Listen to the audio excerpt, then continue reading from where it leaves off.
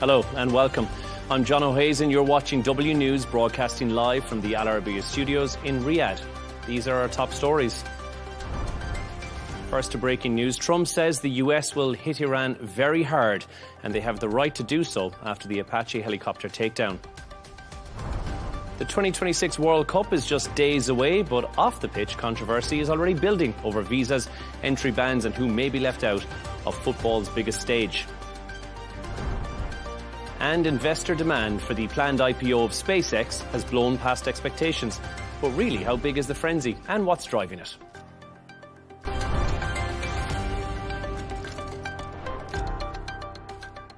To our top story, Iran and the United States are trading fresh threats after both sides exchanged strikes across the region. President Donald Trump said Iran had been completely defeated and warned Tehran would pay the price for taking too long to reach a deal. Iran's foreign minister responded by vowing that any attack would be met with retaliation as tensions continue to rise despite ongoing diplomatic efforts.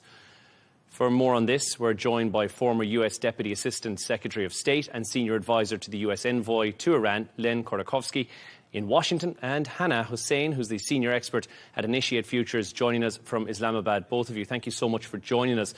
Breaking news just in the last few minutes as well, where Donald Trump has said that they will strike Iran very hard today. Len, I want to turn to you first on this. President Trump says that Iran took too long to respond. We've heard that now earlier today as well, and that these strikes were necessary to defend American interests. But Iran has said that that's an act of aggression. So meanwhile, the information, as we said just right now a few minutes ago as well, about southern Lebanon killing 12 people, a strike that's happened there. So that's a further escalation from the Israeli side. From where you sit, who do you think bears the greatest responsibility for the escalation that we're seeing in the last 48 hours?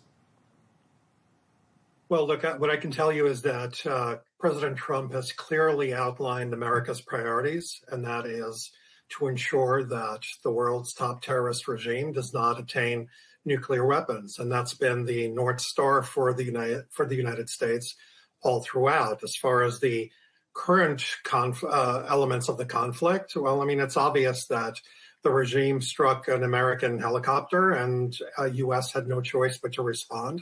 What I would say about Lebanon is Lebanon is a different country. It is not the principal party to the negotiations. Now, I know the regime is trying to make them a party to the negotiations, but the Lebanese government itself is saying that Hezbollah is treasonous and Hezbollah shouldn't have any impact on its relationship with Israel. So whatever's going on in Lebanon is one thing. What's going on between the United States and Iran is a different thing.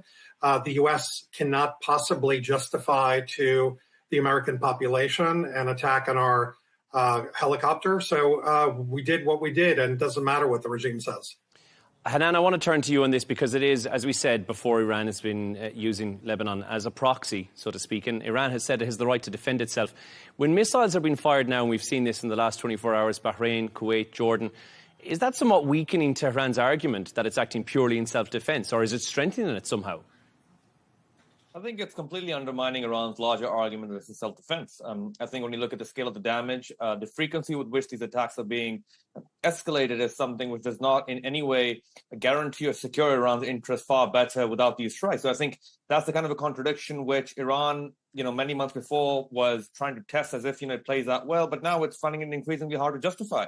And I think the greatest verdict on that beyond the U.S. comes from Gulf powers themselves when attacks on fellow Gulf countries under the pretext of self-defense, A, is not making Iran any safer, and B, is kind of deliberately spilling over the after effects of this war on territories which, frankly, have nothing to do with the broader, I'd say, bilateral interests which the U.S. and Iran need to hammer out among themselves. So I think, in short, it weakens the self-defense argument, makes it difficult for Iran to make the case internationally as well, and at the same time raises suspicion in the region that Iran would be willing to go to any rhetorical lengths to justify attacks which are, scaling up a lot of damage as we speak.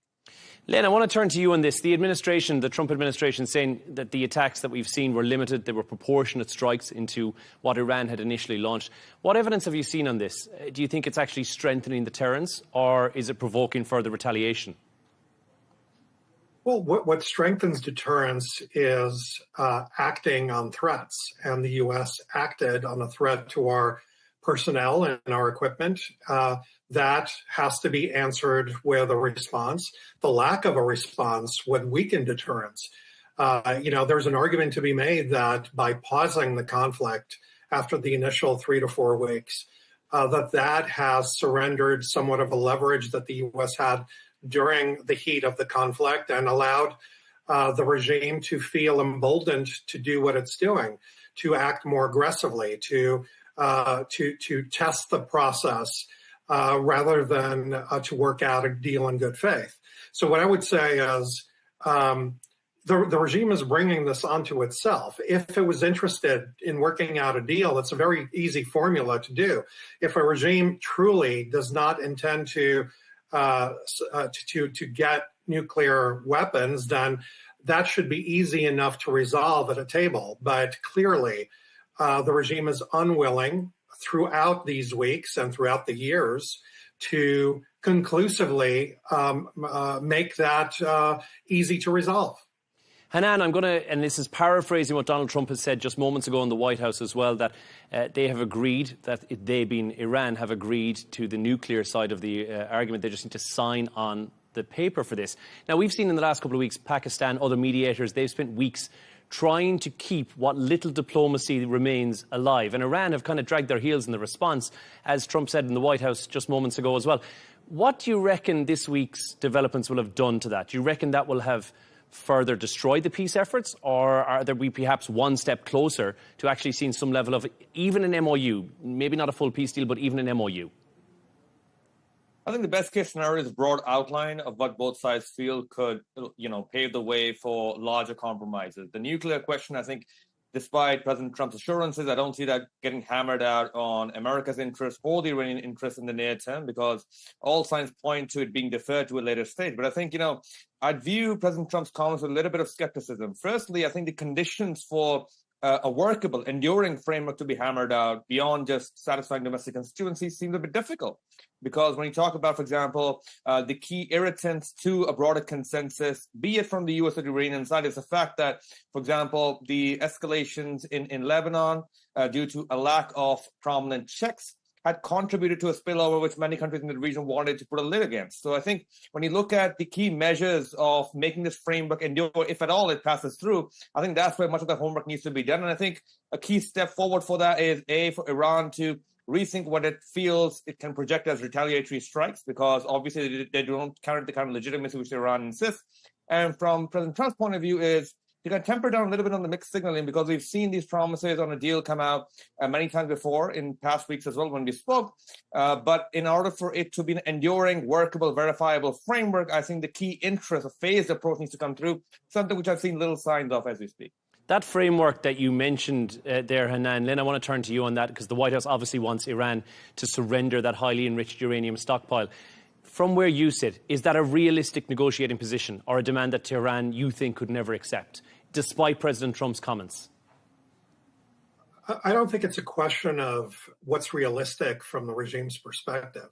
The United States has military supremacy in the battlefield.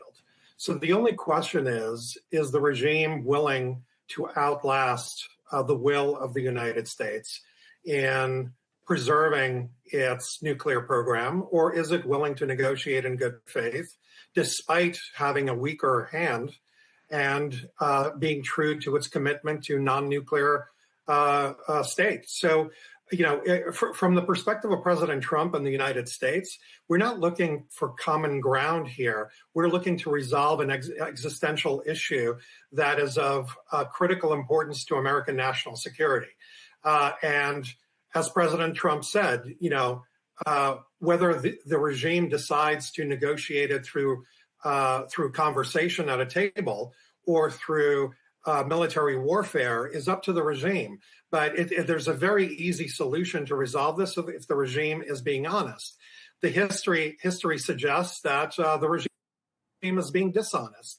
And as far as, again, I would underline that I would not call what's going on in Lebanon a provocation that the regime has to be responding to, because it involves a third party. Hezbollah is not a country. Lebanon is a country, and it's up to Lebanon to decide what's important to Lebanon or not. Lebanon has not requested the regime intervene on its behalf, and if the regime is trying to make it an issue, it is purely a manufactured crisis and probably a distraction from resolving the real issues at hand. Lynn, I want to stick with you on this next question. If Donald Trump does hit Iran, which he has threatened to do from the White House moments ago, and if Iran retaliates again, and we end up with a situation whereby, and hopefully this is not the case, but American personnel are killed, which could have been the case with that downed helicopter, what options do you think realistically are left on the table for Washington at that point? Well, again, the way I would be looking at it as a strategic decision maker is what brings us closer to resolving our strategic objectives versus what brings us farther from those objectives. Now, the killing of our personnel and downing of our equipment or targeting of our equipment or facilities is a deal breaker for us. So the regime should know that. So the question is, by virtue of its actions, does it really want a deal or does it not want a deal? If you're going to target the things that are deal breakers for us, it suggests you don't want a deal. And what are we talking about if only one party is interested in a deal? That's really the core of the issue here. Hanan, you've been very vocal about the requirement for peace in the region and for us to get to a peace deal by any means necessary. Iran's argued that America's military presence in the region itself is the source of all this instability. I don't know how much support you believe that is getting as a view across Iran, but do you think there's a desire to bring about peace, as I said, through any means possible? I think there's a desire to bring about peace from parties which go beyond Iran, because Iran's unilateral argument that U.S. force posture in the Middle East was the core of the entire issue. I think that's a bit of a reductive and a misleading argument. A couple interests coming forward. First of which is that, when you look at, for example, Iran's approach to bargaining negotiations, keeping U.S. out for one side, has Iran made enough of an effort to ensure that it's serious about negotiation going forward? I think this entire interest, which Iranian officials themselves admit about, for example, maintaining long-term influence of the Strait of Hormuz, is something which is unilateral, is on the other side of, legal considerations. And that's just one measure of how Iran wants to maintain its de facto control, something which runs counter to the very peace interest that you just talked about. So I think that's where I think Iran has been a bit deliberately focused on not resolving that contradiction, something which tells us that Iran's own negotiation approach has not exactly been in good faith. When we talked about regional aspirations for peace, look, the global economy is reaching a bit of a dent. We've seen 50 billion plus in losses to the global economy, 14 billion plus to come forward. And those are just early estimates of how things are panning out. So the current situation is untenable. So I think there's a regional appetite to make this happen. But in order for that to come through, I think the U.S. kind of being a bit softer military escalation, because if that was the guarantee for peace, we should have seen it weeks ago. And the Iranians being a bit clear about what softer concessions they're willing to make, because the deal, which will be hammered out without synthesizing interests, well, that runs counter to any essence of a workable agreement going forward. So I think both sides need to be a bit realistic about what needs to be hammered out and leave more contentious issues to the future, because that's a phased approach which carries a little bit more optimism than the escalation that we see right now. One more question that I have for both of you, actually, before we finish up. Len, we'll turn to you first in this.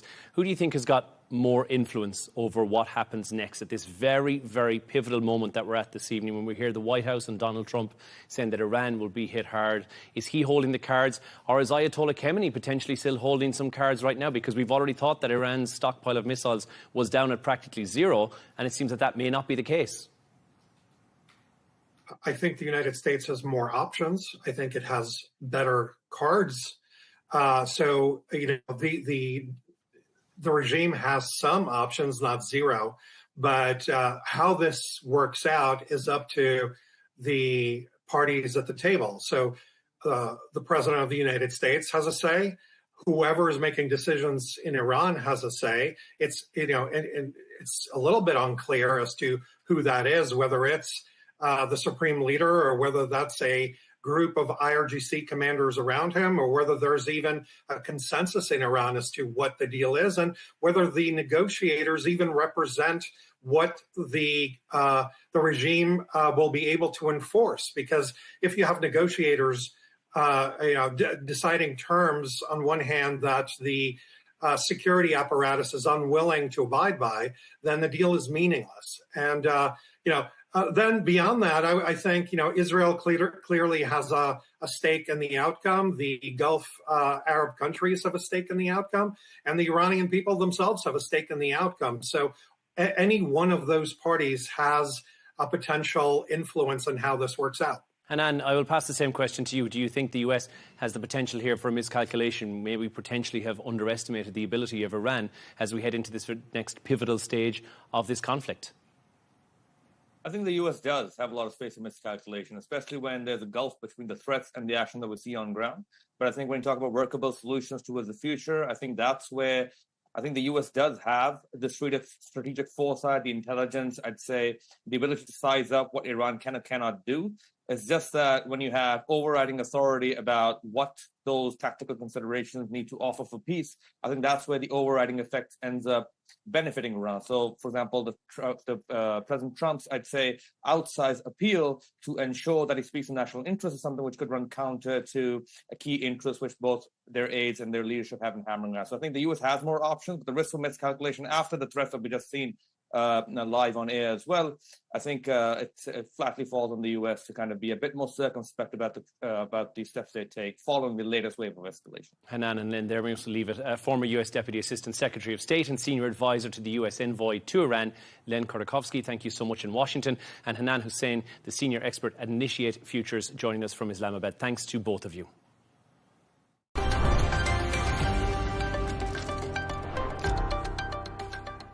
Let's take a look at some of the other stories that are making the headlines today. A manhunt is underway in South Africa after a mass shooting left 12 people dead in Johannesburg. At least 10 suspects armed with rifles entered the Cleveland suburb late on Tuesday and opened fire before fleeing. Community members believe that the shooting may be linked to a conflict between groups of illegal miners. Violence has broken out in Belfast after a knife attack allegedly carried out by an immigrant, with hundreds taking to the street, blocking roads and damaging properties. The suspect, 30-year-old Hadi Alodid, has been charged with attempted murder, making threats to kill and possession of a knife. The victim has since slipped into a coma as a result of his injuries. A Texas teen has been found guilty of fatally stabbing one of his peers at a school event. Carmelo Anthony has been sentenced to 35 years in prison over the April 2025 death of Austin Metcalf. Both were 17 years old at the time, but under Texas law, Anthony has been charged as an adult. Microsoft co-founder Bill Gates will appear before a congressional panel to testify over the investigation into the Jeffrey Epstein files. The billionaire tech mogul will be interviewed behind closed doors.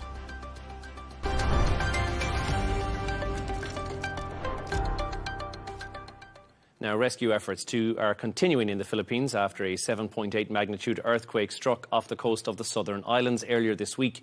Many people have been left homeless and are struggling without food, water or shelter. Patrick Falk has this report. The Philippines' biggest earthquake in 50 years triggered landslides, burying roads across southern Sarangani province. Excavators are trying to clear the way for relief teams to reach some of the hardest hit communities. But for now, many are having to fend for themselves. 57-year-old Searon Gampong's home completely collapsed and he can no longer go inside.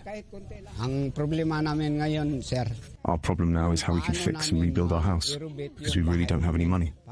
What we are most afraid of is our financial situation. We have no water and no rice. Like many others, Gampong is waiting for help. So far, it hasn't arrived. Some are struggling mentally.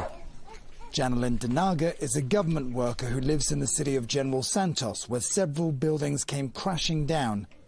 She says her children are still reeling. The children have been traumatized. Even a slight shaking makes my kids cry. Even when they're in a deep sleep, they wake up and rush outside. Monday's quake came 8 months after the Philippines suffered its deadliest tremor in 12 years, when a shallow 6.9 magnitude earthquake hit off the central island of Cebu, killing 79 people. Slowly, life is returning to normal in some parts. At this market, residents were coming back to shop.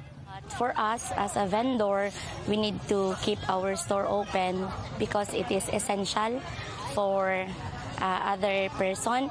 They need also the fruits for their everyday living. But then again, the aftershocks is still there. It'll take time for people here to get back on their feet. And in a region that's earthquake prone, Many know it's not a question of if the ground will shake again, but when. Patrick Falk, Al Arabiya English.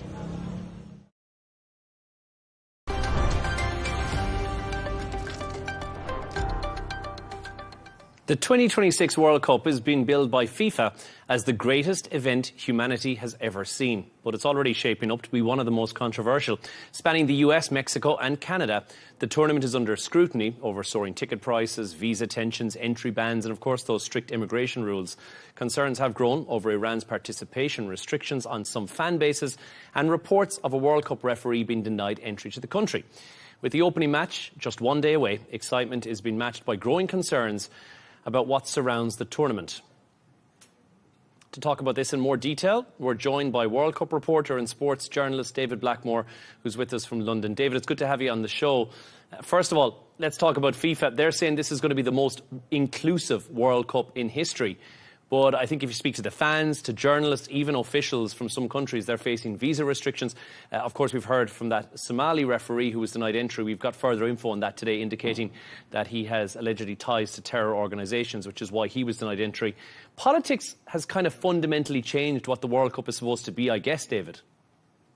Yeah, I think for this World Cup, for sure, it's definitely played a huge impact. And it's far more visible now. I think politics has always been around for World Cups, and I think you only have to look back at South Africa and just how massive that was in terms of a turning point in global football. But with this World Cup, unfortunately, with a lot of things that have been going on around the world anyway, plus the fact the man sitting in the White House right now, perhaps wasn't the same president when they initially got the bid as well.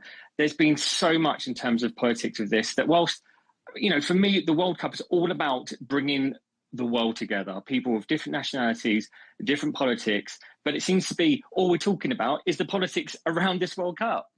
And it does seem that it's very politically charged as a World Cup, and the tournament has been sold, like I said at the start of this, as football's greatest celebration. Many supporters say that they feel that they can't afford to attend. They've been priced out. The ordinary fans cannot go along to their own World Cup. So what do you think? Will we see maybe volumes of fans on par that you've previously seen, or do you reckon that it will be down slightly? Because you've been to many World Cups in the past. What do you think is going to happen? Well, first of all, FIFA have completely overpriced this. I've been to, as you say, many World Cups, and the price of the tickets for this World Cup is astronomical. I'm an England fan. I'm part of the England supporters group, and that means you're going to get the cheaper tickets in the stadium. They're going to have the corporate tickets. They're going to sell for loads of money, fine. But the main fan tickets are astronomical. I've actually refused my final ticket because of how much it's going to cost. The price of that final ticket for an England fan, bear in mind, these England fans are travelling all around the world. They're going to all the games. They're going to Albania away. They're going to Latvia away. They're going to all these tournaments. A ticket for a World Cup final, £3,000. And that is just extraordinary. That is more money than I think it cost me to go to the 2010 South Africa World Cup. So that really puts things into perspective. And the other thing I think as well, politically, which has been just mind-blowing here, the ticket exchange system that the FIFA have been doing. Now, for me, if I get a ticket, I can't go to a game, but you want to go to the game, hey, look, here's a process for us to do it. You can have it at face value. But not for Americans. No, Americans can sell it at market value. Now, what do you put the price on a ticket for England against Ghana? Well, there will be someone that will pay £3,000 for it. So therefore, you set the market. So lots of England fans are being priced out. And let's not forget, the USA had the World Cup in 1994, and that sparked quite a revolution in terms of soccer in the US. A lot of the Americans that I'm speaking to just aren't going to the games because they can't get the tickets. They're too much. David, I do have to ask you, is that front row seats? Because I've heard of concerts like Beyonce, Taylor Swift, and you're talking about, front row right there in the mosh pit kind of a vibe for going for $3,000. Is this just a standard seat in the stadium? Yeah, so there's going to be England fans, Netherlands fans, France fans, those supporters that travel and love to go to these tournaments. They're all having to pay this extortionate price just for like a category 4 seat. So we're not even talking about the best views. We are talking about like the basic, where they're going to stick the fans. Of course, if you've got corporate fans, of course you're going to want to sit them in the most expensive seats with the best view. And the other fans that generate that fantastic atmosphere in the stadium, are probably going to be behind the goals at either end, but they're not the best seats. And I just really worry for this tournament that we've got Americans that are trying to flog tickets on this ticket marketplace that aren't going to be able to sell them. So I don't think we're going to have lots of big blocks of empty seats around stadiums. I think they're going to be generally quite packed. But I think when you look around, you're going to see lots of dots of 2 or 3 or 1 seats going. And I think that is such a shame. You know, I went to the World Cup in 2018, Nigeria, Croatia, one of the best experiences of my life, the atmosphere that generated, because the tickets were a good value, the fans could get there, it wasn't all too expensive, and that's what it should be about. It shouldn't just be all about making money. David, I want to talk about the politics just a little bit as well, because for the first time ever, a host nation is effectively in a conflict, active conflict with a participating country. Is that going to overshadow the US-Iran situation? Could it cast some shadows over this tournament? I mean, it's unbelievable, isn't it? The fact that we just got Donald Trump talking now about attacking Iran again. That team are about to play in the World Cup in his country. It just blows my mind. And I just don't know how this is going to play out. I really don't. I'm just trying to work out, what is Iran's play here? What are they going to do? Like, what chaos would it ensue if they get to the point of the day of the game and they just go, do you know what? We're not going to play. And I just think for FIFA, that would be absolutely mind-blowing that a team should go to a World Cup and then just not play. What contingencies have they got in place in that? Are they just going to give all the teams a 3-0 victory and that be it? It's going to be fascinating to see how that plans out. And also, as Iran are travelling around for this tournament, what implications they might have in terms of crossing borders, getting into other places. So it's definitely going to be one to keep watching. I don't know how it's going to play out, but I'm fascinated to see, especially in light of the news today. David, I want to talk more about the beautiful game as opposed to talking about the politics, looking purely at the football. Who is arriving into this tournament as your favourites out of the groups? Who is the dark horse? And then who are the ones that the traditional giants should be worried about? We know who the big players are in the World Cup, but who do we need to look out for in this tournament that might actually surprise us? Yeah, the names that keep coming up: France, Spain, England. Argentina, as the defending champions, I think are going to feel confident coming into it. In terms of the dark horses, you know, I've watched a lot of World Cup qualifiers over the last 18 months. The teams that I really like, that I think have been somewhat undervalued, you've got Japan, you've got Colombia, and you've got Morocco. I think those 3 teams alone could cause an issue, because we've got this round of 32 now, this additional round of games that they're going to be playing this World Cup. It's just going to give a lot more of those kind of teams, like your Ecuadors, your Paraguays, a lot more opportunity to finish third and take on a big game. And then in terms of ones that perhaps aren't in consideration, the Netherlands, the greatest footballing nation to not have won the World Cup, and they're coming into it, I think, a bit under the radar, and I think they're going to cause a few surprises in this tournament as it progresses. I don't want to cause any controversy here, but 48 teams, the most I think that's ever participated in a World Cup, 104 matches. I'm not sure if that's the most matches we've had, but I think it's about there. And also going on for an extra week compared to what it was the last time we spoke about the World Cup. Is this FIFA just saying, let's make a little bit more money while we can, or is this just adding to what is already a wonderful tournament? No, it's definitely FIFA looking to grow and generate more revenue. When I looked at the tournament and I saw it's 48 teams, you're like, oh, that isn't great. Because I don't really think a lot of people want to see Curacao get smacked 8-9-0 by Germany in the opening game. But what I'd like to see FIFA do, if they want to maintain this, and it's definitely going to see how this tournament plays out, whether they're going to stick with this and continue with it, but I think they will, because it's big money. I would love to see the teams that finish 3rd or 4th in the group, I would love to see them go off. And, you know, when, you know, people played football as a kid, if you didn't win the first round game, you'd go into a Shield or another tournament. It'd be great to see some of those nations like Haiti playing Curacao, playing all these different nations together in another mini tournament whilst the bigger tournament was going on. But for me, no, the tournament should definitely be smaller. It should be 4 weeks. You know, we should be seeing the best of the best there. You know, some of the teams that have got in, particularly via the playoffs. Look at Sweden. They finished basically bottom in their group. Terrible, but because of their Nations League appearances, they've got a space in the playoffs and they've got in. So, yeah, I definitely think it's a case that FIFA's, trying to generate more money. However, I am really rooting for your likes of Panama, Haiti, Curacao. I think it's going to be great to see them, and it'd be great to see how they're getting on. But I think, unfortunately, they're going to be hit for cricket scores, I think. Well, I'm pretty sure we're going to speak to you many more times over the course of the next 6 weeks. World Cup reporter and sports journalist David Blackmore, thank you so much for joining us. Thank you very much.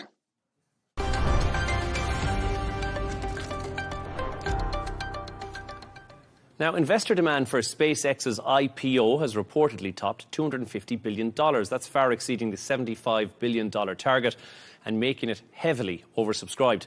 The company is still meeting investors ahead of pricing later this week with strong interest despite volatile markets and, of course, recent tech sell-offs.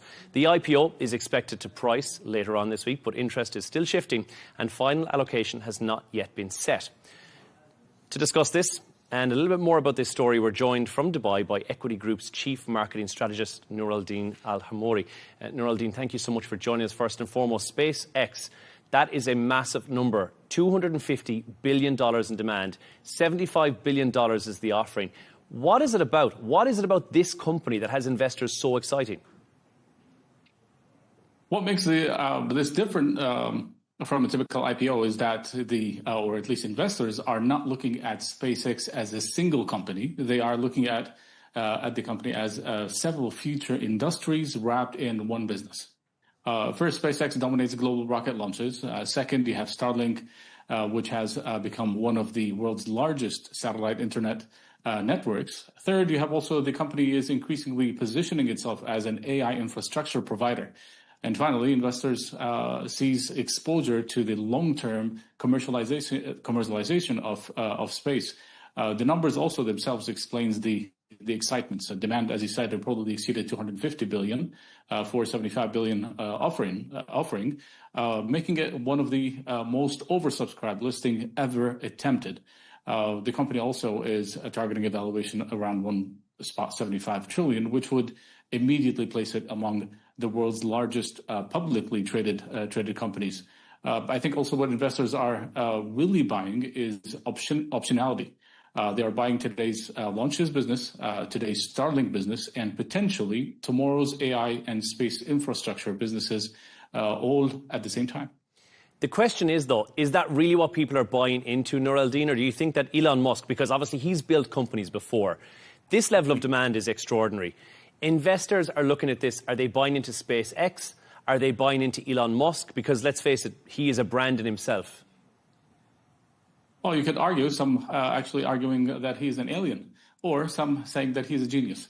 But honestly, I mean, the answer is both. But if this were any other founder, demand would probably be lower.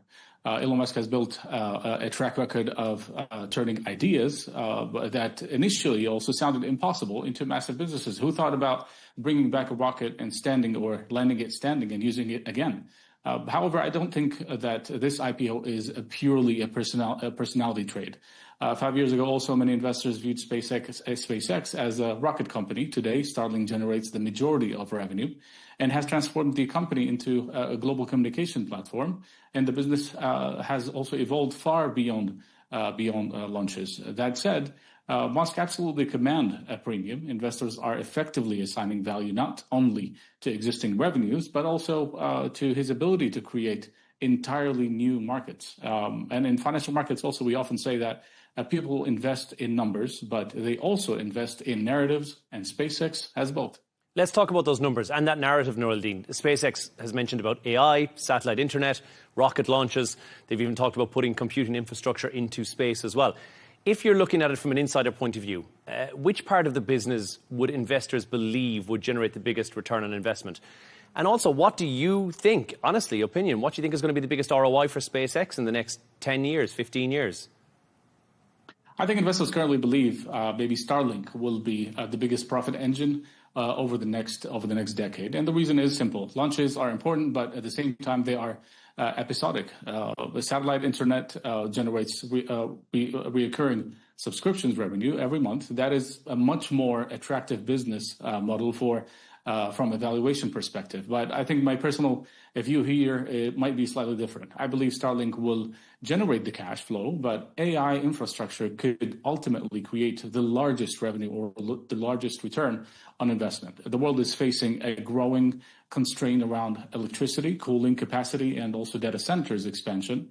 SpaceX is arguing that the future AI computing may eventually move partially into orbit, where solar power and thermal management becomes easier to scale. And now that vision remains highly ambitious, of course, but if even a friction of it works, the addressable market becomes far larger than just rockets or even internet services alone. I think the biggest opportunity may not be getting people into space, but it may be also moving computing power into space, because it's not going to be about who has the best AI or the best model, because without a computing power, AI doesn't even exist. Mm-hmm. Nur al-Din, I guess most people watching will never own a rocket company. They're probably not likely to even buy into this. So why should ordinary people care about what happens to this IPO? Why should we care that this is such a big figure? And I think that this might be record-breaking, but why does that matter to every other person who's not likely to buy into this? I mean, as they say never, but because this IPO is about much more than one stock. Historically, transformative technologies created a ripple effect across entire economies. When investors funded railways, for example, it wasn't just railway shareholders who benefited; it was entire industries emerged around them. The same happened also with the internet, later with smartphones. SpaceX attempting to build critical infrastructure for communications, AI logistics, and potentially future transportation systems too. For ordinary people, maybe the real significance is what this say about where capital is flowing. If hundreds of billions of dollars are moving towards space and AI infrastructures, it tells you, these will tell us where future jobs, innovation, and economic growth may be concentrated, even if someone never buys a single share. I think the technologies developed by companies like SpaceX will likely affect how they communicate, work, and even access information over the coming decade. It's interesting that you've gone into that, because experts are saying SpaceX could eventually become one of the most valuable companies on Earth. Is that an expectation? Is that unrealistic? From your point of view, your expert opinion, what do you think? It sounds a bit. I mean, a little bit of both. Could be realistic, but at the same time, it needs time. It's not going to happen overnight. Everybody knows also, Elon Musk's journey from Tesla. The same thing that they were talking about SpaceX today, that the company is losing money. Well, Tesla was losing money when they actually also listed it in New York Stock Exchange back then, or at least when they announced the IPO. So it's not about the revenue now; it's about the revenue in the future. And don't forget also, there are already many investors invested in these companies much longer before the IPO was even announced.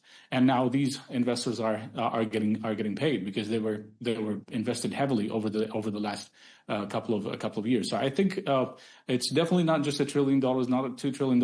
And if Elon Musk was able to pull it off when it comes to computing power, I would suggest I would even expect to be maybe between 3 to 5 trillion. But this is not going to happen overnight, or maybe within a decade at least. Nur al-Din, incredibly insightful. Thank you so much for speaking to us. Equity Group's Chief Marketing Strategist, Nur al-Din Al-Hamouri. Thank you so much. Thank you for having me.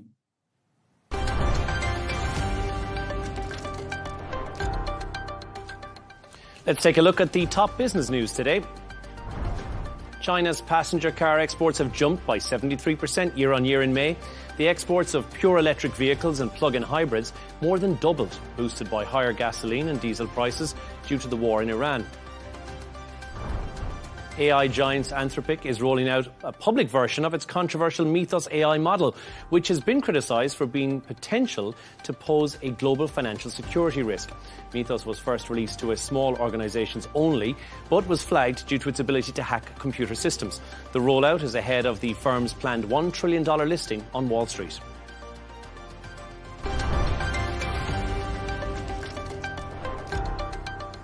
And a final reminder of our top stories this evening. Trump says the US will hit Iran very hard, and they have the right to do so after the Apache helicopter takedown. The 2026 World Cup is just one day away, but off the pitch there's controversy building over visas, entry bans, and who may be left out of football's biggest stage. And investors' demand for the planned IPO of SpaceX has blown past expectations. But really, how big is the frenzy and what's been driving it?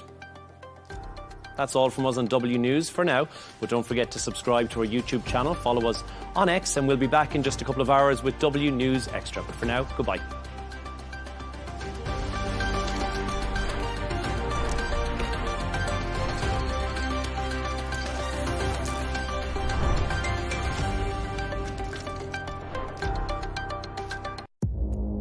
our allies. Our allies, in many cases, are worse than our enemies. Stay informed and connected with the latest international headlines. There obviously is a risk. From breaking news to in-depth analysis, it would appear that this war is coming to an end. Who buys this stuff? Investors, pension funds. We deliver the most important developments straight to your screen. Iran always wanted to deal with militia. Join us for compelling, expert-driven conversations. A curfew order has been established. And an insightful look at the issues shaping our world today. There are a lot of proposals about European architecture for security. I'm Leigh Ann Gerrans, and this is W News. We dealt with this when I was Chief of Staff in the first term. Where you don't just hear the headlines, you get the full story.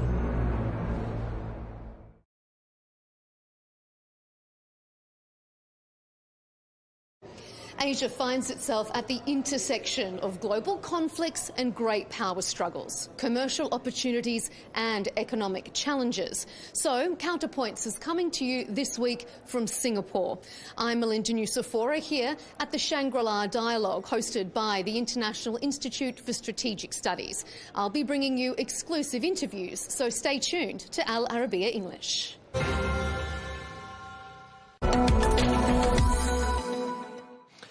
Now, major sporting events, concerts, festivals and cultural attractions have helped transform Saudi Arabia into a regional entertainment hub. Well, driven by Vision 2030 and growing private sector investment, the entertainment sector has become one of the fastest growing segments of the kingdom's economy. Well, since the launch of Riyadh Season, for example, in 2019, the sector has attracted hundreds of millions of visitors. And industry forecasts suggest the market could be worth more than 17 billion rials by the year 2030. Well, connecting consumers with many of those entertainment experiences across Saudi Arabia and the wider region is Platinum List, one of the Middle East's leading entertainment discovery and ticketing platforms. And I'm joined to talk more about that by Muayyad Qudus, who is the Senior Business Development Manager at Platinum List, who also heads up the Saudi team. He joins us today from Jeddah. Muayyad, thank you very much indeed for taking the time to talk to us. How are you seeing Saudi Arabia's entertainment market evolve? First of all, thank you very much for the invitation. It's really a pleasure. So if I may to say that the entertainment industry in Saudi started in 2017. We started with approximation of 17 events per year. Then we reached 600. So you can say that it grows gradually. And the percentage per year of this growth, if it may reach 54% per year, and this is the worldwide record. We started with 17 events. We reached up to 600 events. If I may to say that the events, it's the bigger event. Each event has its own subsidiary. So when we say, for example, as a Riyadh Boulevard, Riyadh Boulevard, we took it an example as one event. But if you go there, you can check hundreds of events, hundreds of activities. Then we can say that the investment in the entertainment industry. So in 2016, the investment was less than $600 million. Now we reach $14.6 billion. So the increase is incredible. Even if we go and talk about the customer behaviors, the ticket price. So we were starting, the ticket average price was 1,400 Saudi Riyal, but now it got decreased to 250. This means that the customer perception and behavior got changed. Now people becomes more mature about the entertainment, about what type of segment they are related to. So we started with small concert here and there, but now the variety in the entertainment industry is very big. You were talking about entertainment events, sport, tourism, etc. So, and when we say that the family-oriented events it becomes in the first line. And when we talk about the female, so female, you know that Saudi sometimes is a closed society. and families. Now, in 2016, independent female attended events wasn't exceeded 2%. But now we are talking about 48% independent female attended those events. So this increase shows you that the entertainment in Saudi becomes more mature, becomes more attractive for all members. So when it comes to family, people in South Saudi attract people from outside Saudi to invest, attract the event industry worldwide. Biggest companies around the world are eager to invest here in Saudi in this sector in practical.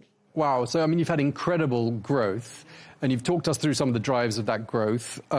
Really interesting there on the gender equality as well with regards to the attendance of these events. Let's talk about the year 2026, how this year is shaping up. I mean, just talk us through some of the highlights. What's on the horizon for the Kingdom during the course of this year? Yeah, so due to the regional uncertainty, now we are talking about, let's talk as Eid al-Adha as an example. Eid al-Adha was the biggest window for people to go outside Saudi to enjoy their time. But now we can say that 80% of those people weren't able to go out. Because of that, the domestic tourisms got increased up to 80% in the region. Yani. Now we have a lot of options to go and enjoy our time. So if you go to, for example, I'm from Jeddah or Riyadh, the weather now becomes very hot. We have a very good destination to go inside and enjoy the beach, a beautiful beach like Red Sea, and enjoy a beautiful weather like go to Asir here and there. And in beginning of 2026, Qiddiya launches 2 parks. One of them was Six Flags, and the other one is at Arabiya. It's an aqua park.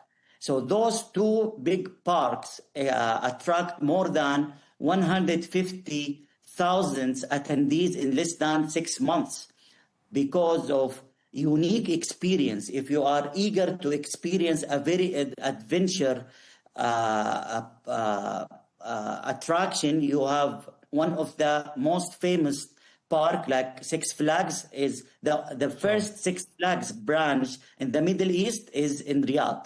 And when it comes to aqua park, so we have the biggest aqua park in the MENA region that just launched in Riyadh. So we have a lot of experiences, events, projects got opened in 2016. Okay, yeah, 2026 an exciting year clearly for the Kingdom, and we actually covered Arabiya and the opening of it on this program a few weeks back. In terms of big concerts, big attractions, big events as the year goes on, what are you most excited about? So I'll give you a very interested study. So we were studying the market, the variety of the event concept. We realized that 85% from the projects related to entertainment industry in Saudi was concert. When we say concert, in all type, Arabic, EDM, and you name it. 58% from the project in 2016 were concert. Then we have sport event. Yani in Feb, we were hosting Formula E in Jeddah. And also in Q4 this year, we will be hosting, inshallah, WTA. It's a tennis, the final tour of tennis player that will be hosted, inshallah, in Riyadh. Formula One supposed to be in March, and there is negotiation now to be back in December. A lot of mega or giga international project will be hosted here in Saudi, and this shows you how much Saudi become a very attractive market to host such an international IPs, and more are yet to come. Saudi can manage, host, execute and come up with the new IPs in the entertainment industry. Entertainment, when I say entertainment, this means sport, cultural, tourism, etc. Right, so clearly lots more exciting events as the years go on. So we'll be seeing more of this, not less. And how do you think live events like the ones you mentioned are being made more attractive to customers? What sort of initiatives are there? Depending on the type of the event, we have a variety of options. We have people can go and check. Nowadays, I'm talking with you, we have more than 150 events will be happening this weekend in Saudi. If you are in any type of events, you can check it out, check the platform, the trusted platform that for aggregator, and I meant to say in the entertainment, you can check, you can go and enjoy your time. Go to Red Sea, go to Riyadh. Now we're supposed to manage EWC, Esport World Cup in Riyadh, but it got relocated to France. And also other activities will be happening during summer, especially Asir season. Yani we have planning, and that's a very important topic that we usually have seasonal events.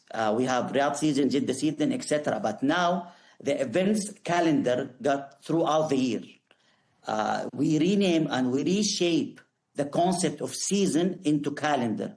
We launched Jeddah calendar, and Riyadh season now becomes more as an IP, but the event in Riyadh is throughout the year. Okay, well, I think non-stop events. Okay, well, you've explained for us how it is that the entertainment sector has become one of the fastest growing segments in the Saudi economy, a sector worth, it's forecast, 17 billion riyals by the year 2030. Thank you very much indeed for talking us through all of that. Muayyad Qudus, Senior Business Development Manager at Platinum List. Thank you very much indeed. Pleasure. Thank you very much.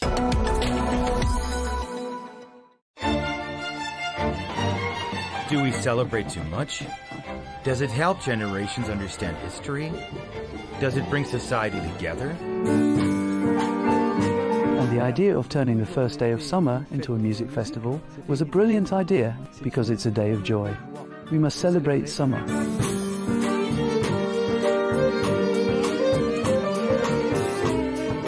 To be human is to connect. When we stop connecting, we start to die.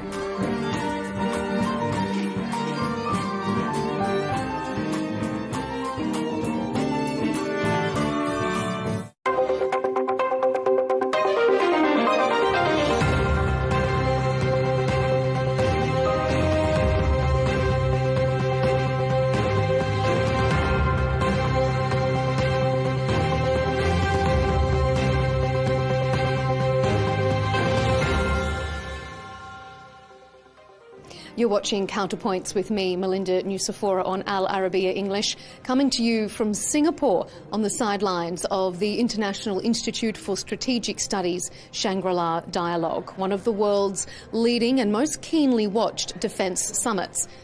Well, one country that finds itself in the neighbourhood of numerous of the world's most complex conflicts is Greece.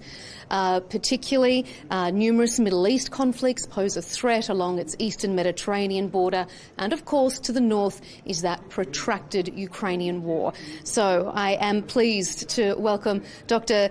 Thanos Dokos, National Security Advisor to the Greek Prime Minister, joining us here on Al Arabiya. Doctor, thanks for your time. A pleasure to be here. Dr. Dokos, European nations have long been warning of the potential for spillover during this Ukrainian conflict.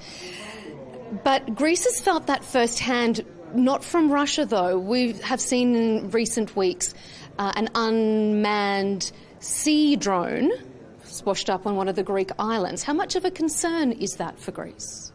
Well, it was an unpleasant surprise. Now, we know that such things have been happening. And there was actually a a Russian drone that crashed into an apartment building in Romania yesterday, and similar incidents have taken place in some of the Baltic countries. But we were hoping that our friends in Ukraine would have been a little more careful, because there was a happy ending to the incident that you mentioned. But if that drone had collided with a passenger ship or even a ship carrying oil, there would have been tremendous consequences. So hopefully the sides involved will be more careful from now on. This was a Ukrainian-made unmanned sea drone. Is there any diplomatic fallout from that? Are there any steps that Greece plans to take to ensure that it doesn't find itself in this precarious situation again? Well, we have complained to our Ukrainian friends, both publicly and privately, and also raised the issue in the context of NATO and the EU. You mentioned NATO and the EU, so I guess let's turn to the comments made by the US Secretary of Defence Pete Hegseth during his discussion here at the Shangri-La Dialogue. He made quite a pointed reference to Europe, saying that some countries in the past that have been riding on the coattails of US taxpayer generosity, that those times are over. We know that Greece has increased its defence spending. Do you feel like Greece is pulling its weight within the alliance? We think we are. And unfortunately, Secretary Hegseth is right. I mean, there's a number of European countries that were spending too little in the past for their defence. Now, most of them are trying to make up. Greece has been consistently spending over 2%. For a very long time. Now we are probably closer to 3%, and we'll get to the target of 3.5% in the next few years. Plus, of course, that we are making contribution in terms of providing access to facilities in Greece and having a presence outside our borders. For example, in the context of the EU Operation Aspides to protect freedom of navigation from attacks from the Houthis in the Red Sea.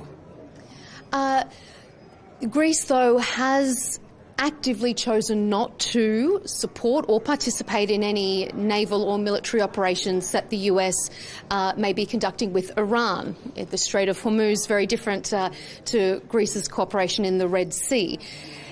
If this conflict continues to affect Greece with its proximity, can it maintain this neutral stance in an ongoing sense?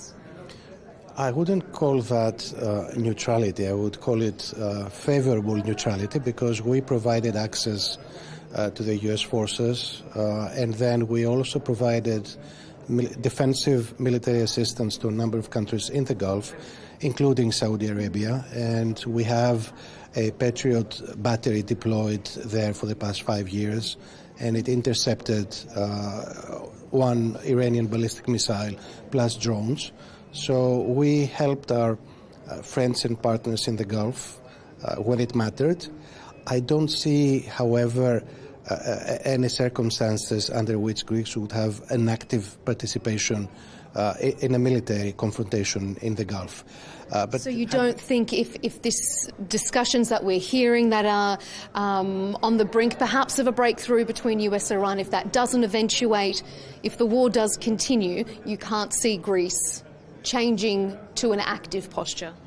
Well, never say never, but the working assumption for almost all of us is that there will be some kind of breakthrough, and then we can start thinking about the consequences and how to repair the damage.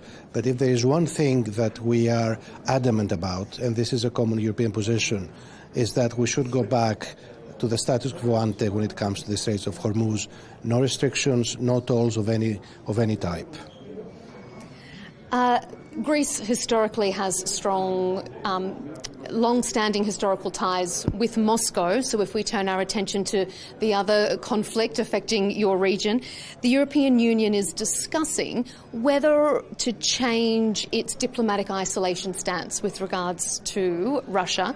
We've heard that France's President Emmanuel Macron is perhaps flagging himself as the man who could resume negotiations with President Putin.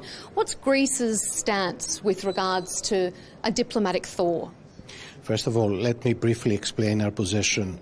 Now, the war in Ukraine came as a very nasty surprise for us because, the idea that aggressors would be rewarded is something that could cause problem to Greece itself in different circumstances. So we took a very clear position in favor of Ukraine's sovereignty and independence.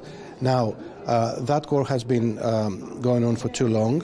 Both sides are paying a heavy price, and of course the rest of us in Europe are paying a price for that. Maybe it's time for a negotiated settlement, and of course it makes sense to talk to your adversary and try to find out what the real intentions are. So I think Greece would support a European representative, so to say. Whether that would be President Macron, other names have been mentioned in that context. Draghi, former president of the Commission, or even Chancellor Merkel, former Chancellor Merkel. So it doesn't matter who the person is, but maybe it's time to test Moscow's intentions with direct negotiations. And I know, and as you have reiterated, Greece doesn't support a situation where the aggressor is rewarded, but do you think it's time for Ukraine to accept a ceasefire along the current front lines to allow for a broader negotiation to take place? That could be a decision for Ukraine to make. It's difficult to tell a country that you accept the loss of territory. That's a very tough decision, and that's a decision that Ukraine has to make for itself. When we talk about Greece's defence, it has been redeploying some air defence assets, which has drawn the ire of your neighbour Turkey in some regards. It's accused Athens of exploiting the current war to militarise the southeastern Aegean. How does the Greek government respond to those concerns?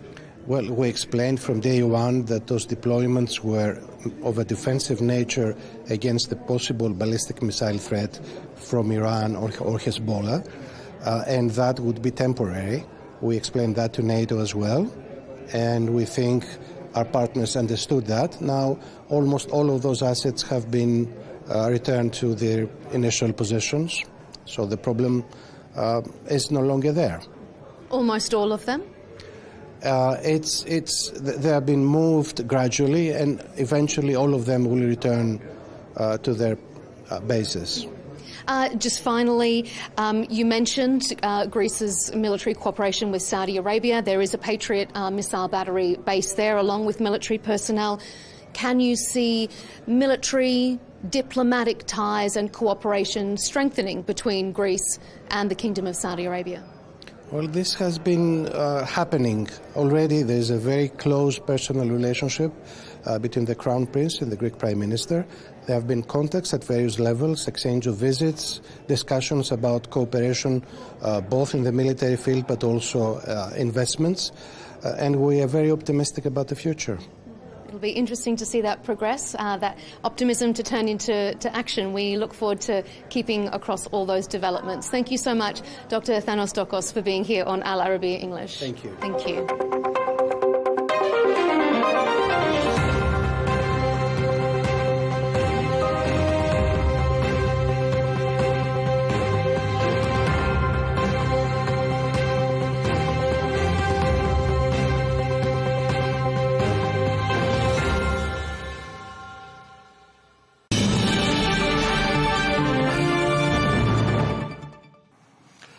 Well, Professor Yossi Meckelberg is an Associate Fellow at the Middle East and North Africa Programme at Chatham House in London and joins us now. Yossi, great to have you with us on the programme. We haven't spoken together about this conflict, which is now in its fourth month. And during the course of these last few weeks, we've had quite a lot of false dawns regarding progress on the diplomatic front. And here we've been in the last 24 hours with fresh hostilities, although Iran and Israel have just confirmed they're now halting those military operations. But do you think it's fair to say peace is looking as distant a prospect as it has at pretty much any stage of the conflict? Thank you for having me. I mean, it's not only 4 months of conflict. I think it's all interlinked for more than 2.5 years of conflict. And it's almost on the verge of try to reordering the Middle East, or at least some parts of it. And I agree with you. The peace, I mean, even a ceasefire, if you look what, the way people discuss ceasefire, it's almost the redefinition of ceasefire. Whether it's in Gaza, in Lebanon, with Iran, talk about ceasefire, but it's not there. There are still hostilities on some level. What we see at best is de-escalation, and in some cases, not even de-escalation. I don't think with the way that all the sides involved, whether it's Iran, Israel, the United States, Hezbollah, and everyone around it, they tied themselves in a knot, and linking all this conflict together in a way that they find very, very difficult to undo it and either have a comprehensive agreement on all the issues at the same time, which is, of course, very complex, or to separate between different fronts and deal with them in sequence. And it doesn't seem to work right now. Yeah, you make a really good point there about a redefinition of the word ceasefire, because since the ceasefire was agreed in Lebanon, there have been 3,500 Israeli airstrikes on Lebanon. We're just hearing now from the Pakistani Prime Minister, and of course Pakistan playing an important part in trying to mediate between the various sides. He's urging all sides to exercise restraint, give peace a chance, he says, especially, and this is the interesting part, when the final objective is about to be achieved. Yossi, has it looked to you like we were getting really quite close to a deal? And, this is the nature of negotiation. You can agree on 95%, but then the last 5-10% are the most crucial that you can't agree. And if you can't agree on this 5-10%, it means all the deal is off. So you might look at, the way more than the half full glass full, but then you have to say, if I don't reach, whether it's about nuclear enrichment, whether the Hezbollah is protected by such an agreement, what happened with the Strait of Hormuz, supporting of proxies, ballistic missiles, it's all there in the agreement. And if one of the sides can't agree on one of the major issues, you might think statistically, numerically, you agreed on most of it, but can decide to go all the way and reach an agreement. And bear in mind, all the sides involved, not only fighting for the agreement as such in a vacuum, it's also about their political survival and political relevance. Hezbollah, what the relevance in Lebanon if such an agreement happens? Netanyahu, their elections around the corner between now and sometimes in October. In the case of the United States, midterm election, and we know the public is not happy with President Trump and by extension with the Republican Party. And then, of course, for Iran, it's always about a regime survival. Under this condition, they will ask themselves, it's not the quality of and the value of the agreement itself, but whether they can survive in power if they agree to it. Yeah, I've been reading some of your latest articles, Yossi, and I'd like to get your opinion on the air with regards to the alignment of the United States and Israel's desired outcome here. Because from what I can understand, and just listening to you there as well, I mean, there is desire in the United States and pressure on President Trump and his party for this war to come to an end. Can the same be said of Netanyahu in Israel, who, as we've said, also has an electoral test in the autumn? Does he want to keep it going, do you think? And does that suit him politically?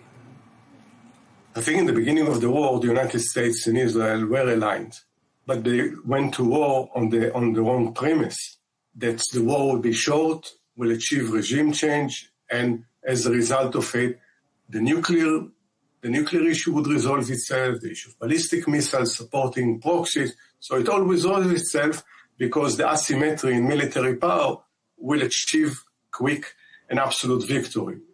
4 months later, it doesn't look anything like that, and then their interests start to diverge. While for Trump, ending the war can help him with the election, This is not necessarily the case for Netanyahu. It might be exactly the opposite. Yeah, it didn't start now. It's from the terrible fiasco of October 7, 2023, all the way promising the total defeat of Hamas, the annihilation of Hezbollah, then ending Iranian nuclear. None of it actually, despite some military tactical achievement, nothing has been translated into clear political achievement of what Netanyahu promised. This is the time there are also a lot of domestic issues of great concern for Israelis. And 2-3 months before election, his best bet is to continue conflict and say, I'm still your only protector. Can you trust any one of the other candidates to be as your defender as I am? And this will be a decision for the Israeli people. At least I think I know what should be the answer, but doesn't mean that is going to be translated into election results in Israel.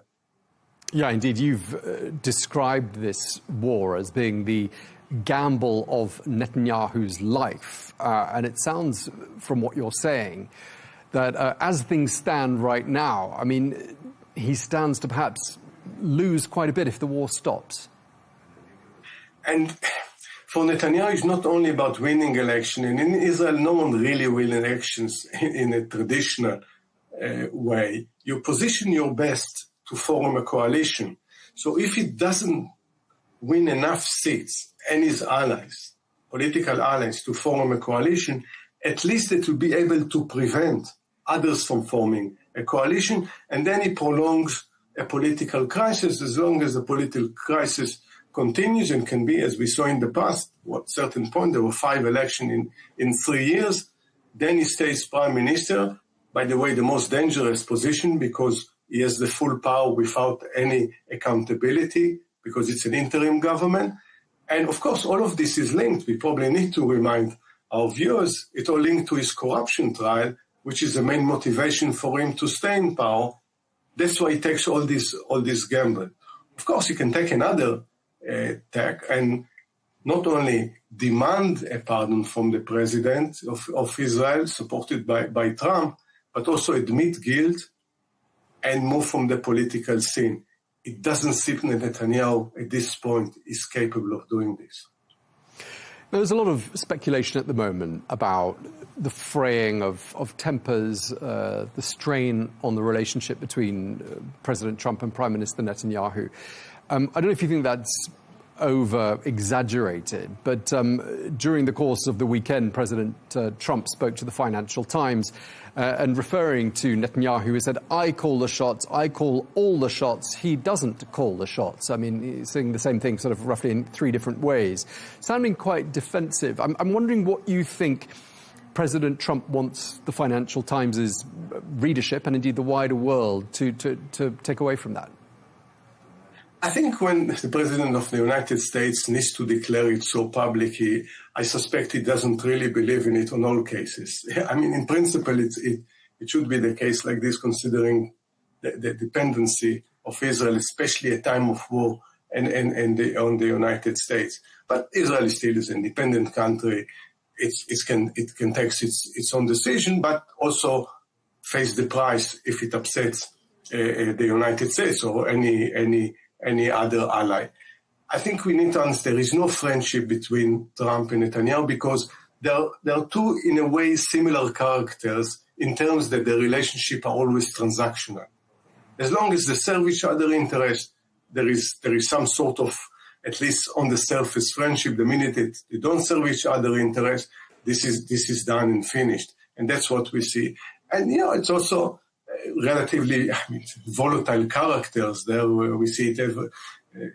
It's enough to look at one of the interviews over the weekend of President Trump.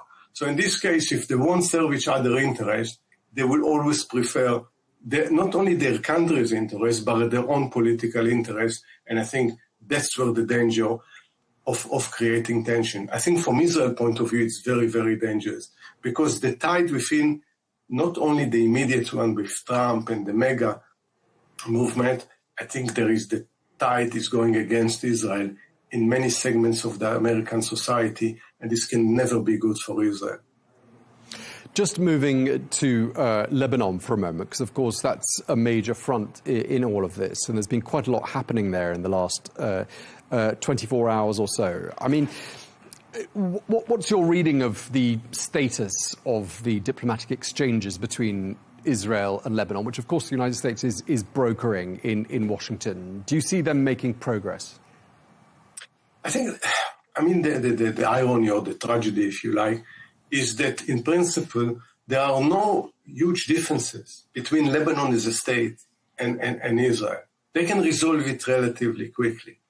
But then you have the issue of Iran, and you have the issue of the Hezbollah as a result of this, because I think people know exactly where is the border. It should be a safe border. And you see there is a commonality of interest between the Lebanese government and the Israeli government. But the Israeli government is responding only by using military force. Hezbollah has an interest to provoke Israel, because if it doesn't stand for resistance against Israel, what is the relevance of Hezbollah?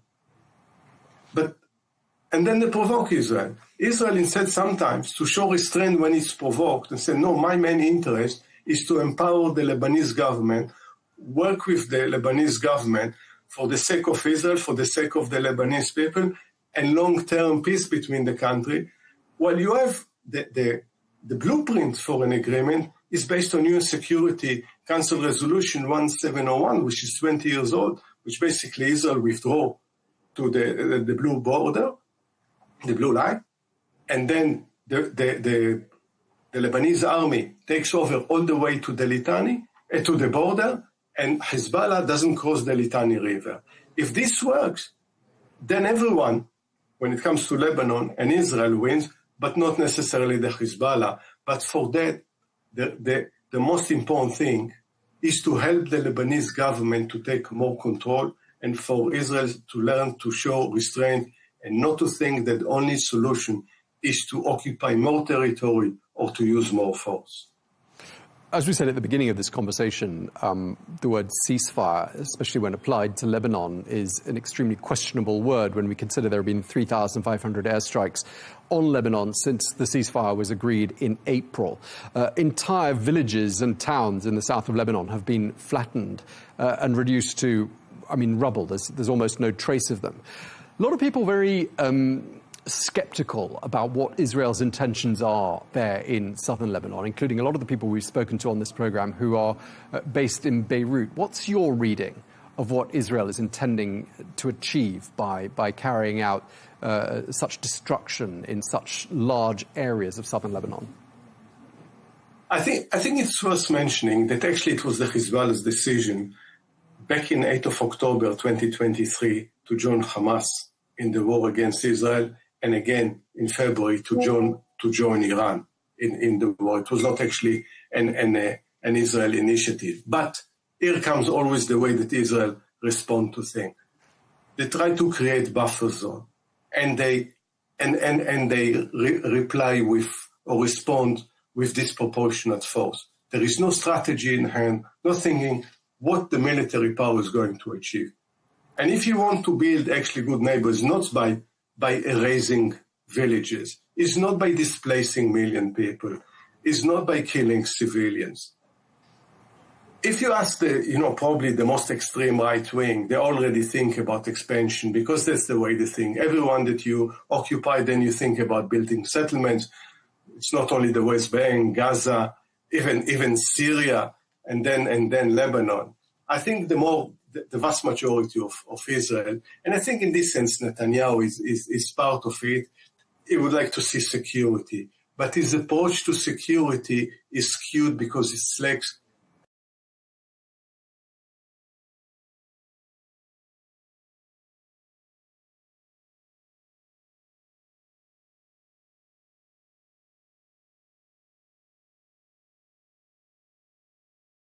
and this is very harmful. Okay, and just lastly, one of the things you've alluded to in your writing as well is what I would read as a sense that perhaps there's been some naivety on the part of the US negotiating team and you mention. I think, Stephen Witkoff, in some of what you've written about why the talks haven't delivered results. I mean, what is your final assessment as to what the US negotiating team has got wrong when it comes to trying to strike a deal and draw a line under this conflict? I think, no one can take away how smart are these people, but they don't have diplomatic experience. They don't understand the region well enough. They don't understand how, for instance, the Iranians negotiate. I think specifically to what happened in the last 4 months, not letting more time before allowing Israel to conduct the first attack was a massive mistake. Not understand what are the military options for Iran. Not understand that, for instance, the Iranians actually understand the weaknesses of the West better than, we understand theirs. It's this kind of negotiation, assuming that because you're a much stronger military power, which I think they are translating that from their real estate experience. If you are much wealthier, you can affect those who are less wealthy than you, and as a result exert your influence. It doesn't work in international relations, not in diplomacy, and that's, I think, they've been surprised. Let alone when you come to nuclear negotiation, you really need the expertise. You need to surround yourself by people with the expertise. What does it mean when it comes to enrichment, when it comes to long-term negotiation about reducing and removing nuclear capabilities and missiles? It's needed way more expertise, way more patience. It's not a patient government. They want immediate result, and they confuse between different terminology. And as a result of this, I think we are in the situation that we are. Just in a couple of words, would you say the US is out of its depth here when it comes to negotiating with this team it has in place? Sadly, I think that too many of them are out of their depth right now when it comes to the negotiation. And I think that my only hope that they learn from the experience, and they have to learn very quickly. We really appreciate your time. Professor Yossi Meckelberg, Associate Fellow at Middle East and North Africa Programme at Chatham House. Thank you for your time, sir. Thank you.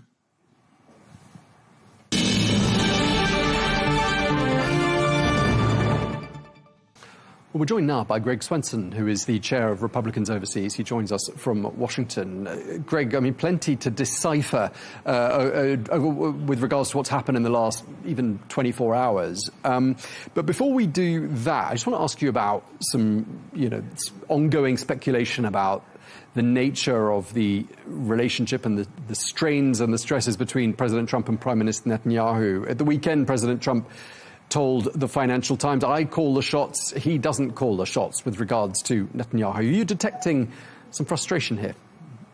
Yeah, I'm some frustration, Tom, and good to see you again. But I think it's just some frustration, and I want to emphasize that this is not a major split between Netanyahu and the president. So the president understands that Israel has to defend itself, and I think much of the mainstream media here in the U.S. chooses to ignore the fact that Hezbollah is firing missiles on Israeli civilians. And so it's quite natural for Netanyahu to respond to that. And so I think the Americans would as well, except that the president for now has, a slightly different agenda. Most of the agendas of Netanyahu and President Trump are quite consistent. But there is a bit of a difference in that, the prime minister has to defend his country and his people in the immediate case or in real time, whereas the president is looking not just at winning, he's looking at a total realignment in the Middle East, in the Gulf. And so I think this is a moment where even though the president understands that Israel has to defend itself, he's asking them to hold back. And he asked Iran the same thing. And I think Iran for now, and I emphasize for now, is actually listening to the president and has chosen to stop firing missiles. But it's very difficult not to try to interpret what President Trump said at the beginning of this conflict, and he said it was going to be a very short conflict, and now here we are in the 4th month of it. It's hard not to imagine that he might feel, in an important election year with midterms just around the corner, that he's been misled somewhat by Israel in terms of what the scope and what the time frame of this conflict might be. I mean, do you think there is some truth to that? I don't think so, Tom. I mean, if anybody's misleading, it's the Iranians, it's the regime.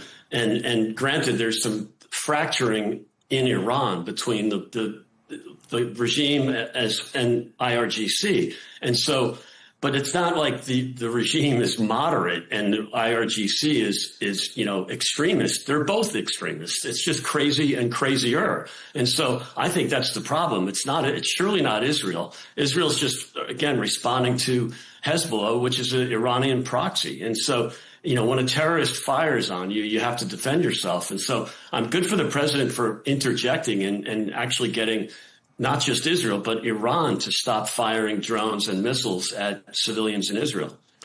I mean, President Trump has expressed solidarity with the people of Lebanon. And, he does make the distinction, as you do, between the Lebanese people and Hezbollah. But when you look at what Israel's done since the ceasefire was struck in April, 3,500 airstrikes on Lebanon, entire villages flattened in the south of the country, and a lot of people in Lebanon who do not support Hezbollah at all, telling this channel they're very suspicious of what Israel's motives are. I mean, do you think there's a sense, perhaps, that Israel is crossing some of President Trump's red lines with regards to Lebanon?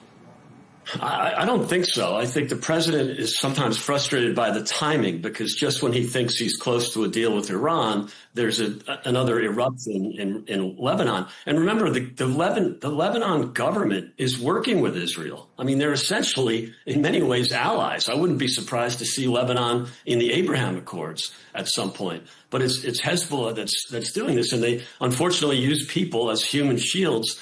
And you have to understand also that if they strike, the Israelis have to strike back even harder, and that's not retaliation against the citizens. It's retaliation against a terrorist group. How is this playing out domestically in the United States? I mean, we've spoken over the course of the last 3 months or so on multiple occasions, and President Trump, as we've been saying, facing an important electoral test in a couple of months from now. I mean, are you getting the sense that President Trump feels that he's under pressure from the US electorate to bring this conflict to a pretty prompt conclusion? Yeah, I think so. And the president knew going into this that it was going to cost him some political capital. There's no doubt about that. And he's taking the long, he's looking at the long run. He's looking at the long game here. And he knows that it's more important to keep Iran from having a nuclear weapon and from threatening its neighbors in the long run than short-term political gains. And so, yeah, will it cost the Republicans in the midterms? I'm sure it will. It's hard to measure that. But if you lose, 10% of the vote from Republicans that might not go to the polls in November because of this, that's costly. But hopefully, this thing will be water under the bridge by November, especially around gas prices, Tom. That's the most important thing for politicians running for re-election in November. It's gasoline or petrol prices here in the U.S. Yeah, and on that note, I'm just reading a report that U.S. airlines faced a fuel bill that was 78% higher in the month of April. And that's just airlines. I mean, it trickled down to Main Street. This is really affecting households, and it's a kitchen table issue, which is something President Trump promised, to tackle on the campaign trail. Do you think he is facing considerable opposition from his support base, his MAGA support base, to this ongoing war? I don't think so. I mean, in fact, the MAGA base is really supportive of the president on this issue. It's more the traditional country club Republicans that are not. But I do think that, again, gasoline prices are always going to matter. But we're not even at the Joe Biden highs yet. We're at $4.50 on average. And in the Biden years, it peaked at $5, but it averaged around $4. And that wasn't because of a supply shock. That was because of President Biden's hostility to the energy sector, and he actually, was penalizing energy companies. So, in many respects, that has to be articulated again, and consumers don't really care. They're obviously they can blame President Trump for the higher gas prices, but I think we have to remind them that they're still lower than the Biden years. And in fact, President Biden reduced capacity in the National Petroleum Reserve because he wanted to lower gas prices before his midterms in 2022. So, that's just something that maybe it's ancient history, but I think it's important to keep that in mind. The other thing, Tom, is that the tax returns, because of the president's tax cuts in the big, beautiful bill, those were significantly higher this year. And so there's only 15% of that additional tax return that's being spent on higher gas prices. So the reality is it's not as overwhelming as it was in past energy crises, like in the 1970s. It's a lot less significant than that. So, it's meaningful, and I'm not trying to ignore it by any means or suggest that it's not, hurting people in their wallets, but it's not as significant as past supply crunches. Is President Trump facing any audible calls from within the ranks of the Republican Party and from traditional supporters to draw a line under this conflict? Yeah, the only people that are really outspoken are the hawks that say finish the job. The sort of the Lindsey Graham, Senator Tom Cotton. Those guys are begging him to go back in, and that might be inevitable. Whether or not we want to do that, the president surely doesn't want to do that. He's always chooses diplomacy first. But I think given the lack of credibility with the regime and the IRGC and the fact that they keep firing on U.S. and Israeli assets and assets in the Gulf, I'm thinking either we're going to have to finish the job, or even if we get to a deal, we're going to have to maintain the ability to enforce the deal. And that means we've got to take out more of their military assets. For example, they've rebuilt some of their air defenses. You saw that the Israelis took some of that out last night. But I think that reminds us that, they do still have some military capabilities. We've taken out 80 to 90% of most of their ability to use offensive military assets. But that doesn't mean that the 20% remaining can't cause a lot of damage. Right. I mean, President Trump did say last week that he seemed to be implying at any rate that a meeting with the supreme leader in Iran might not be off limits to him. How did that go down in the party and domestically? Look, I mean, the president's not afraid to talk to anybody. And, you've seen that in both of his terms. And there's an old saying here from The Godfather, which is keep your friends close and your enemies closer. And I think the president embraces that. But I also think he surely doesn't trust the regime. And then, of course, you wonder who's really in charge. Is it the regime or is it the IRGC? And the IRGC is at least recently showing to be a little bit more extremist than even the regime.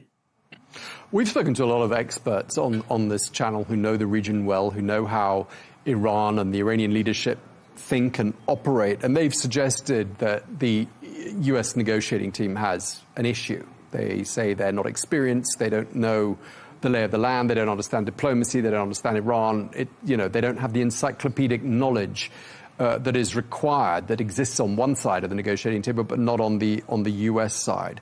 What do you make of that charge? I think that's hysterical. I mean, look, for 47 years, there's been diplomacy and it hasn't worked. And so I think the fact that the team from the U.S. in many respects are not diplomats, but they're businessmen.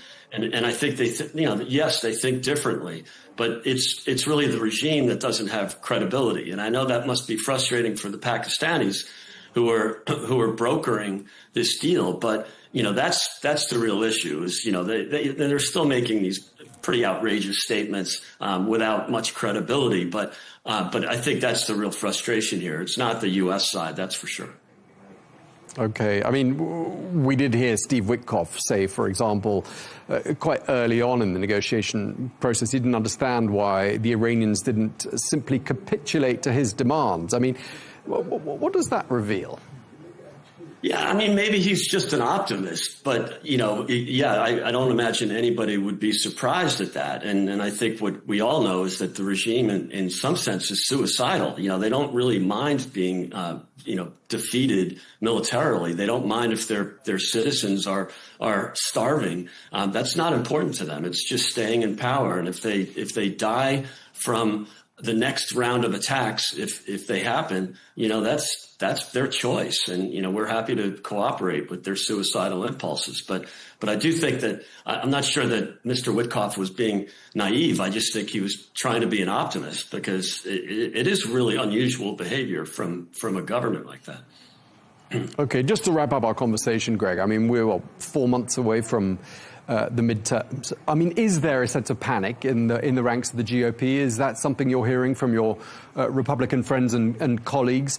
And have they given you a sense as to if this war can finish by, let's say, 4 weeks from now, there is still a chance they can turn this around? What are people saying in the corridors of GOP HQ? Yeah, I wouldn't call it panic, because, you know, this is just kind of quite natural, actually. The party in power almost always loses. Only twice since Roosevelt has the party in power picked up seats in the midterms, and both of those were very unique circumstances. Bill Clinton in '98 and George W. Bush in 2002, with the tailwinds of 9/11, really helping the cause. So it's sort of baked into the formula already. So that's why there's not panic, even though I think most Republicans, if they're being honest, will understand that we are going to lose seats. Now, the good news is with I'll call it redistricting, but with the Supreme Court ruled against racial profiling in designing congressional seats. And so those changes are going to mean maybe a 10-seat pickup for Republicans. But I think on net, we'd still lose 10 or 15 seats to the Democrats. And so that's sort of, again, it's baked in. I think we are worried about a real blowout. And I think if gasoline is still at $4.50 a gallon 4 months from now, that could make things worse. So it's we definitely want to contain the damage, that's for sure. And if gasoline prices go down, which they will, this will be a really a really good tailwind for the Republicans. And right now we don't have that, that's for sure. Okay, well, we really appreciate you taking the time to speak to us. Greg Swenson, Chair of Republicans Overseas. Always a pleasure talking to you. Thank you. Good to see you, Tom. Thanks.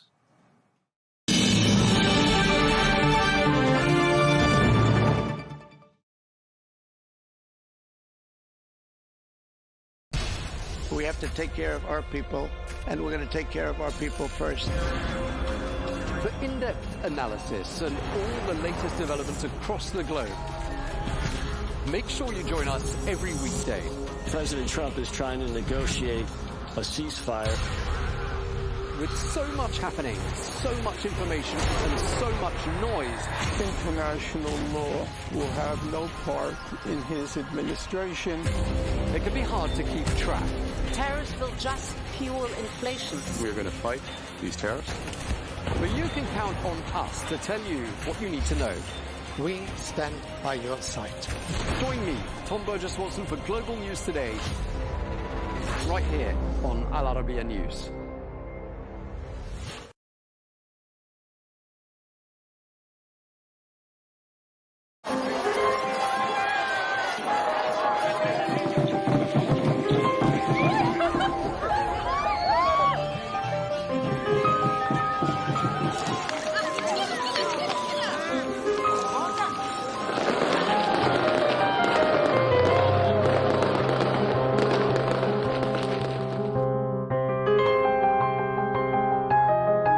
Life is meant to be a celebration. Wise is the person who finds a reason to make every day a special one, said the professor and writer Leah Bushalia.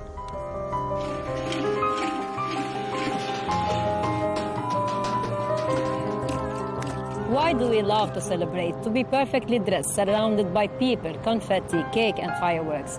Thus sharing a moment of happiness or sadness with others. Meet a human need to celebrate or to heal.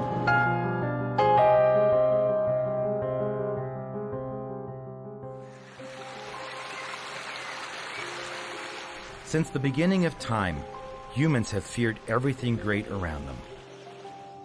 The sun, the moon, the water, and the air.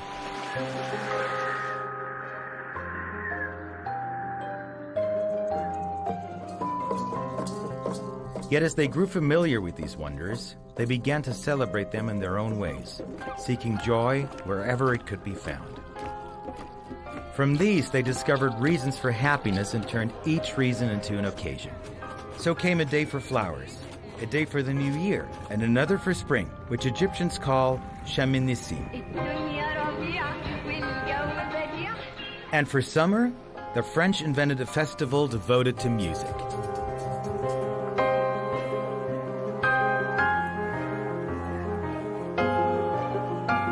The 21st of June, when the day stretches longer than the night, and its warm sun, long awaited by the people of the Mediterranean, shines after months of rain and snow.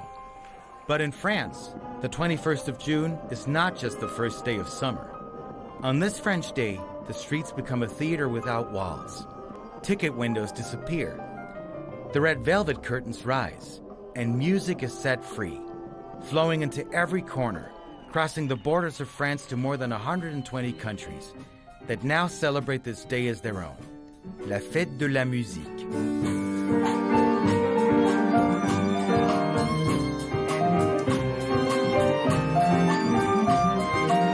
Donc le 21 juin, so June 21st is the first day of summer, and so people want to go out. The weather is warm, especially in Europe, and they need to celebrate. To party, they need music, because without music you can't party. And the idea of turning the first day of summer into a music festival was a brilliant idea that was simple but at the same time clever. And so when people go out, they need music. The music that makes you dance, even if you don't want to dance, you dance anyway and celebrate this festival until the next morning. Time passes very quickly because there are musicians playing for free everywhere. Even the greatest musicians in the world who come out into the streets. Sometimes even grand pianos, philharmonic orchestras, and everything. Everyone plays for the population. There is never sad music on June 21st because it's a day of joy. We must celebrate summer. C'est une journée de joie. Il faut célébrer l'été.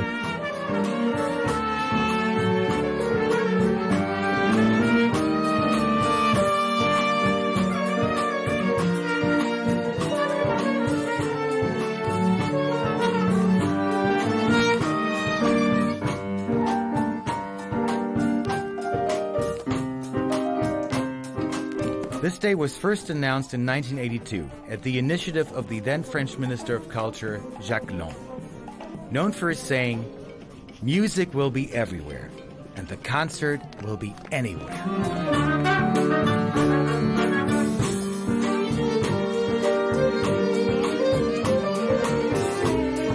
We cannot live without music. To celebrate, we need joyful and danceable music. For a romantic situation, we need romantic music.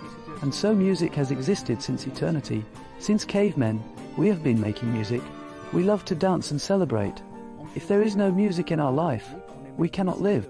Once someone asked me, if you go to a desert island, who or what do you take with you?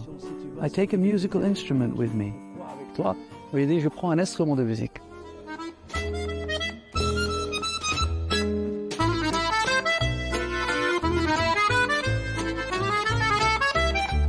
So we celebrate for many reasons. We don't only celebrate because we enjoy. Sometimes we think that celebration is only a kind of happiness we're enjoying or traditional or even a ritual, but it's much more than that.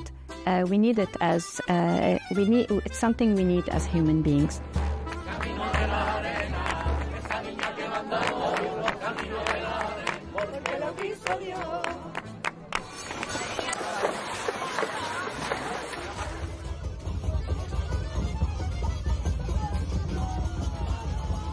So humans are social beings that have gathered around since a very long time. And from early on, we are part of a group. So it starts from the family and then socially, and then it widens to a wider community.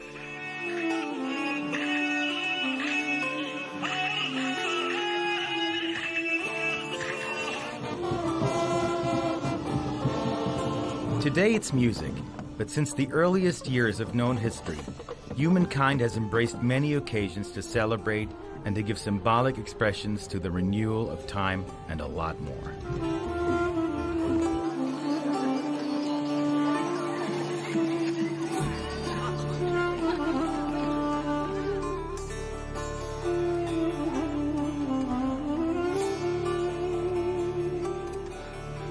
In the ancient rich land of Mesopotamia, the Sumerians and the Babylonians created the new year with the Aikido festival around 4,000 years ago. Celebrated in April, it symbolized the start of the agricultural season and the renewal of life.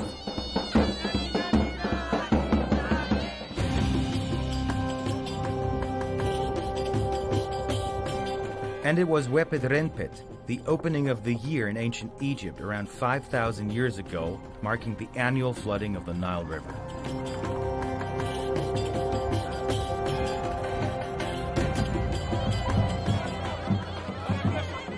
Not far away from the Nile Valley, Persians and Kurds were and still are celebrating the Nowruz, one of the oldest festivals that have continued uninterrupted to the present day.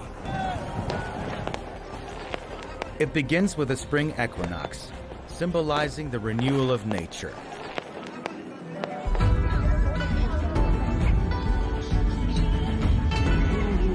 It is one of the oldest celebrations still observed today as well, and it follows the lunar calendar and falls between late January and mid-February.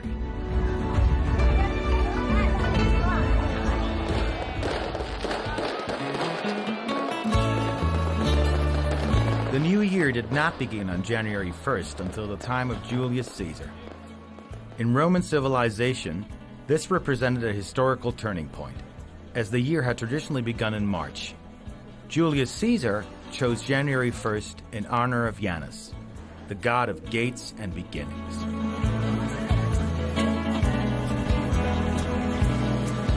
Throughout history, one joy has been shared by all, yet it blooms on different days and dances in so many ways.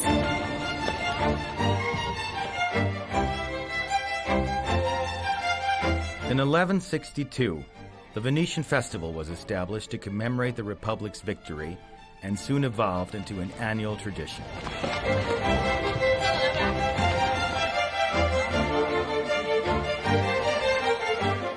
Every year, on the 25th of April, a festival of iconic masks that dissolve social boundaries takes over Venice. It allows people to express themselves freely and transform the streets into a vibrant stage filled with history, culture, and celebration.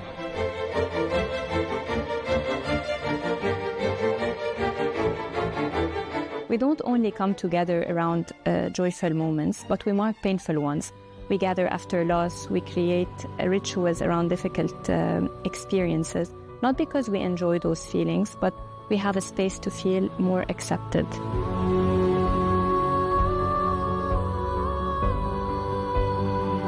It connects to something deeper, our need to belong. I'm part of this, so I can say that I share this with others. So celebration is not just about tradition or about a ritual, it's also a human way of creating a connection, of reinforcing our sense of belonging, and of turning what we go through into something meaningful together.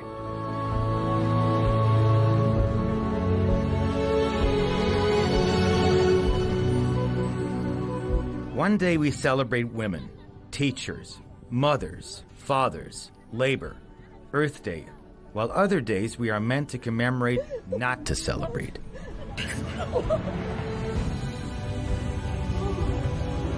A day for refugees, for food and for peace?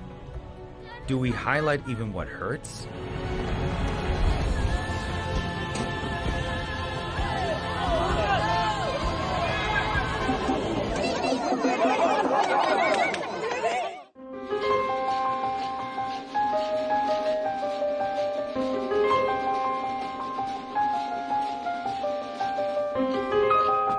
But do we celebrate too much? Does it help generations understand history? Does it bring society together? It was once said that to be human is to connect. When we stop connecting, we start to die. Is it true that happiness is doubled when shared? and sadness is halved when shared as well.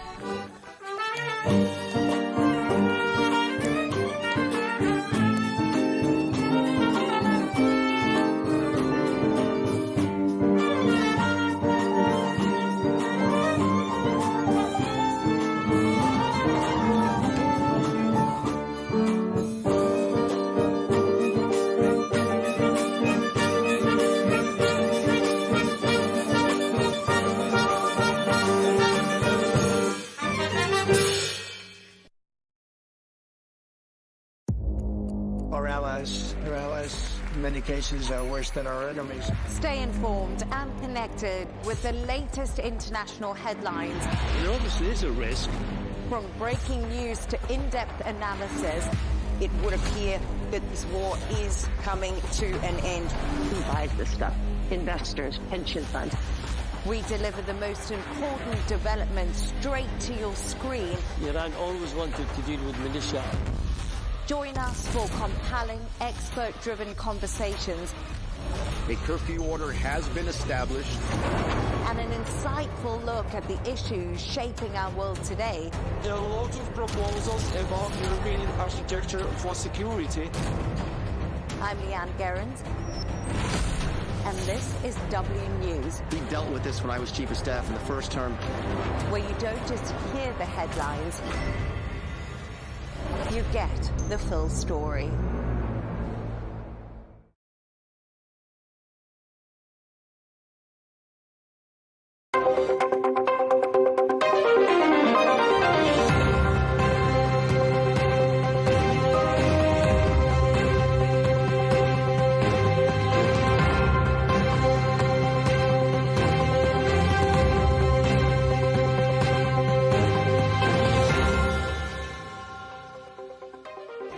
Welcome to Counterpoints with me, Melinda Nucifora, here on Al Arabiya English.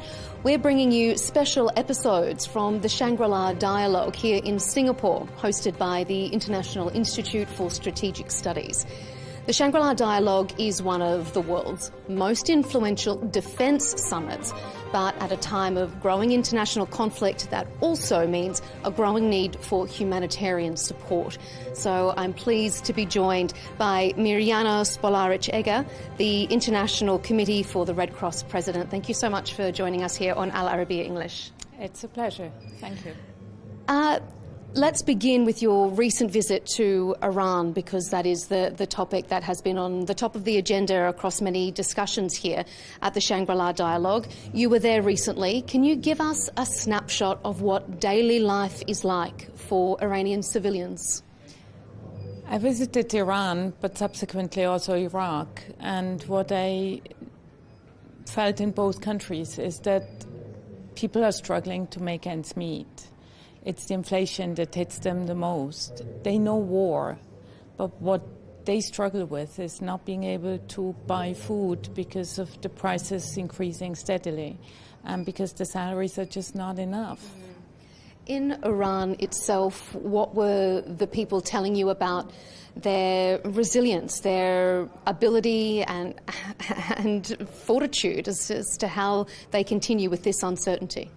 Look, nobody wants the war to re-escalate. Nobody wants war. Nobody wants conflict to go on. People want normalcy, and young people want jobs. I haven't encountered anyone who said that, the future has to continue looking bleak for them. And everybody knows that a renewed escalation would have disastrous impacts on the civilian population. In fact, it would be a war against civilians. The ceasefire, as it is, in Gaza is still holding as well at the moment. Has the ICRC observed any increase, improvement in the ability for humanitarian aid to reach the people who need it there? We shouldn't lose focus on Gaza and not lose focus on Lebanon either. The real humanitarian tragedy is happening there at the moment. The conditions for the people in Gaza are actually getting worse by the day, and nobody's paying attention to it. There is better access to food, but that's about it. People still live in a very tiny and continuously shrinking territory without access to basic services, and they still live in rubble. It's inhumane. Does it surprise you how that the humanitarian catastrophe that was unfolding in Gaza was at the top of every news agenda for so long, and now it just feels like we've forgotten that and moved on to the next conflict? I mean, is there a sense that the world can only really digest one disaster at a time?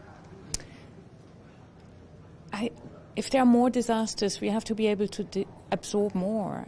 Fact is, Gaza is the result of a spectacular failure, political, but also moral. It's what is happening there, and what has happened there surpasses, and I've said it repeatedly, any legal, moral or humane standards. And this is something that is happening under international watch, and it has to be reversed.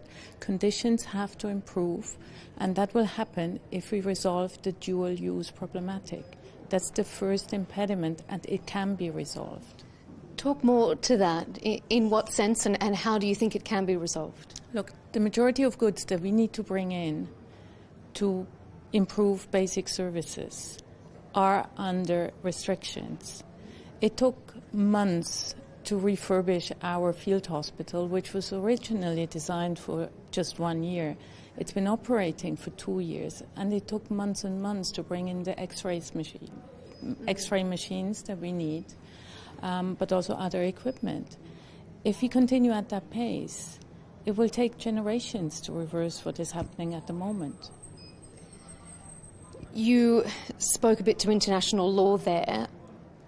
Are you surprised? Are you disappointed that there seems to be a desire or perhaps a system that turns away from international law until it's time to clean up the rubble? Should we be dealing with it now? And have you noticed that it's deteriorating? Look, the laws of occupation give you the framework within which you can improve humanitarian conditions for the populations living in a given territory. We should take them seriously. They give us the necessary instructions of what needs to be done for people to be able to live humanely. Do you think countries are taking it seriously? They should take it more seriously, that's for sure, because what we see on the ground is not proof of political action at the adequate level. You have been working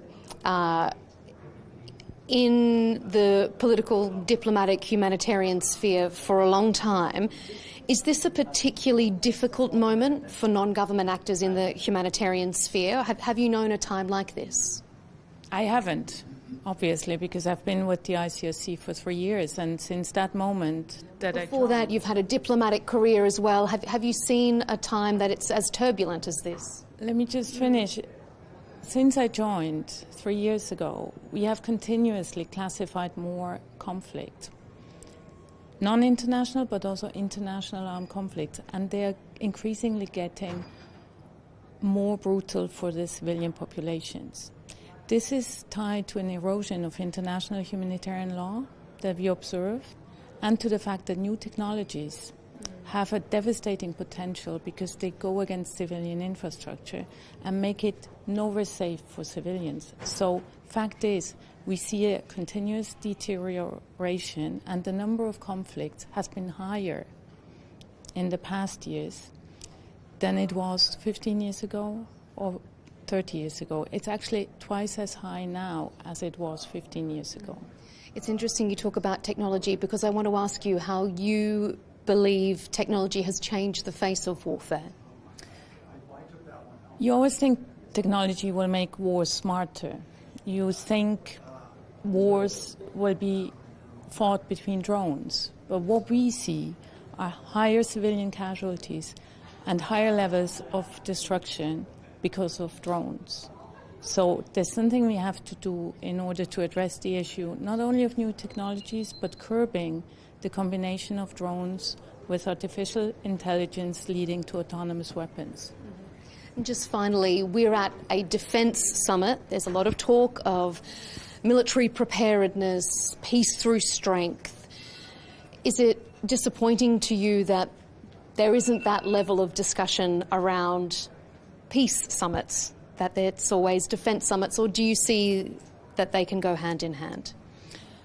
I'm not asking for more money here. I'm asking for more peace, because that's the only way to reduce the suffering in the environment that we find ourselves currently in.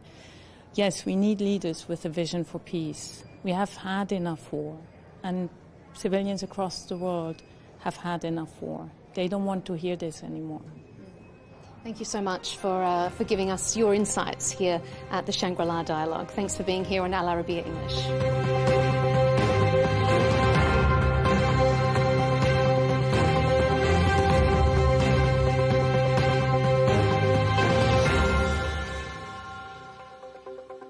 Welcome back to our special coverage here on Counterpoints. I'm Melinda Nucifora at the Shangri-La Dialogue in Singapore. Joining me is Laura Lacer, Médecins Sans Frontières International Secretary General. Thank you so much for joining us. Thank you for the time and invitation. We're meeting at a defence summit. There's been a lot of talk about war preparedness, about international conflicts. Working in the humanitarian space that you have for so long now, is it disappointing to see this much attention on war and not as much on peace? The thing that we would really like to see more attention on is actually international humanitarian law, which is also valid at war and conflict times. And we have been seeing in the recent past, but also actually going back several years now, that there's an increased attack on the medical mission, for example, which is having a huge impact on the people needing medical aid, but also organizations such as ours trying to deliver much needed humanitarian aid on the ground. The distraction away maybe from international law, if that's a way to frame it, or perhaps the purposeful ignoring of it in some conflicts. How is that impacting your ability to do your jobs in the field? It actually has a very tangible, direct and real impact in the sense that our staff, our teams on the ground in so many countries of this world, and particularly also the patients, the people that desperately need medical aid, aren't safe anymore in hospitals. Hospitals were a place of safety, even in conflict. They're supposed to be protected. But I have situations where I go and visit teams and they tell me that every day they go to work in hospitals, they're afraid, they're scared whether they'll actually be able to return back home safely because they know that they're not safe in hospitals anymore. You've been working in this humanitarian sphere for a long time. Have you seen a period like this where humanitarian or non-government actors are under so much threat? It's definitely an unprecedented time at the moment in so many ways. I mean, one of them is this protection of the medical mission that is not happening anymore. There was a big push for that about 10 years ago when there was a large attack on one of MSF's hospitals in Afghanistan. But actually since then we've seen the situation deteriorate quite massively.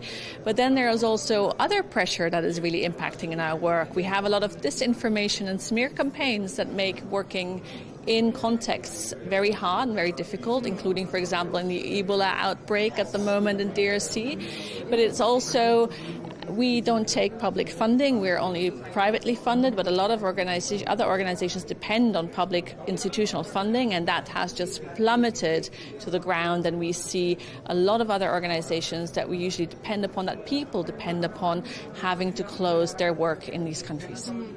You mentioned smear campaigns, so I guess I'll pick up on that. There has been a lot of critique, a lot of written around MSF's work in the Middle East, Lebanon, in Israel, Gaza, and it was targeted quite a bit by misinformation for its work there. How damaging is that for the organisation, and how do you counter that? Such things are, of course, very damaging because they impact also our ability to access people in need, and they have a wider impact not only on us as an organization but on the humanitarian field overall. And the thing is that we provide humanitarian aid for decades now that is absolutely impartial and independent, and we take the sides of our patients and we talk about backed with medical data what we see on the ground and ask for the protection of access for humanitarian aid, no matter in the context that we work in. We have seen ceasefires in Iran, in Gaza. Has that allowed more medical access into those areas? Have you seen an improvement? So in Gaza, we've been for decades, and we've been, of course, massively ramping up ever since the escalation since 2023. But we can definitely say that the situation on the ground is still incredibly dire. We, for a fact, have not been able to bring in any supplies since the beginning of this year, which, of course, has a huge impact on the way that our teams on the ground can work. Just to give you a bit of an understanding what that means, last year we were responsible for every 5th hospital bed, every 3rd safe berth on the ground. We're a huge health actor, and we've been having to deal with then and now very much with a shortage of supplies, meaning that sometimes we have to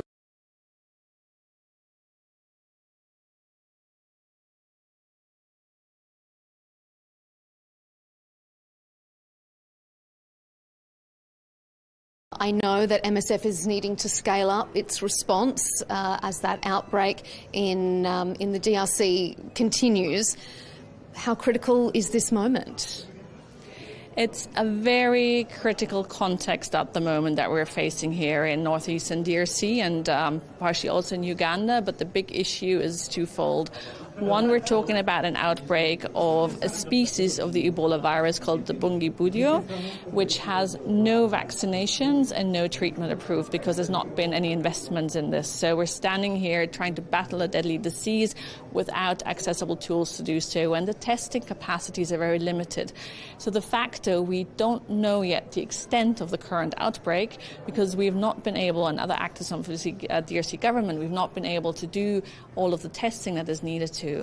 And the epicenter of the outbreak is in a conflict region.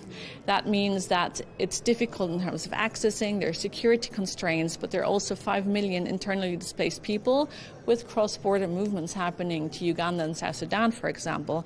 And all of this is, of course, an incredibly challenging and complex situation to have to deal with such an outbreak. At a time when there are expanding conflicts and perhaps reducing donations to non-government actors, how does MSF go about battling something like this current Ebola outbreak during such a difficult funding time? So MSF does not take public institutional fundings. We rely actually nearly 100% on private donations, so we've not been directly hit. But what we can clearly say that the health sector and the humanitarian sector, but health specifically within the humanitarian field, has definitely suffered a lot from the recent cuts from several governments. And we see that health posts have to close. We see that surveillance has come down. We see that access to healthcare has massively reduced. It means the clinics that we have, for example, are much, much busier than usual, sometimes way beyond capacity. It means that people cannot access medicine, children aren't vaccinated, and malnutrition is on the rise in a lot of places. And unfortunately, that just creates more need for your work in the future. We really appreciate you taking the time. Thanks so much for joining us here on Al Arabiya English. Thank you. Thank you.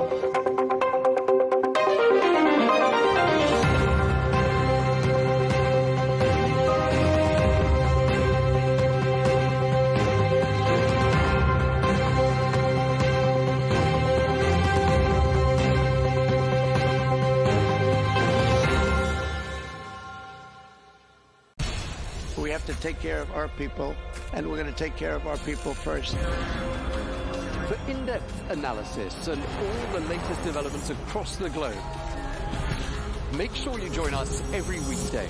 President Trump is trying to negotiate a ceasefire. With so much happening, so much information, and so much noise, international law will have no part in his administration. It can be hard to keep track. Tariffs will just fuel inflation. We're going to fight these tariffs. But you can count on us to tell you what you need to know. We stand by your side. Join me, Tom Burges Watson, for Global News Today, right here on Al Arabiya News.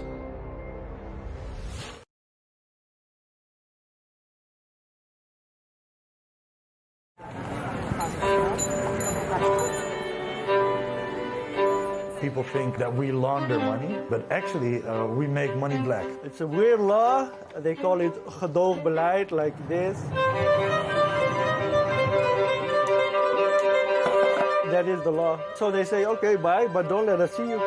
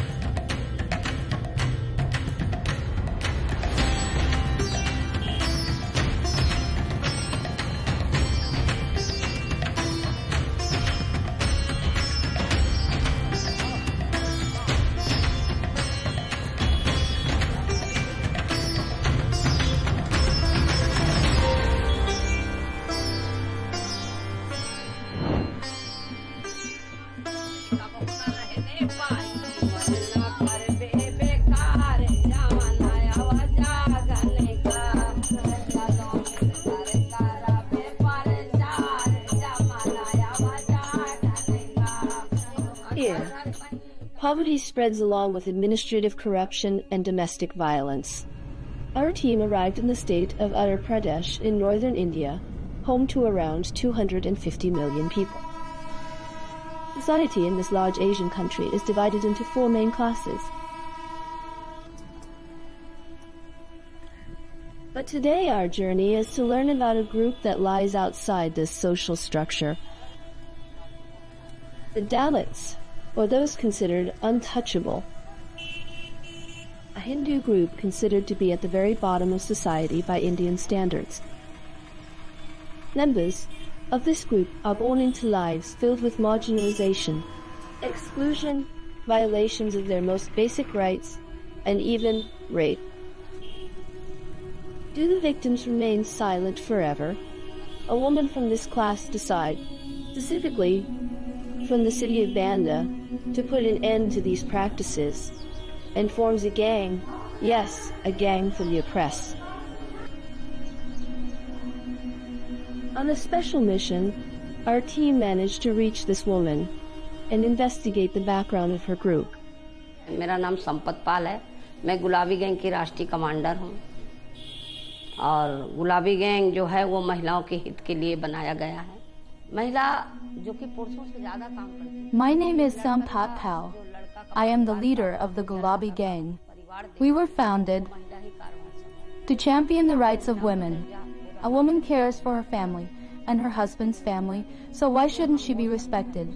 That is what drove me to establish this gang, and it became known as Gulabi Gang in 2006. One day, Sampat Pal saw a man mercilessly abusing his wife and witnessed it. She asked him to stop, but he assaulted her as well, so she returned the next day, accompanied by 5 other women carrying bamboo sticks, and punished the perpetrator. Harshly, the news spread like wildfire, and soon women began approaching Sampat Pal in large numbers, requesting similar interventions. Many women stepped forward to join her group, so she decided that this newly formed association needed a uniform and a name.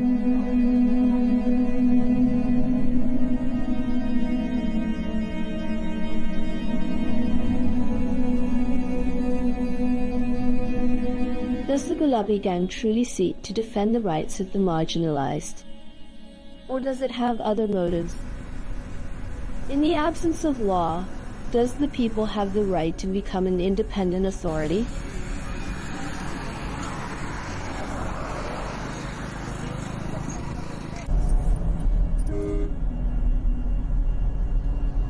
Sampat Pal regularly meets with members of her gang, all of them women, to discuss the city's conditions and inform her about those in need of help.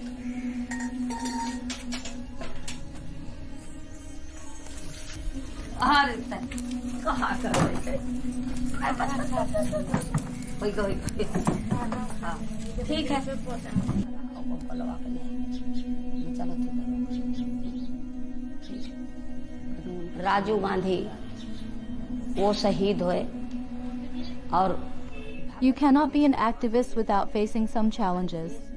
This is how we learned about activists. Gandhi struggled much.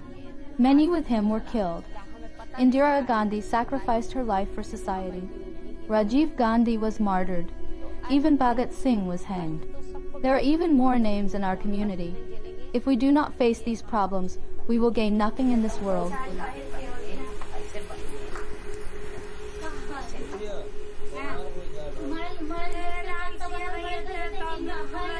Everyone here knows this gang, from their organized military-style marches to their distinctive matching pink outfits. Gulabi in Hindi means the color pink, and this bright color is not a random choice that it had relied on in the past.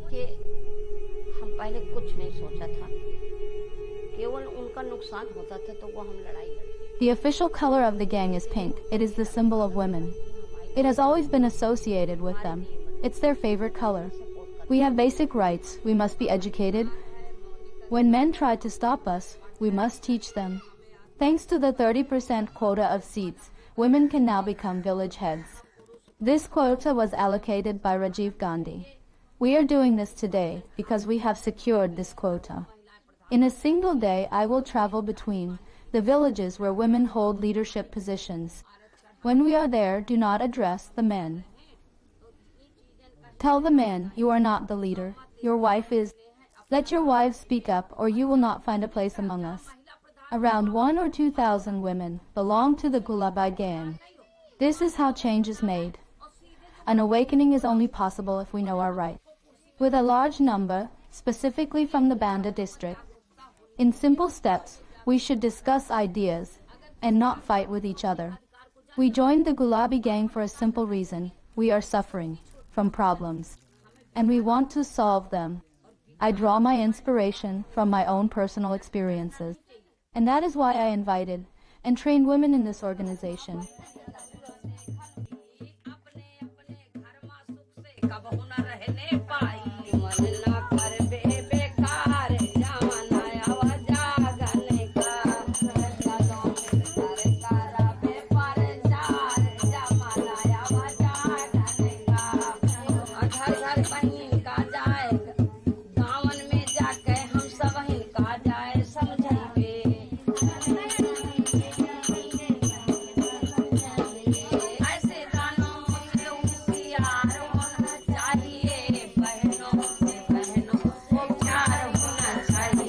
They sing motivational songs together before preparing to head into the streets, with everyone participating, even children, as Sampat Pal represents a role model for them.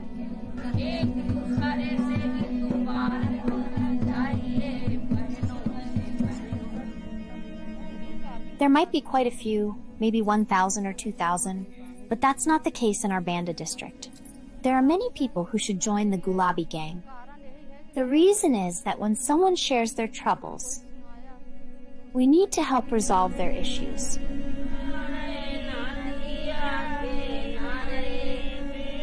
Sampat Pal tried to formally engage in politics, which led her to run independently in parliamentary elections, but she did not achieve the result she wanted, yet others from the Gulabi gang gained significant political influence. In 2010, 21 members of the gang were elected to panchayat positions overseas.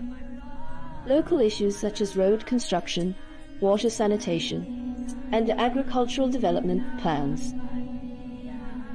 We started the Gulabi gang to uplift women and confront the system. Be happy whether it's a girl or a boy. Educate the girl, educate the boy, give them equal education. Only then will our society progress.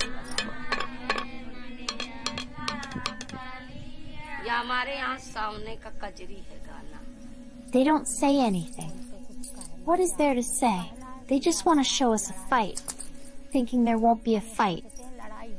Our work will be disrupted, and then everything will be finalized.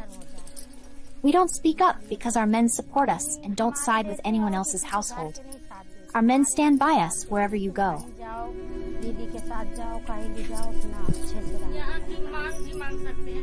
This movement began with only dozens of women, but today the number of members of the Gulabi movement is estimated in the thousands across different Indian states. However, the number of active members can change. It is difficult to give an exact figure, as it operates as a decentralized movement without formal membership requirements.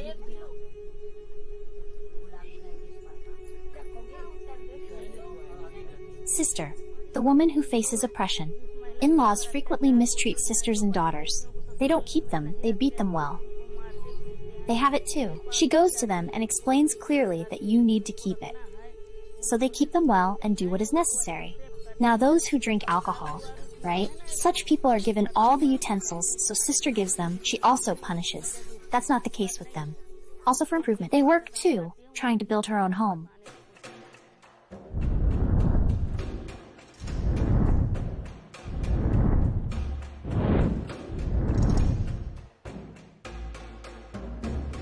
She and her group of women wear pink saris and carry sticks.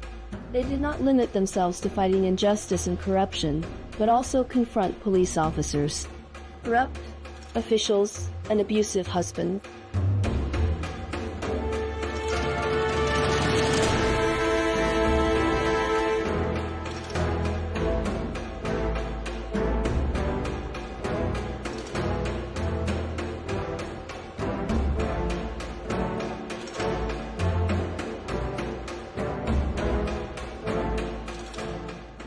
The Gulabi gang also organized protests to improve roads and provide clean water tanks, as well as protesting violence directed at Dalit women.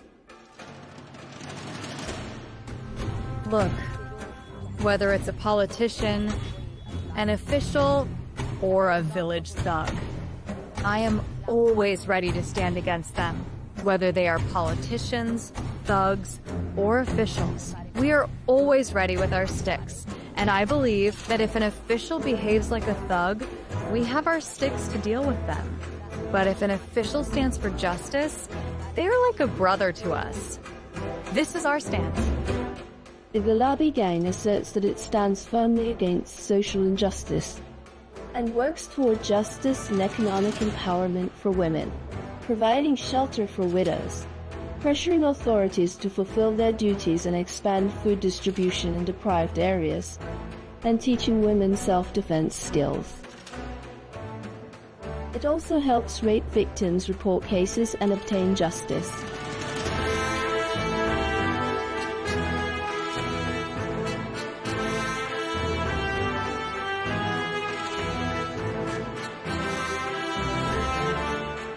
The means of achieving these goals vary widely, from reconciliation sessions to protests, from cooperation with local authorities to punishing rapists using wooden sticks.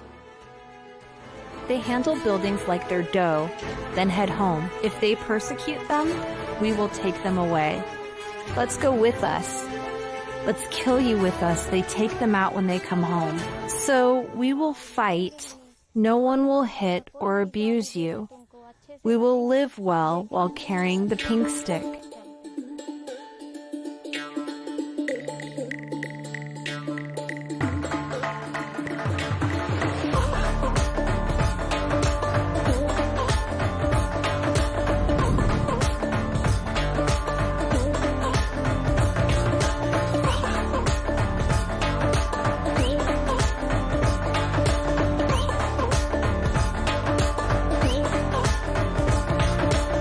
But an important question remains. What is the view of men in this traditional society? To answer this question, we followed the Gulabi gang during its tour of the Central Market.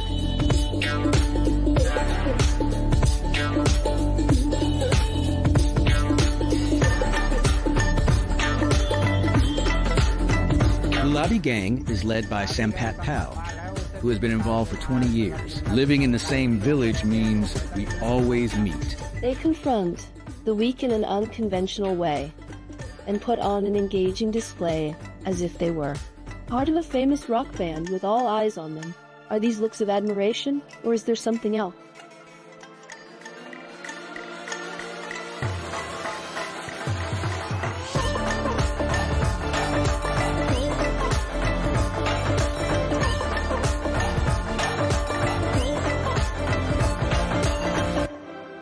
If we seek help from those in power, they can assist us, but it's not guaranteed that they will.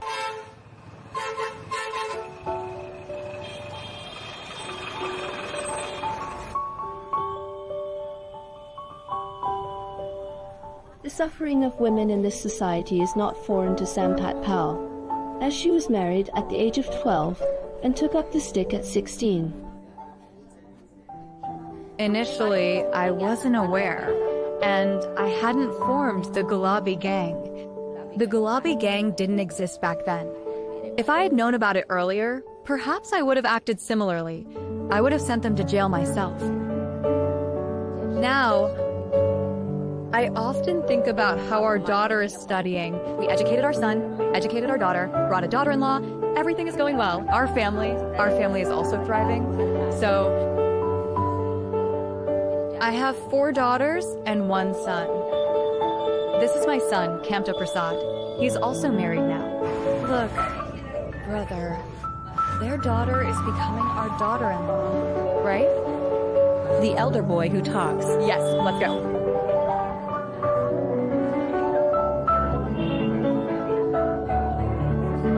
They said, "Don't teach us through experience," I replied. "If you were like that." How do you do it?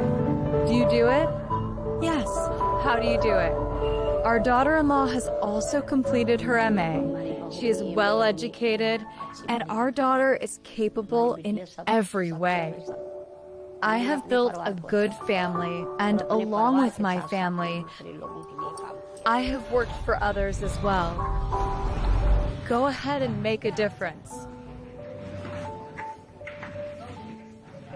People often say to take care of your own home first, so we focused on our own household initially. Only after that did we work outside.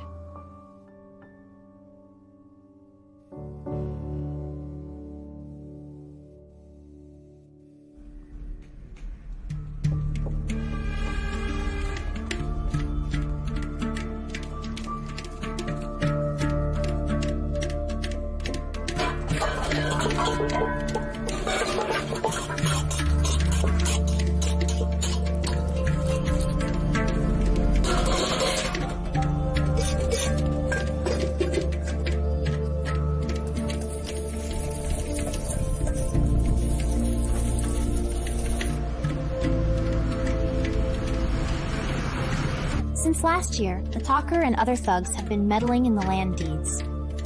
They are causing trouble, claiming that the land belongs to them and not to the locals. They are forcibly filling the land with soil and marking it with stones to assert their ownership. This has been happening for the past 15 days.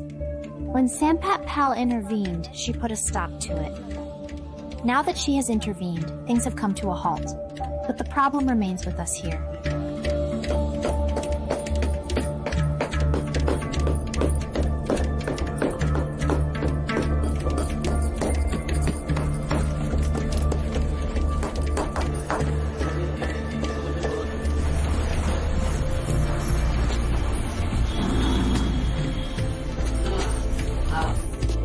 When we were building our house, they were calling us thugs, saying that this is Talker's land, meaning, don't build your house here, this is our land, you need to leave, you have no claim here. And if we have the land deed, why should we leave? We will stay right here, where else would we go? So in terms of the land allotment, we're saying there's no ours or yours here. We're saying we need the land deeds, we need the land deeds. Our land has been here for 20 years, it's been 25 years since the dispute. While Gulabi women roam the city, she receives some women in her home to listen to their problems.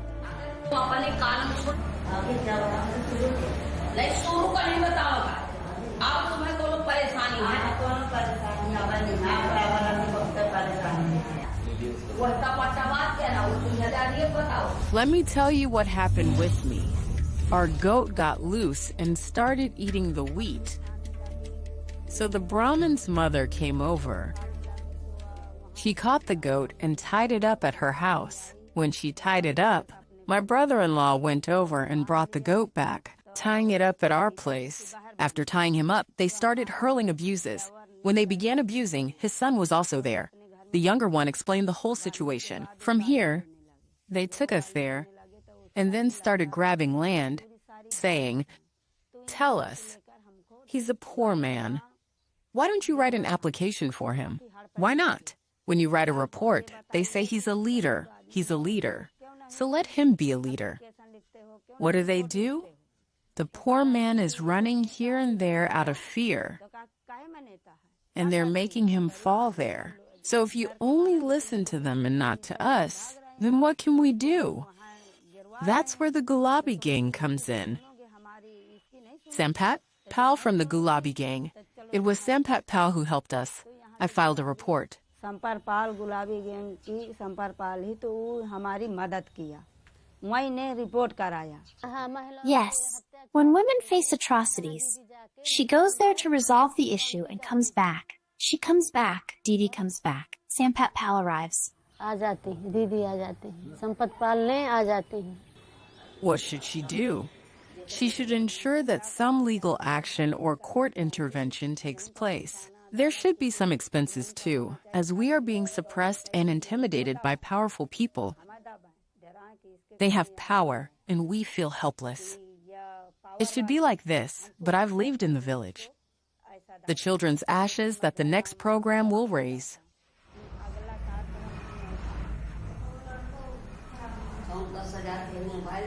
That girl ran away with a man 8 years older, believing he was well off. But she discovered in the first nights of marriage the opposite, so she returned to her family the next morning.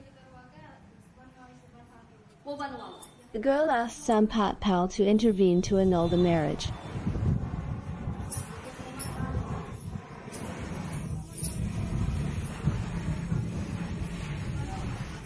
The daughter got her Aadhaar card number increased, just like that.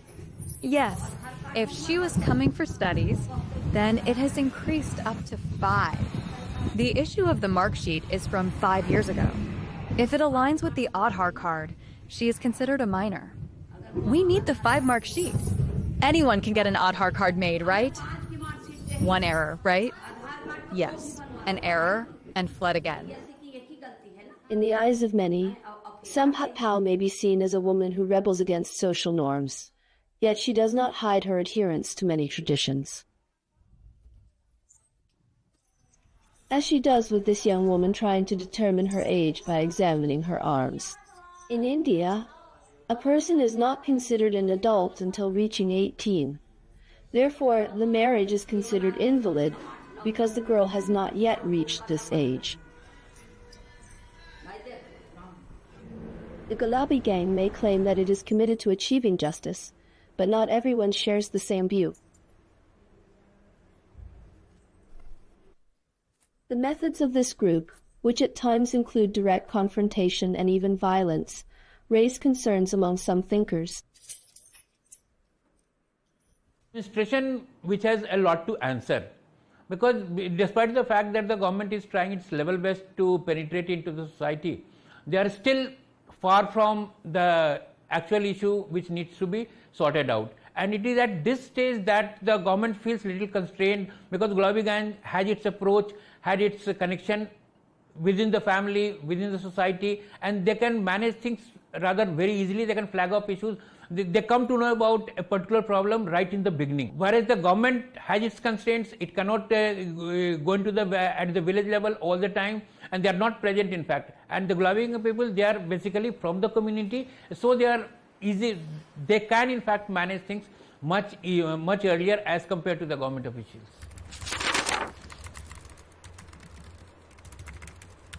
It is a parallel system. It is a system which is not constitutional or which is not legitimized by the provisions of the country. We know that the socio-political conditions of any society can spark off responses in the citizen.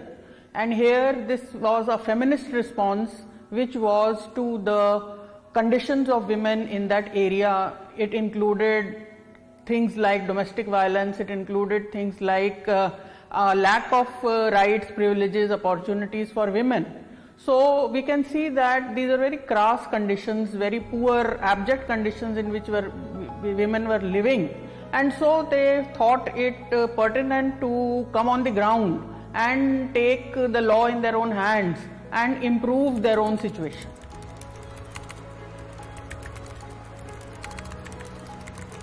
Gulabi gang has made its presence felt. So in a way it should modulate its confrontationist stand, and it should now try and align itself with the ideas or with the we can say policies of the government. I feel very happy. I am thinking that every woman should become like Sampat Pal. They just want the pink gang to end. This name will definitely continue, and that makes me happy.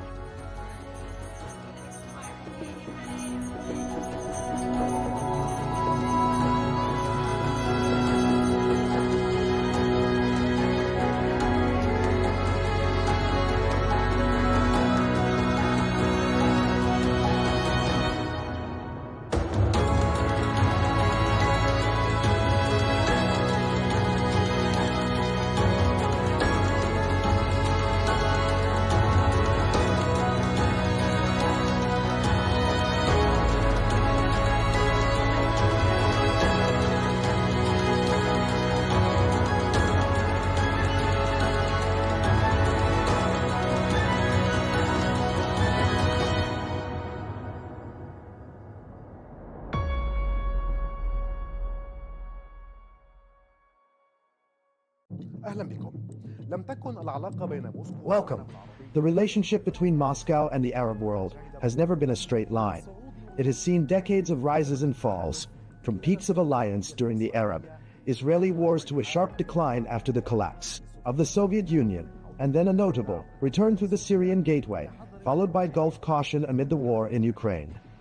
Today, with the Arab-Russian summit convening in Moscow, a central question is being asked.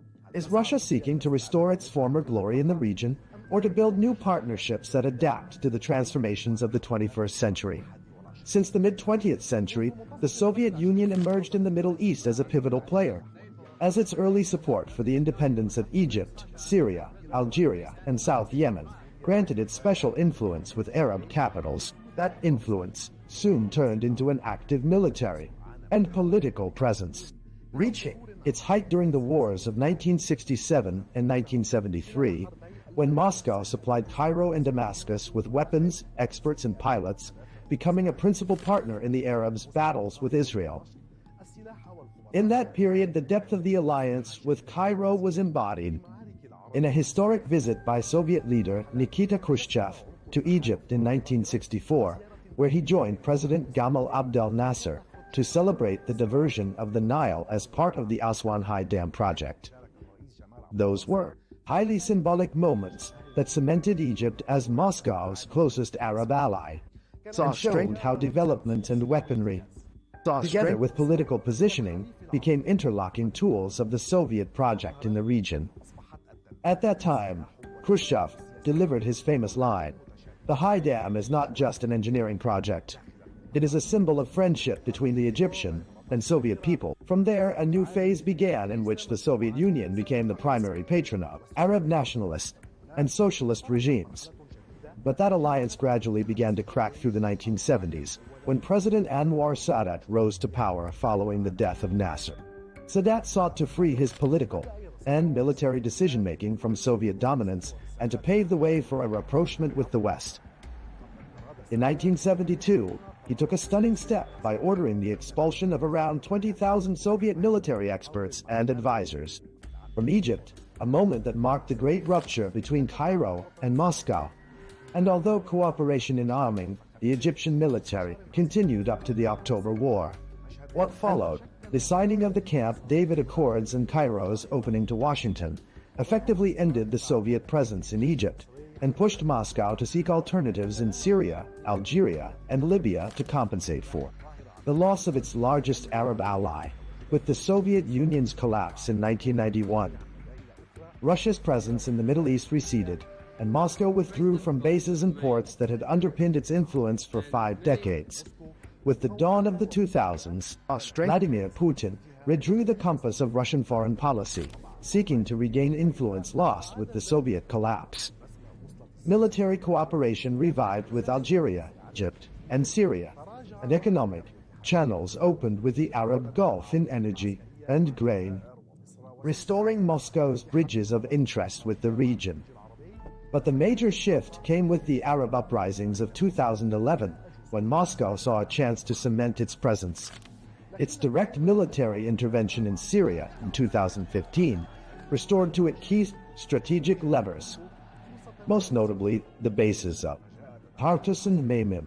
This intervention reinforced Russia's image as a protector of its allies. Yet, at the same time, it raised caution among Arab capitals trying to balance relations between Washington and Moscow.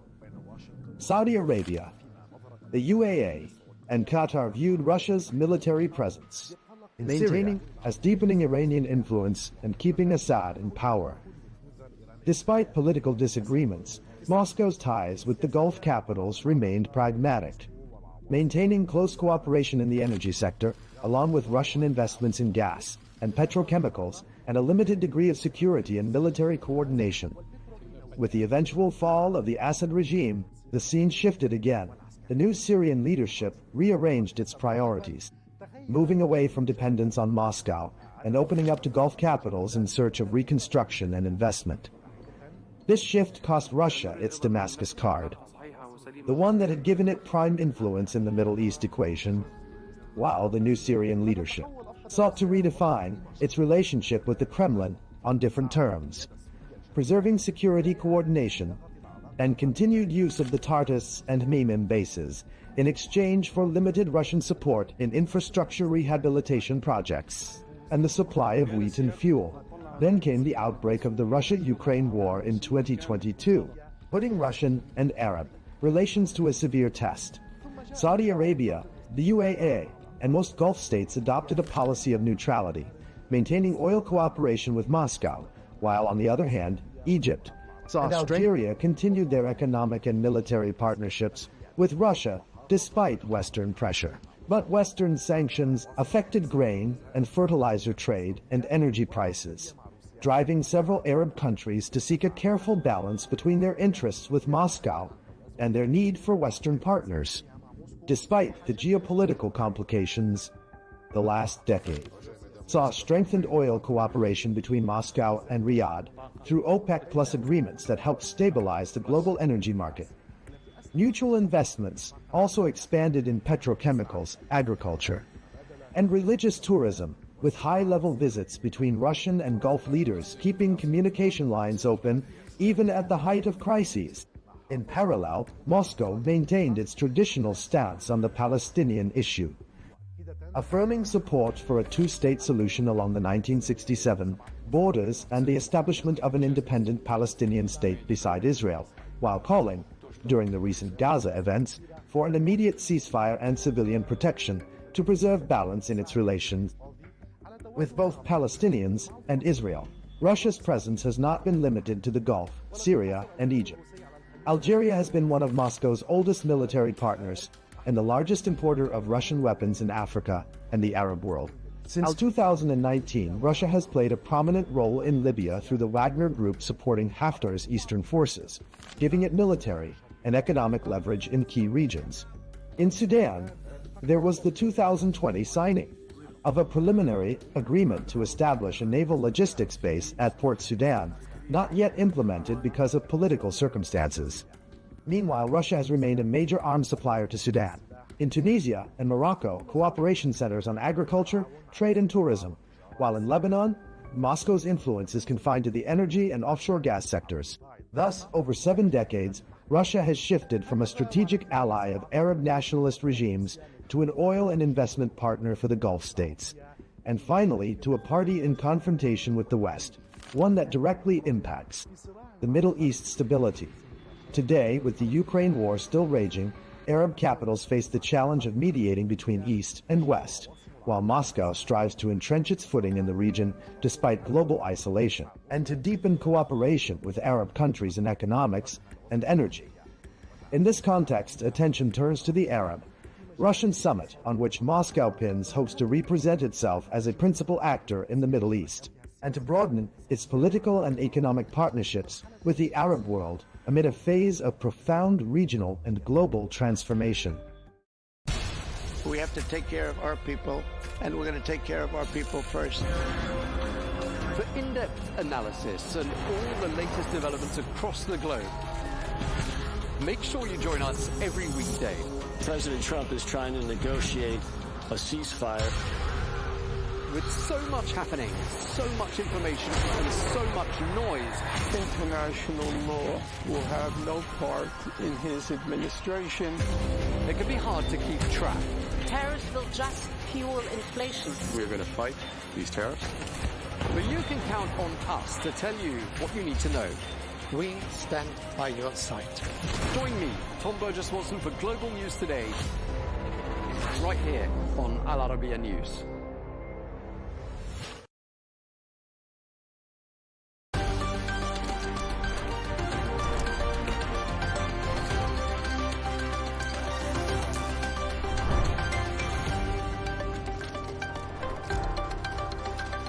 Hello and welcome. I'm John O'Hays and you're watching W News Extra, broadcasting live from the Al Arabiya studios here in Riyadh. These are our top stories this evening. Trump says the US will hit Iran very hard, and they have the right to do so after the Apache helicopter takedown. Investor demand for the planned IPO of SpaceX blows past expectations as Elon Musk prepares to take the company public. And World Cup controversy continues with issues over visas and entry bans.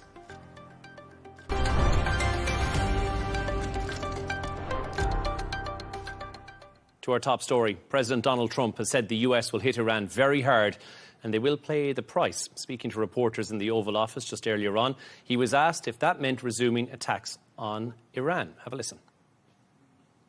Be attacking them very hard. Resuming bombing? Yeah, well, we are. Based on the helicopter, I guess we have the right to do that. You know, they shot down a very incredible, actually an incredible machine. They should sign their deal. It's a good deal. It doesn't give them the right to have a nuclear weapon. In fact, it totally prohibits them from ever having a nuclear weapon. And it was just tap, tap, tap. I don't know what they're doing. So we'll see what happens. But we hit them hard yesterday, and we're going to hit them again hard today, in case you miss it, in case you don't turn on your television set. And we'll see what happens with the deal. We were really close to a deal, but they keep tapping us along. They keep playing us for suckers because, you know what? They dealt with some very stupid presidents. I have to say that. I'm embarrassed to say it. Iran, very simply, cannot have a nuclear weapon, and they won't. To discuss this and all of today's stories, we're joined by Washington correspondent Sarah Firth and Professor and International Relations expert Dr. Ellie Al-Hindi. Sarah, Dr. Ellie, thanks so much for joining us. Dr. Ellie, we'll turn to you first on this. I guess we've reached the point where the US jets are striking Iran directly, Iran firing missiles towards the Gulf states yet again in the last 24 hours. Are we watching this conflict spiral out of control in real time? And what do you think is actually maybe potentially going to save us from going back to pre-April 17th levels of an escalation here? Good evening, John. Good to be with you always. I do believe that both players are playing really at the edge of the cliff, if we may say, and the potential of a miscalculation or a mistake in general could be actually very harmful and could lead us into further escalation. However, the political analysis, the position of both players seems to be that they refuse any escalation and they don't want to escalate things further. However, both of them cannot also accept to be attacked between brackets and not respond. They need to save face, and they need to react. I'm so far confident that the potential of going to a full-scale war is still limited at this stage. But again, it's a very dangerous game both are playing.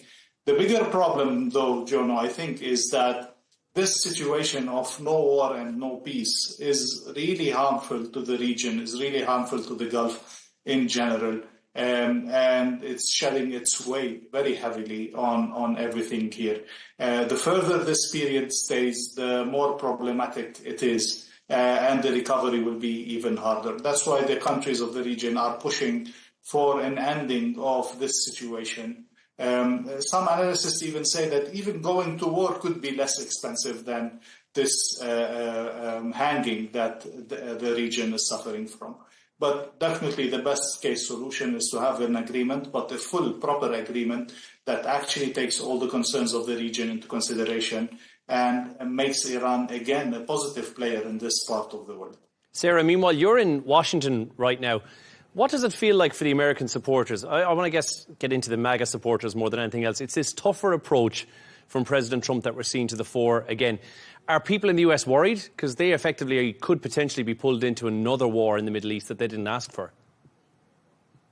Yes, I mean, Jono, many would argue that they're already there. This is a war that doesn't have any clear off-ramp. The administration hasn't laid out specifically what the end goal here is or when it will be considered to have been achieved. And in the space of 48 hours, you've seen President Trump go from saying that he was calling for an end to the shooting. So just to recap again for viewers, you had Israel striking Lebanon on the outskirts of Beirut. Now, Tehran had made it clear that striking the capital in Lebanon, that was a red line, and that it would respond. It did respond with strikes on Israel. You then had President Trump come out and respond here in Washington and say, look, I'm going to phone Netanyahu. I'm going to talk to him. I'm going to ask that he doesn't respond, stop the shooting. He had that phone call. Israel did respond and struck Iran. And then you had President Trump making another phone call to Netanyahu. And again, the public sort of proclamations were that the deal was still very close. But in 48 hours, we've gone from President Trump saying, I want an end to the shooting, to 2 phone calls with Benjamin Netanyahu, and now to President Trump openly saying that, look, we are going to attack Iran very hard today, as we just heard him speaking there in the Oval Office. Jono, Dr. Ellie, if you'll bear with me, I want to bring you a couple of lines that are coming through. This is reporting from Axios in the last couple of minutes. Now, they've said that over the past 2 days, Iranian and American parties held separate talks with Qatari mediators in Doha. That's according to a regional source.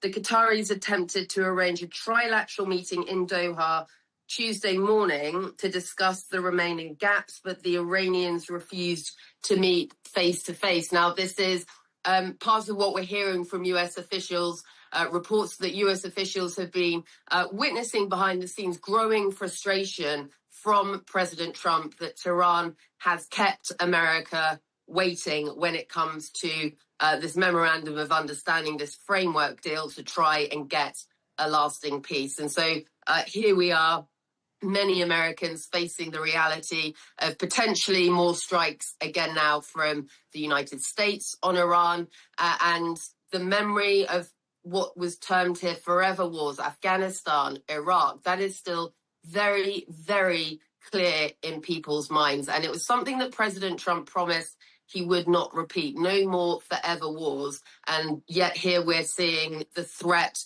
of US military action once again from President Trump today in the Oval Office. Dr. Ellie, there was mention as well, and I'm paraphrasing from that long speech that was in the White House just hours before we went to air, with President Trump saying that, you know, a deal is very close, and if we can just get that nuclear part of it past the line and they sign on that, then Iran, we're kind of done with that. My question is, over the next 24 to 48 hours, who do you think is holding the better hand of cards here? Is it the Trump administration, or is it Ayatollah Khamenei and the Iranian administration?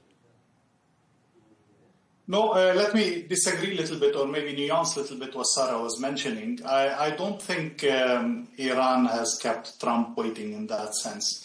I think Trump has at least stuck to basics in these 2 main points that are left on the table today, although he disregarded many other points that, in my opinion, were crucial, especially for the security of the region. But on his points, he's been very clear, and he is not expected to shift, and he is waiting the Iranians to come to that point. In the meantime, he cannot afford a deal with less than this, because then it will be very similar to the Obama deal that he hates so much and he speaks so much about. But on the other hand, in this meantime that we spoke before about, in this no peace, no war Trump is actually gaining some points. We are seeing ships go through Hormuz.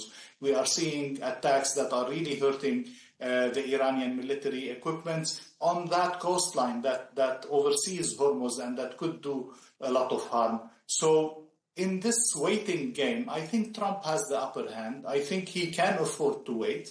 And then the World Cup is now happening, so probably not much will happen during that period. He will not allow disruption for that period. But the tit-for-tat attacks are dangerous, as we said, and they will continue, unfortunately, until a deal is properly reached, with definitely, I think, the U.S. having the upper hand on these two files, while unfortunately disregarding the many other files, including missiles, including drones, including security of the Gulf, and so on.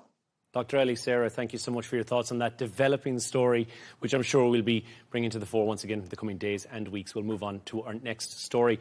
Violence has broken out in Belfast in Northern Ireland after a knife attack allegedly carried out by an immigrant, with hundreds taking to the streets, blocking roads and also damaging property. The suspect, 30-year-old Hadi Alodid, has been charged with attempted murder, making threats to kill and possession of a knife. The victim has since slipped into a coma as a result of his injuries. Sarah, this one's been dominating the headlines for the last 24 hours. One man's alleged actions appear to have sparked anger, but that anger has been directed at entire communities. I guess the question is, why do incidents like this so quickly become bigger than the crime itself was? Not that the crime was not any less horrific for the fact of what's happened afterwards. Yes, you're right, Jono, and we had that man appearing in court today. So on the one hand, you've got the legal process playing out, but as we've seen, the protests that were sparked by this and the violence that resulted far more widespread and turned it into a much wider issue.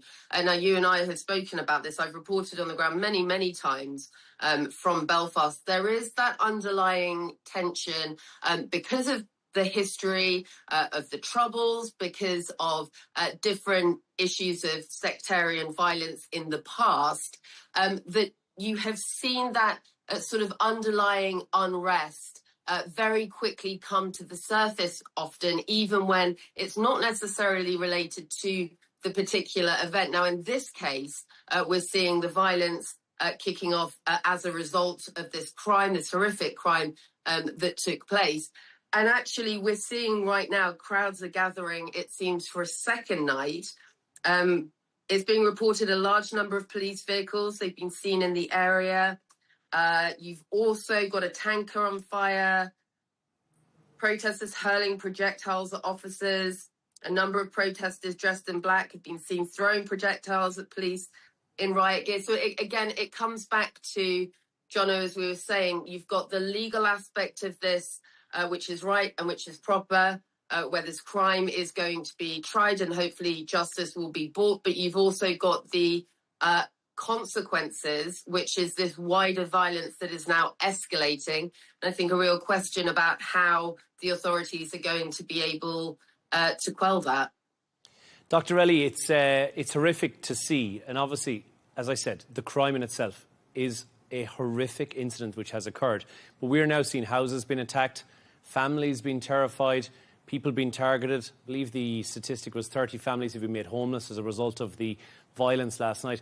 Is this really about safety concerns anymore, or is it something much deeper that's at play here? And as Sarah mentioned, the xenophobia that's at play, which is different but not dissimilar from the sectarianism that we saw through the 80s and 90s. Definitely. I mean, to continue with where Sarah ended, I think it's the crime itself, the video, when you see it, cannot but create a very strong anger in you. But the point is that the course is taking its normal action through courts, through punishment, through so on. So there is no legitimate reason for the anger in the streets, because the authorities did act swiftly and properly. Also, there's no reason, because it hasn't been like a constant thing that is happening or a trend that is growing or something like that. So there is no legitimate cause for all this violence and all these attacks on people, on civilians, on innocent people in their houses, in their cars, in the streets. to that extent that is really creating a big problem. In the broader sense, in the broader picture that you mentioned, Jono, it is all about the rhetoric that puts the us against them and that distinguishes people based on specific criteria, be it sectarianism, based on religion or religious affiliation, be it racism, be it anti-immigrants, be it all of this. The moment you put yourself in this categorization and you say, I hate this person or I am allowed to hurt this person simply because he is from that category, then we are seeing a very dangerous rhetoric and very dangerous repercussions on society. Putting this in the broader environment, this is definitely part of the very divided and very aggressive political rhetorics that we are seeing in the UK in the broader sense, more than it is about Ireland or Northern Ireland itself, because the number of immigrants in Northern Ireland is not really that significant and the percentage is not really that significant. So the extreme right-wing parties need to be careful about how they put their platforms, because the people will implement what they are seeing in their own way, and the volumes could be easily going out of control. I can see where you're coming from, and I hear you when you say that the issue of Northern Ireland and immigration that takes place there is obviously not so huge as it has been seen in places like Portugal or even in mainland UK as well. But Sarah, Europe is in itself dealing with a huge immigration crisis right now. And when something like this comes to the fore, we had the Henry Nowak verdict from just a couple of weeks ago as well, which brings this all back. It's very fresh in people's minds. And then we add in something like social media, which can lead to information, but also misinformation being spread around as well. I think the UK public are at the end of their tether when it comes to this. And there seems to be that sentiment is just kind of boiling over. And we're seeing a combination of various different things that have happened, which may have led to these violent outbreaks overnight and potentially again tonight. Yes, you're right, Jono, and we're seeing some of those images play out from the streets of Belfast. This is very much a developing story, and actually to the point about, you know, what are the authorities going to do to try and quell this violence? There is reporting from the UK media that the Home Office is set to launch a Northern Ireland immigration crackdown in the wake of that stabbing in Belfast. So the plan would be, according to government sources, this is being reported in the UK media, they would be looking to detain, arrest and remove illegal immigrants. That suggestion has yet to be confirmed by the Home Office, but if that were a measure to be taken, you can clearly see that it's aimed at trying to calm that sentiment. Interestingly, you mentioned the Henry Nowak case. President Trump weighed in and commented on that. Very unusual for, you know, a president of another country to get so involved in domestic politics in the United Kingdom and Northern Ireland. I don't know if he will comment on this. He certainly hasn't yet, as far as I've seen. But we know that there has been this ongoing discussion around the situation when it comes to immigration. I thought the message from Henry's family at the time and the anger and protests that were seen in the wake of that was unbelievably graceful, and it's worth reiterating, and that was that they didn't want to see that used as a reason for division, for hate, for, you know, rhetoric that fuels this kind of anger. They didn't want that to be his memory. And so I think that's applicable in this case too. The legal system and that legal process is playing out right now.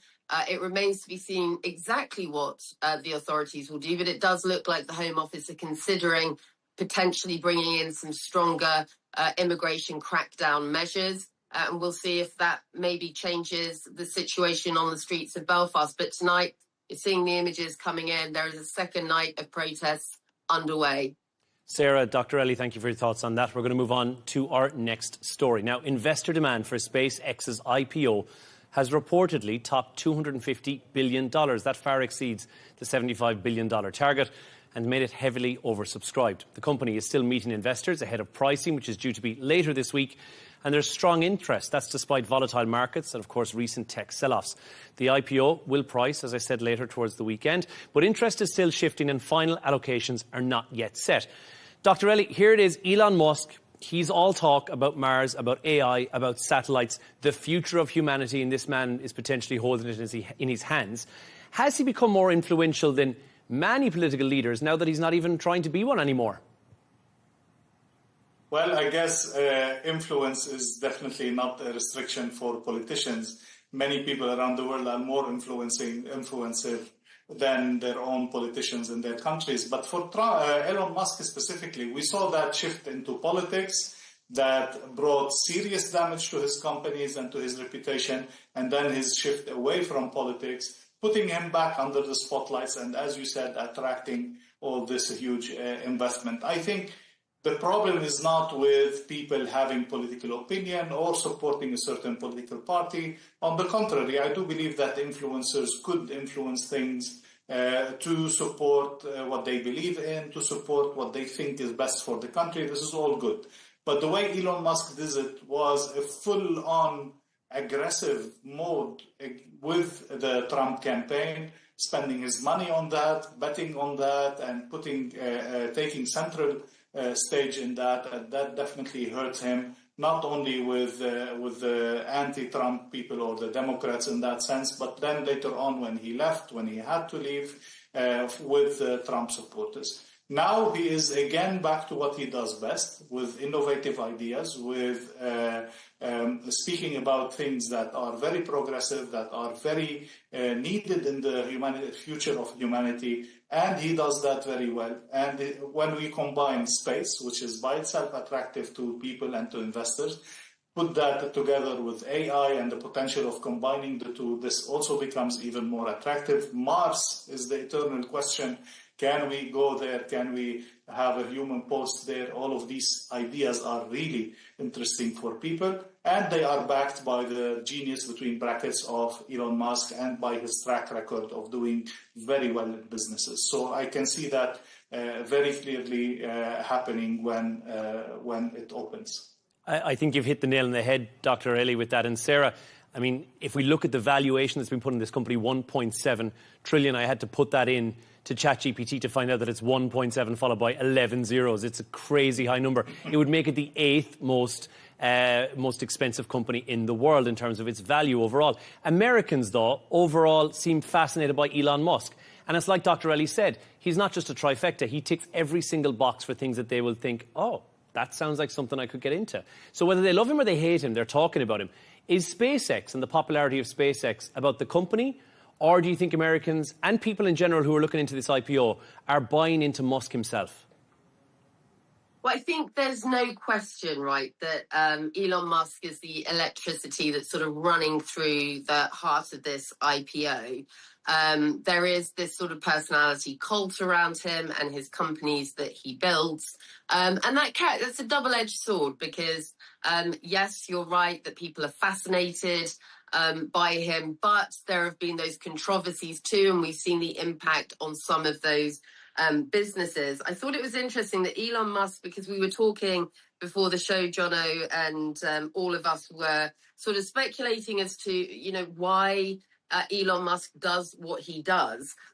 He's actually reposted that there's been a lot of hand-wringing on the appropriate valuation of SpaceX. Some large institutions believe SpaceX can only be valued at half of what the market seems to be willing to pay for it.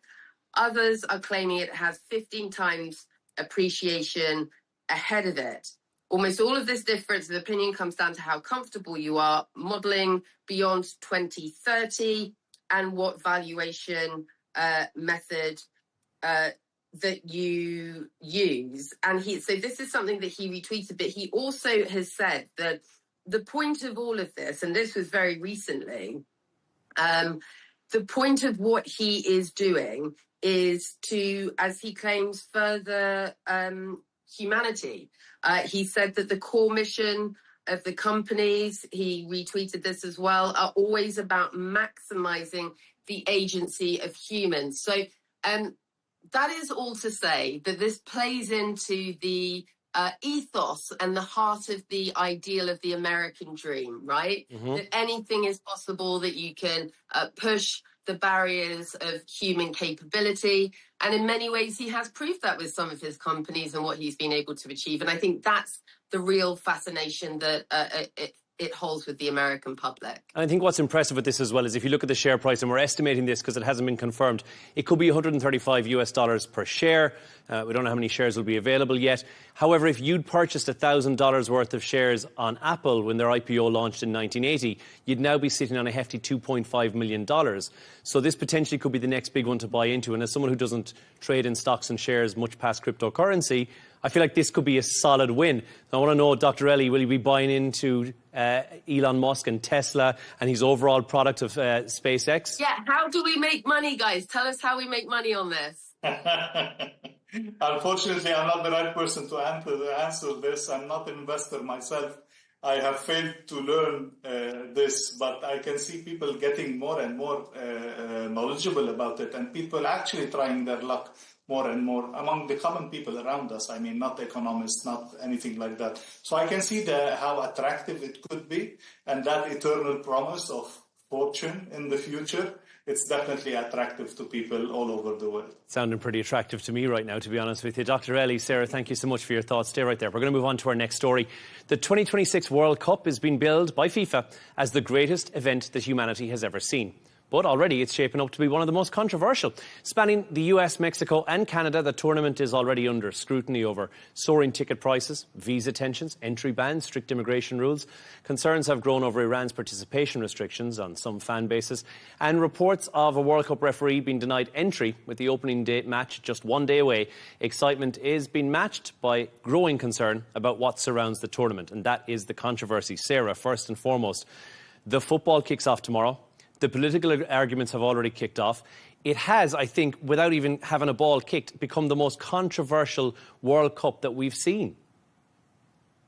Yes, it has, and it runs contrary to what FIFA was hoping for this World Cup. They wanted it to be the biggest, most memorable, most inclusive World Cup, the biggest tournament and most inclusive tournament in history. It is 3 countries, 48 teams, 104 matches. Wow, it should be huge. But of course, you've got the developments around the world and the ongoing issues when it comes to America and their border policies. And so actually, whilst FIFA itself might have this goal of it being inclusive and the most memorable tournament for those reasons, I think there is a real risk, given the situations we've already seen playing out, the Iranian team having to stay in Mexico ahead of their matches, the US immigration border policies being looked at very closely in relation to who will be allowed in, and the fact actually even that the visa system here, because of multiple government shutdowns, has had some issues, is slow running. I think there is the potential for the World Cup to be remembered for the wrong reasons here. It's known, I think, as the gentleman's game, right? Football, that's what we call it in Britain. So right. I think we're going to have to maybe think of a new name for it, depending on the outcome of this World Cup. I want to point out as well, and we mentioned earlier on the Somali referee who was denied entry, that's Omar Artan. He has been denied because they've apparently discovered evidence that linked him indirectly or directly to terrorist organisations, which is the reason why. So one might argue that the US are actually doing their job effectively on making sure that no terrorist attack would overshadow something on such a world stage as the World Cup. But what is tricky about this, Dr. Ellie, is we have a host nation who, and I think this is for the first time ever, they're in a conflict with one of the participating countries. So that is creating this unavoidable political backdrop for the tournament that's going on all the time while we're just trying to enjoy the game. Well, definitely. I mean, countries in conflict in general, we've seen that. Countries that have issues, we've seen that. But in a direct war confrontation, like the case between the US and Iran, probably that is a first. Although we could probably go to World War II and the issues around that. But anyway, in recent days, put Trump's name and put the FIFA's name. These two are so controversial on their own to all of this, and to complete the image of how controversial this is happening.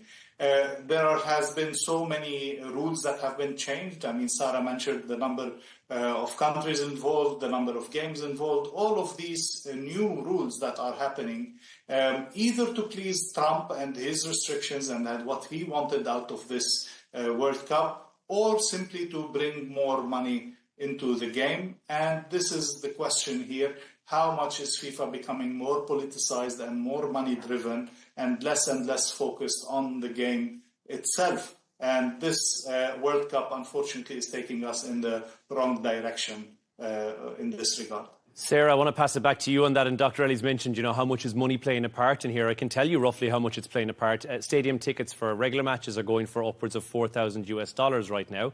And that's for your regular seats. That's not sitting in the posh boxes at all. This does seem to be unattainable for a lot of the fans. Those who can make it in to the country who have been approved visas, they may not even be able to afford to buy tickets to go and watch these games. Yes, that's true, Jono, and I think it'll be really interesting to hear from viewers. I hope they get in touch and comment under this about what they're experiencing with this. I, for one, have drawn the short straw in my family because we are half Turkish. My husband is Turkish. Turkey are in the World Cup. Ole, ole, ole, ole, champion.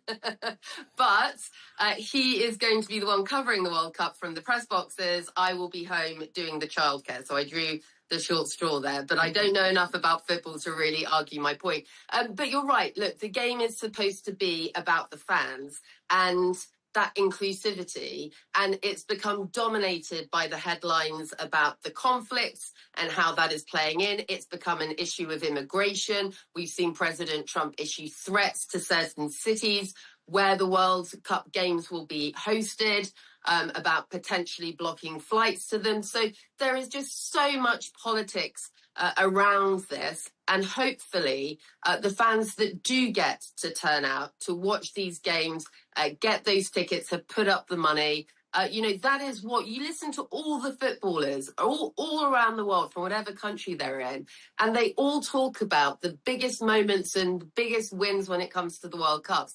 The experience of being in the stadium and pleasing those fans. Now, for me personally, I think I've made it clear who I have got my money and hopes on. But, that's at the heart of all of this. And so there is a hope, I think, amongst fans that the politics can be put aside and the game can be focused on, and the footballers can be allowed to get on with what they do best, which is providing that fierce matches, the battlefield, sticking to the football pitch for the duration of the World Cup, hopefully.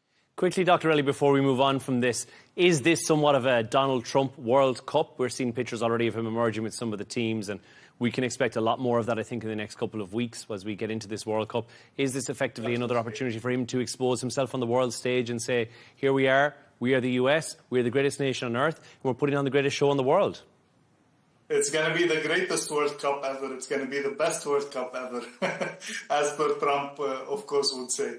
Definitely, it's going to be memorable. I mean, it's the first one with all the new rules, but it could also be remembered for all the controversy that we're mentioning, including what you mentioned to me before the show, Jono, that, for example, the first game of Iran is attracting very, very big attention. And hopefully not for the wrong reasons, because it's not the value of the game that's going to happen, but the value of who's playing it. And I wonder what are the inclinations or the interests of the people who are buying the tickets of that match. Thank you so much, Dr. Ellie and Sarah, for your thoughts on that. Kick-off, of course, is tomorrow. We'll cover the World Cup in more detail then. But now it's that time of the show where Sarah and Dr. Ellie have chosen two of the quirkier stories of the day. Both have brought animal stories to the table. Dr. Ellie, first of all, to you, a cautionary tale is what you bring to us. This one's for holiday makers who may be lost in their mobile phones instead of enjoying the moment. Exactly. I mean, so many times we've done this, all of us, but we've got so attentive to our phones, so attracted to our phones that we've lost track of what's happening around us. At the same time, missing all the great opportunities that you could have on a vacation. But in this case, it's a very dangerous situation that these people were completely unaware of. So on their safari, as they were relaxing by the pool, they were so attached to their phones that they couldn't even see this baboon coming very close to them, eating from their plates, eating from their table and their food, and they are completely unaware of it. And we have to remind that this is one of the strongest and the most dangerous kinds of monkeys that are there. And in the wild case, it could be definitely doing some harm. But look at them, I mean, completely unaware of what's happening around them, until gladly the people from the place that they were in had to interfere and show it off to avoid any harm happening. Well, I think this is again one of those examples where humans get into an area which is, like, it's South Africa, this is their natural habitat, this is their home, and you've infringed upon it. And I think, Sarah, the lesson to be learned here is that maybe we should probably just stay away from where the animals are enjoying their moment. And if we are going to get into the area, expect the consequences. Yeah, I mean, I agree with that, Jono. I think respect the wildlife. They're always going to be welcome at my table. I think you personally have had a run-in, have you not, with with an orangutan? No, it was with a baboon, actually, in Uganda, where I didn't hear him approach from behind and tried to get one of those iconic photographs, and had ignored the calls from everybody to say, you know, there's a one behind you, and the baboon came up behind me quite quick. And then I was told to stand your ground, and apparently if you puff up your shoulders, they'll back off, which did work. And luckily, I've got no war scars to prove that I've been attacked by a baboon. Sarah, you are, as we've mentioned before, our chief animal correspondent, as well as being our Washington correspondent. I think a lovely title. Put that on your LinkedIn. You're bringing us a story of Bruce Almighty. Bruce Almighty, Jono, I love it. Yes, this is Bruce the Alsatian, who had ended up getting dragged out to sea in the UK. He was on a kayak. His owner had tried to swim after him, but as anyone who's been in the UK waters know, it can be very, very rough. So the owner realised very quickly he wasn't going to be able to reach him. Went back shore, called the Coast Guard. There was this multi-vessel operation launched. It was actually, I think, a tour boat that ended up picking him up. And I hope we've got the video for you guys. We do. We actually do. We can give you the full video as well. You can have a little look at this so you can hear it in all its glory as well. Hello, buddy. Hey, buddy. How are you? Hello. We've got a dog. Halfway. How you doing, buddy? Oh, halfway between, was it Megston and Wamses? You're about to head off to Longston and then Norway. Boy! Hey, you did very well staying calm, though. How are you, buddy? You're the goodest of boys. Did you know that? You're the goodest of boys. You're okay. We're going to keep you nice and warm, and then we'll get back down to the harbour, okay? Yeah? Yeah, have your drink. Have your drink. You're such a good boy. You're such a good boy. Get that back on you, hey? Stay nice and warm, yeah? Oh, my God. I guess it's safe to say he hadn't mastered the donkey paddle, Sarah, but it's a beautiful clip. Guys, I'm sorry, the goodest of boys. It just describes every dog, Jono. I know you have dogs. Every dog under the sun. We are so lucky that we have dogs in this world. They just make the world better. Guys, I have to throw you a very quick curveball before we end, because I've given away who I want to win the World Cup that's kicking off. I think there is a right answer as to who we should be rooting for, right, as we're on Arabiya English. So who are you guys looking to be supporting during this World Cup? I believe contractually obliged to support Saudi Arabia, I believe. But Dr. Ellie, I'll let you take your pick. I think I know where you might be going to home turf for yours. No, definitely. I mean, we have 8 Arab teams playing, and definitely Saudi Arabia is one of the strongest ones. So definitely to be followed. I also have to support Australia, of course, who is playing. But for the best chances of winning the World Cup, I always hope, although I've been disappointed so many times over and over, I would support the Netherlands usually. But this time, actually, England is looking very good also. So maybe 60 years after. Dr. Ellie, please, let's not fall out. Let's not get into that conversation. We had a lovely show. Let's not finish on bad terms. I want to Saudi Arabia, that's what we say. It's not coming home. Just to clarify once again for the 3rd time this week, it's not. A massive thanks to our guest tonight, to Washington correspondent Sarah Firth and Professor of International Relations expert Dr. Ellie Cohanim. Thank you both so much. And that's all from us on W News Extra for tonight. Don't forget, as always, you can subscribe to our YouTube channel and follow us on X. GNT with Tom Burges Watson is on the way next, but goodbye for now.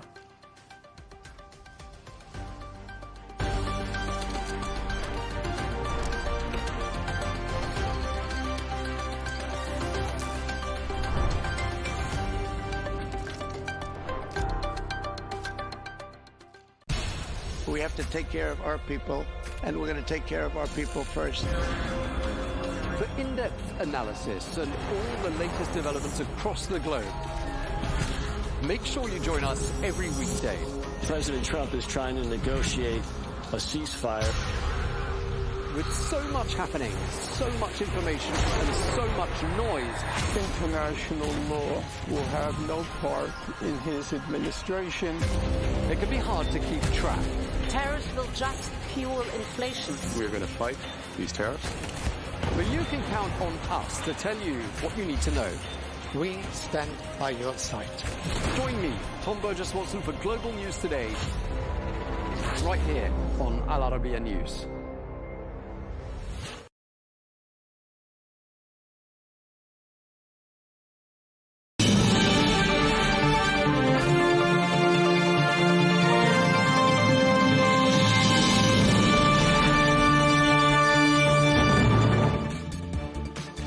Hello and welcome to Global News Today, bringing you exclusive interviews with leading experts every weekday here on Al Arabiya English. From our headquarters in Riyadh, I'm Tom Burges Watson.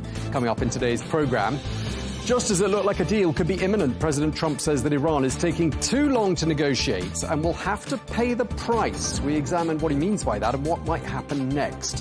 While keeping his options open, the Iranian President Masoud Pezeshkian says his country has neither abandoned the battlefield nor the negotiating table. And a World Cup referee from Somalia is denied entry to the United States. We ask why. All of that to come in Global News Today.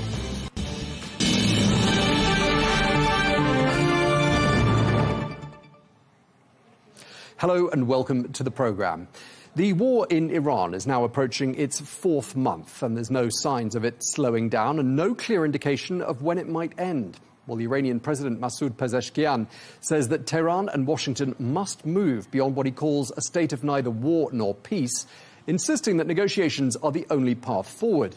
But President Donald Trump says that Iran has, quote, taken too long to negotiate and now has to pay the price. Well, the war of words comes as fighting continues. Iran has accused the United States and Israel of repeatedly violating the ceasefire and says it's launched retaliatory strikes after coming under American fire. Well, the U.S. military says its own strikes were a response to the downing of an American Army helicopter. Well, Malcolm Nance is a former U.S. Naval Intelligence officer and host of the podcast Black Man's Spy. He joins us from Montreal in Canada. Thank you so much for joining us, Malcolm. Always a pleasure having you on the programme. I just want to start by asking you where we are, because on Tuesday, President Trump said, quote, we're in the final throes of what will be a very, very good deal, he said. But then today, he's saying the bully of the Middle East is dead. Iran's taking too long to negotiate. Now it's going to have to pay the price. What do we read into all of this? Yeah, well, I think that this is a wide arc of Donald Trump's, how can I put it, unspoken desperation to get a deal in the Persian Gulf. And I'm going to say that for this reason. One of the most factual things that we've seen that shows Trump really needs this war to end is when he made his comments to Benjamin Netanyahu about was he out of his mind and he needed this war to stop and that he wanted to cut this deal. You know, we're about to go through an oil shock in the West that is going to be worse than anything that's happened in this war. Trump now feels that. He's beyond his political mentors coming out and advocating him to be on the side of Netanyahu. That being said, Trump still has to project the image of power in both directions, right? He has to pretend like he's really going to have a great deal, and then he has to project power using U.S. forces to show that he's not to be pushed around. He even threatened Benjamin Netanyahu's career over fighting in Lebanon.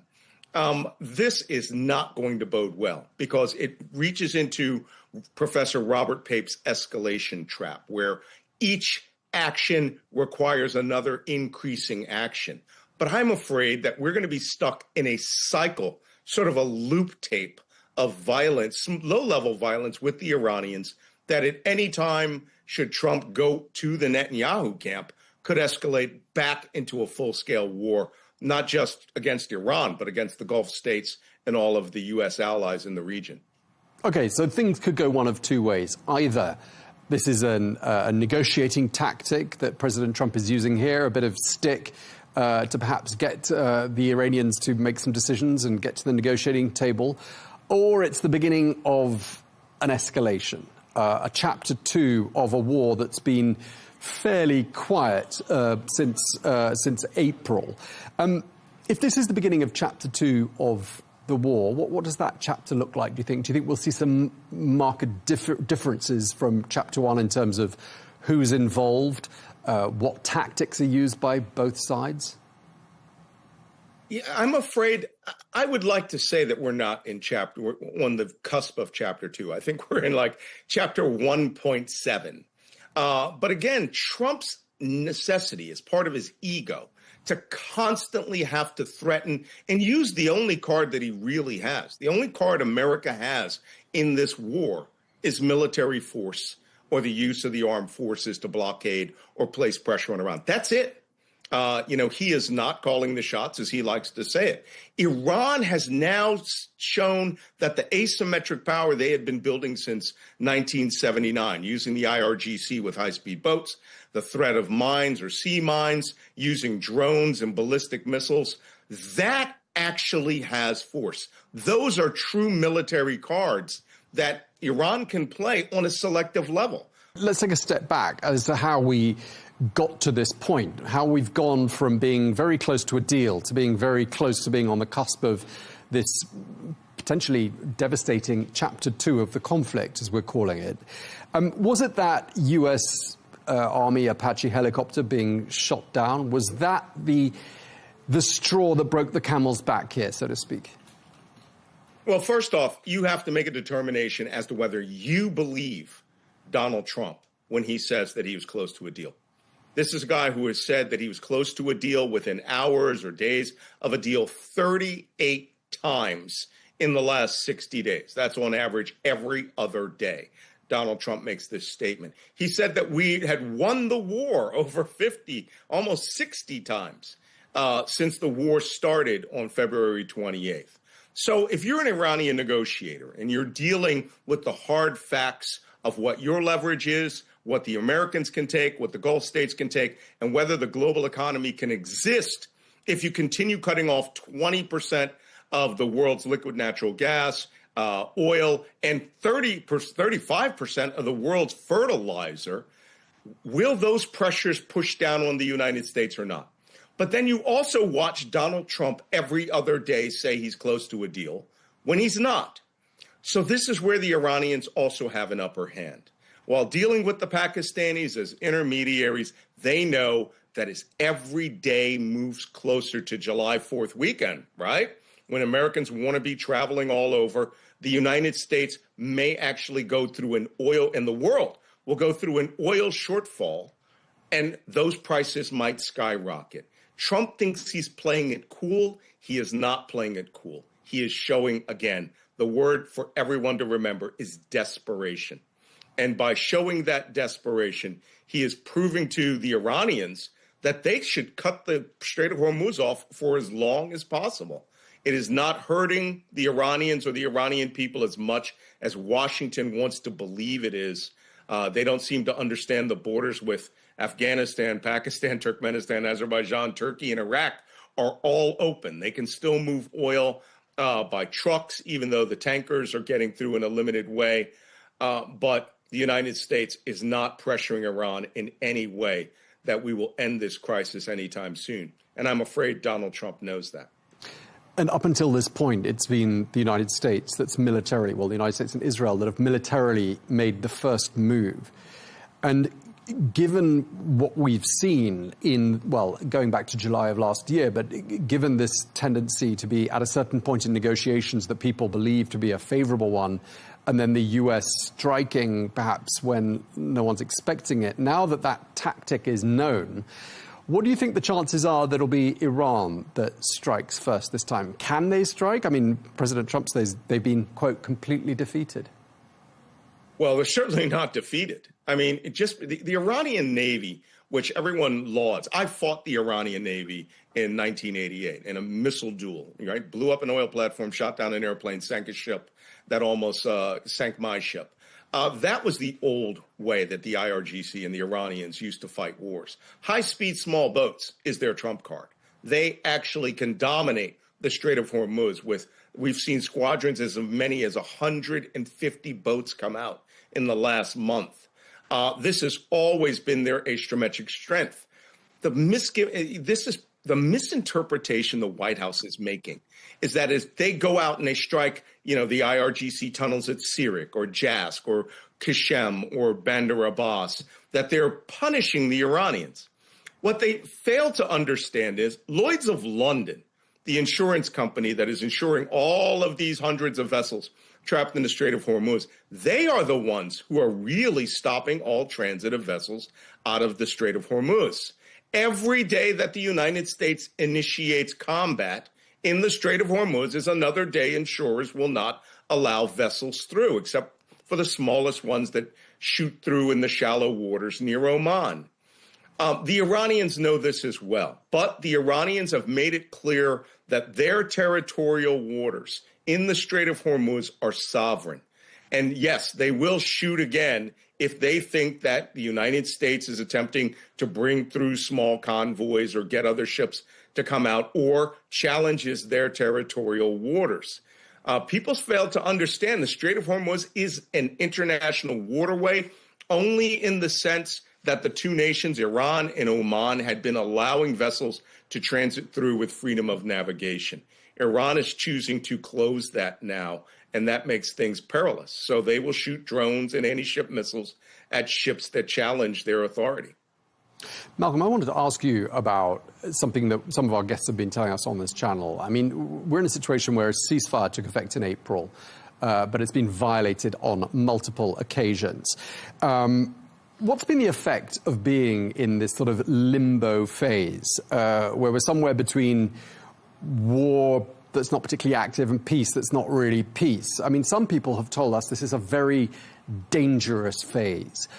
Do you think it's dangerous? Why do you think people think it's so dangerous? It's dangerous because it gives the false hope to one or both sides that they're going to come to an agreement that will allow them to stop the shooting. I think the Iranians, this is horrible to say, but the Iranians are far more sanguine and are behaving in a far more mature manner with regards to the negotiations. They want this deal. They're going to get a better deal than they had under Barack Obama's JCPOA. They were only allowed to enrich 3.67% uranium, and they turned over to the Russians a couple of hundred tons of uranium and uranium ores and yellowcake. And now they have 60% enriched uranium, thanks to Donald Trump, for tearing up the JCPOA. On the White House's side, they are so adamantly desperate right now. They are so ready to cut a deal.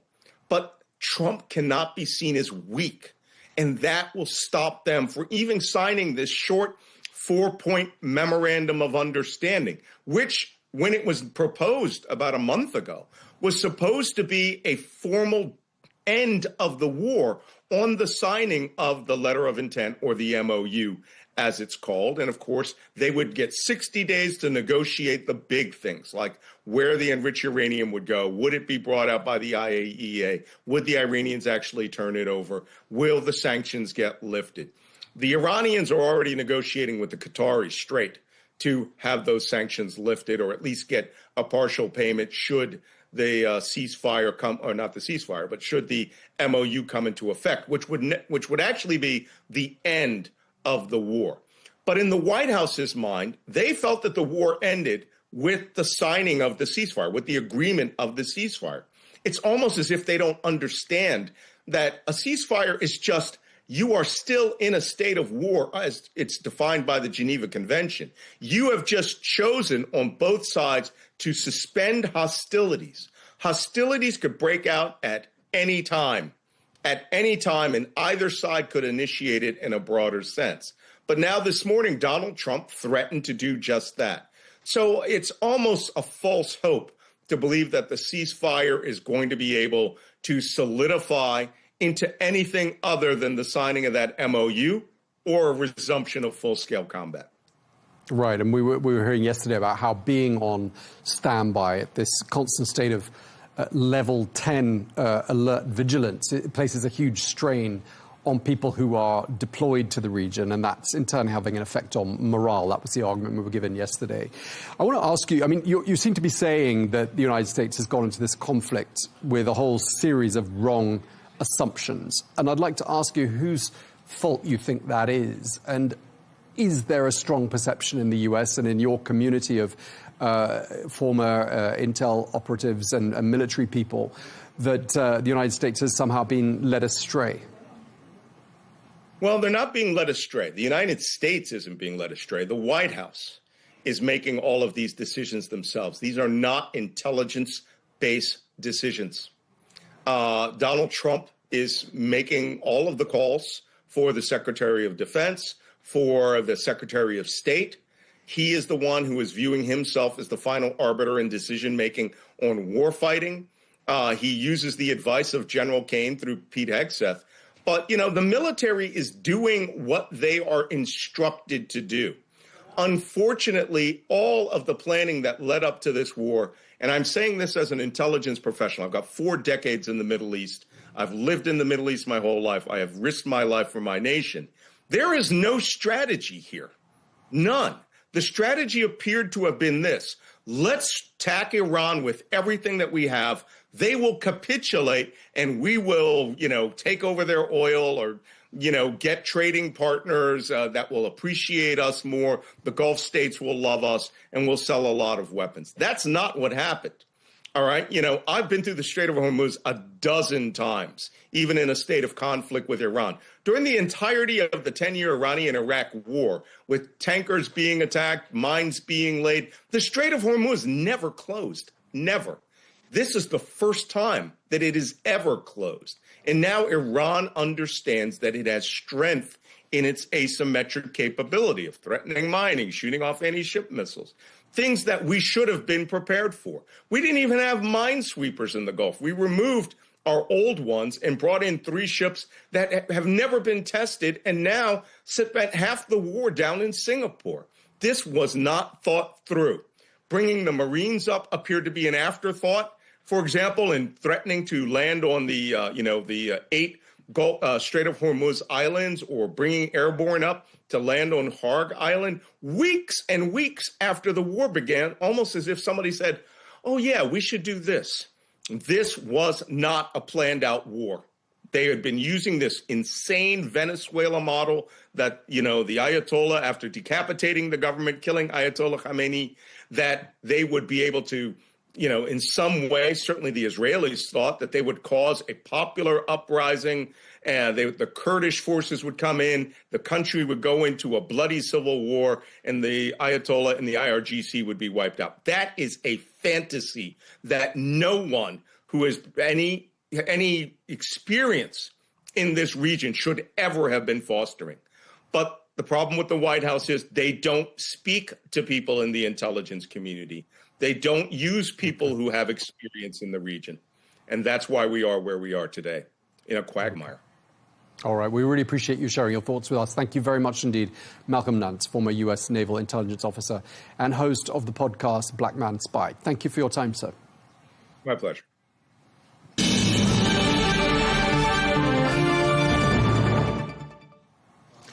Now, to what is set to be the biggest sporting event of the year. I am, of course, talking about the World Cup. Well, as fans around the world prepare for celebrations, passion and national pride, politics is proving hard to separate from the game. Well, a controversy has erupted over the U.S. decision to bar a referee who comes from Somalia, Omar Abdulkader Artan, who's been prevented from entering the United States just days before the tournament. Well, the Trump administration is defending that move, saying that the referee has links to terrorist groups. Well, Artan, who was named Africa's top male referee in 2025, would have become the first Somali to officiate at a FIFA World Cup.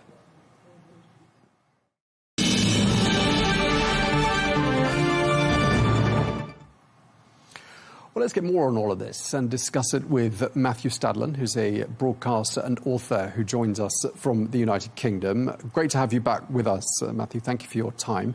We're also joined by Amanda Mackie, who is a Republican strategist and lawyer who's joining us today from Washington, D.C. Amanda, why don't we start with you? The White House says there's a good reason for denying this referee, Omar Artan, entry to the country. I mean, how strong is the evidence? Well, we haven't really heard the evidence. We've only heard from Andrew Giuliani's son, who is the spokesperson here for the game. And basically, he's just said that there's derogatory information. He backs the information and he backs the decision to not grant him the ability to come to the United States and be a referee. Obviously, this is causing a lot of consternation in the worldwide soccer community.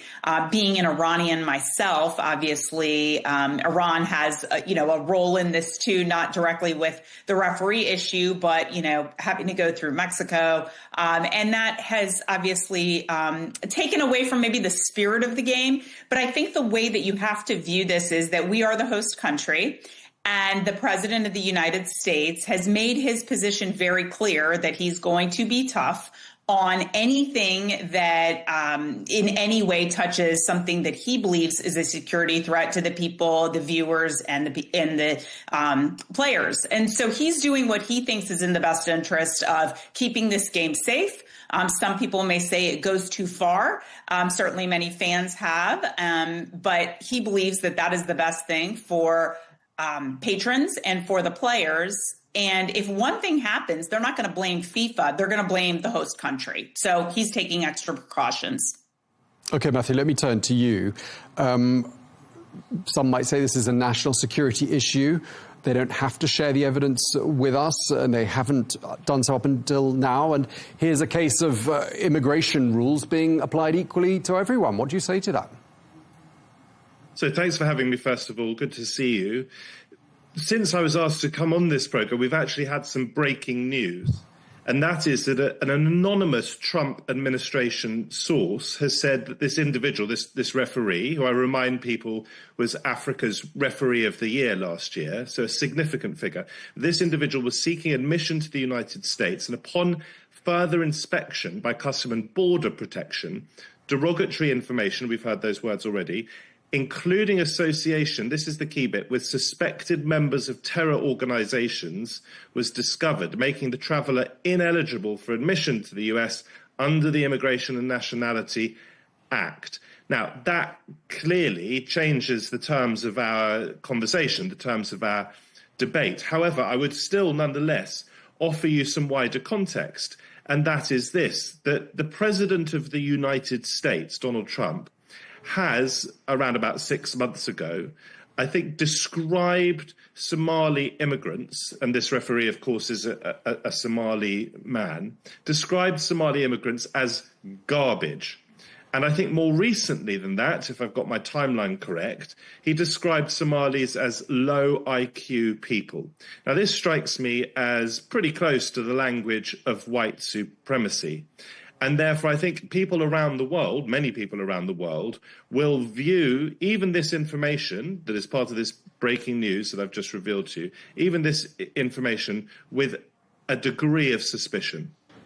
OK, well, congratulations to you for breaking that news, because you're ahead of the curve. I haven't seen anything on any of the alerts on any of the wire services yet, so we'll keep a close eye on that. But let's discuss some of those thoughts you just put to us there, Matthew. I mean, Amanda, what do you make of this? I mean, these comments made by the President of the United States about an entire country and its people, and just to add to what Matthew was saying, he's described Somalia as barely a country. I mean, what's he trying to achieve saying things like this? Well, President Trump is really good at playing the game of politics. And right now in this country, this is a widely popular issue about what the Somalis have done, the fraud that has been committed in the Minneapolis-St. Paul community. And so a lot of Americans are very unhappy is an understatement, but they're very concerned that Somali nationals could be funding money back to terrorist organizations like al-Shabaab in Somalia using federal and state dollars. And that's very offensive to the American taxpayer for obvious reasons. President Trump is just pouncing on that opportunity to say these people have done vile things, and then he takes it farther to say these are vile people, these are low IQ people. And it wasn't even 6 months ago. I mean, I think it was just a few days ago that he has made such comments. Obviously, we're doing a widespread investigation of this. The Vice President of the United States has been tasked with this, and it's very egregious to the American people, Democrat, Independent, Republican. So President Trump is taking an opportunity to maybe take a shot. Some would say maybe a cheap shot. But either way, he knows that the American people are upset and unhappy about this. And so he's making his voice known, and he's being vocal about it, maybe to an extreme, some people would say. But I think the bottom line, when you talk about what's happening right now, and again, as someone who, was born in Iran, and, it's hard to see things happen, when they ostracize particular countries. But if the United States is trying to do what is best to protect the American people, and in this case, the people who are going to be enjoying FIFA games, and it's certainly the players, President Trump's doing what's in his best interest. It certainly doesn't help that those comments were made, but also understand the context in the United States of the disdain that people have for what has happened in Minneapolis, in the Minneapolis-St. Paul area, with the widespread fraud that could potentially be funding terrorist organizations back in Somalia. Okay, let me just come back on that, if I may. Go ahead. That didn't sound like an unequivocal condemnation of what are clearly racist comments. Racism is when you take the actions of some, the alleged actions of some in this case, and you blur the lines so that you include their whole racial or ethnic group.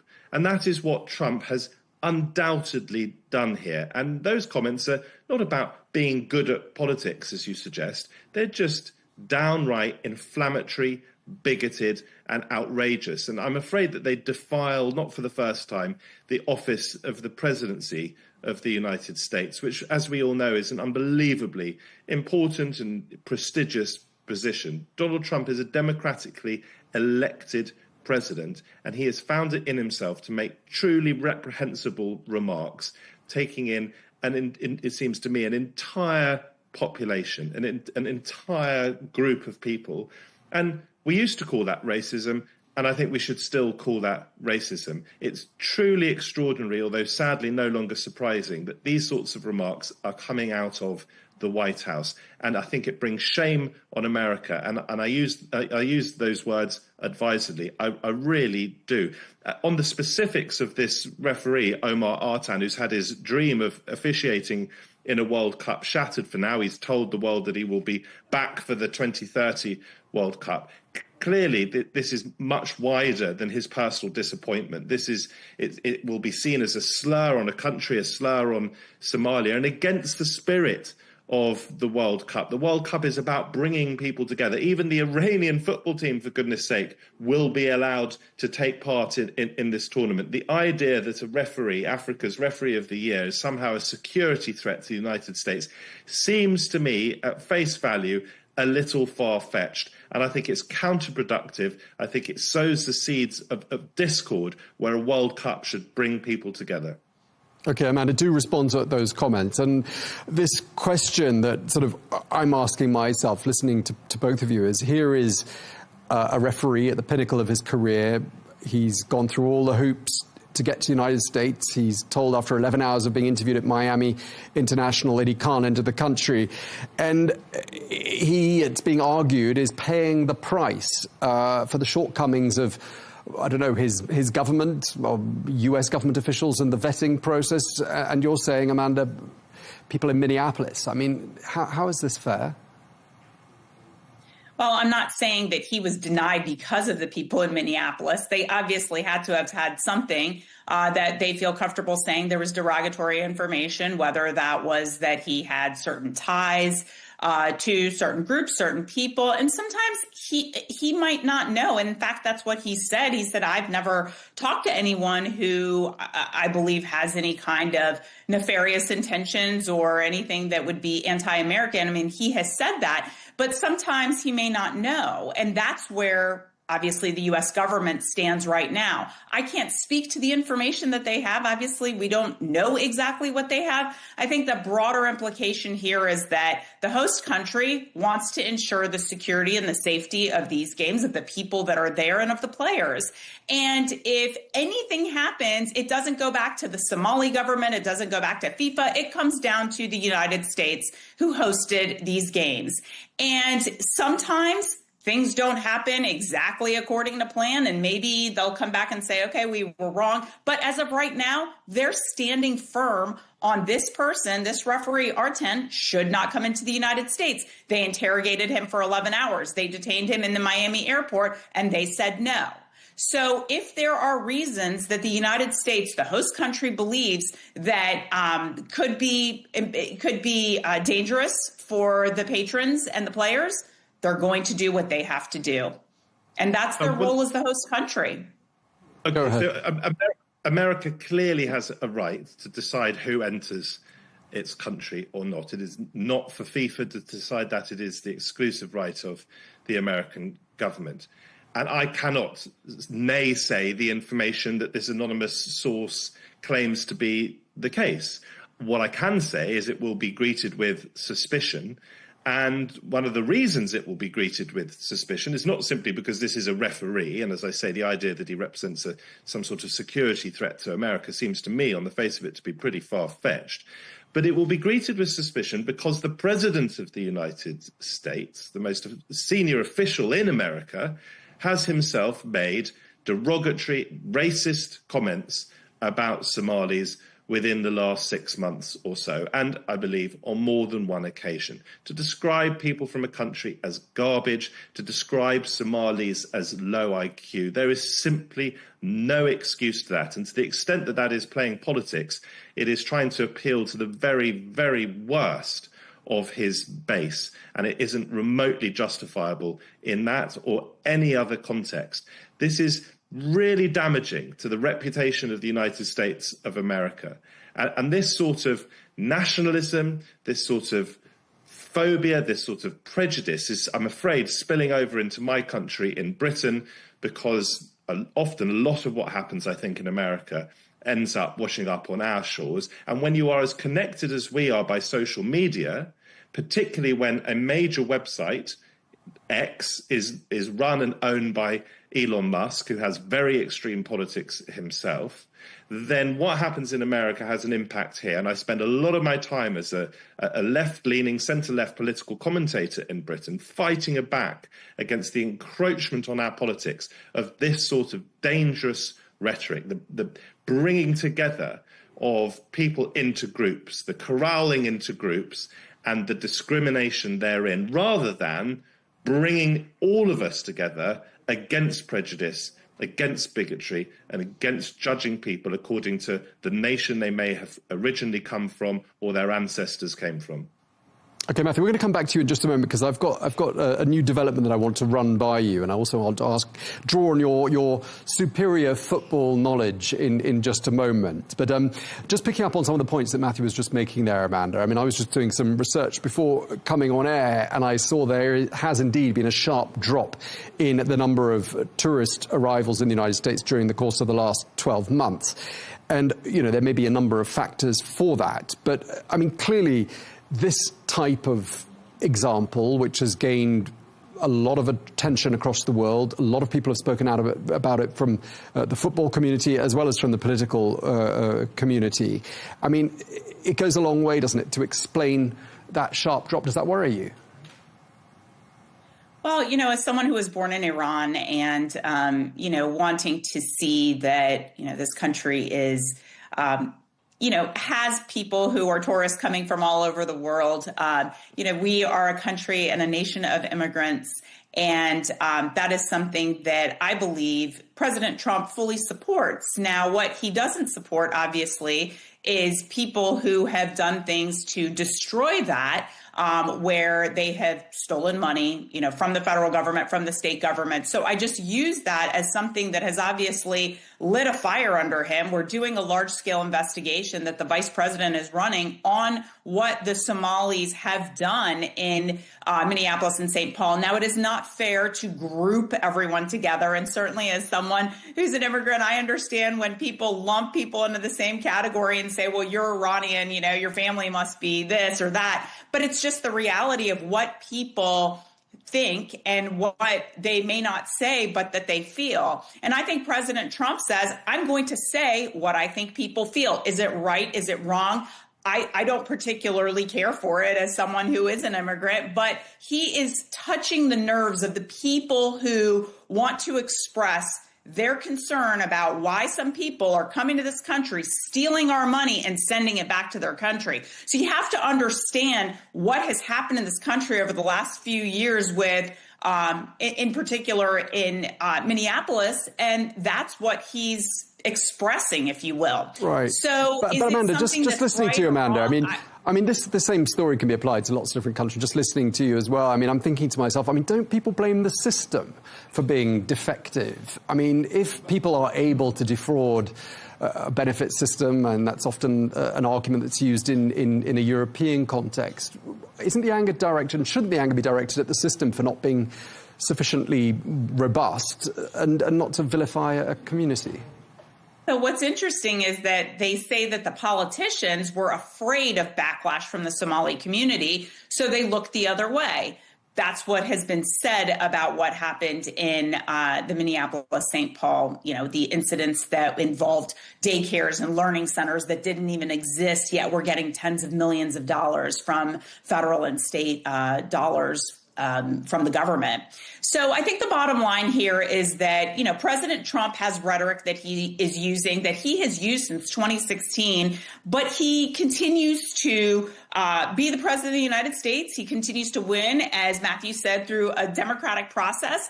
And he expresses the views of some, not all Americans, but certainly a large majority of Americans voted for him, that he won the election in 2024 with landslide, as many would say. The bottom line is that he's expressing frustration and concern.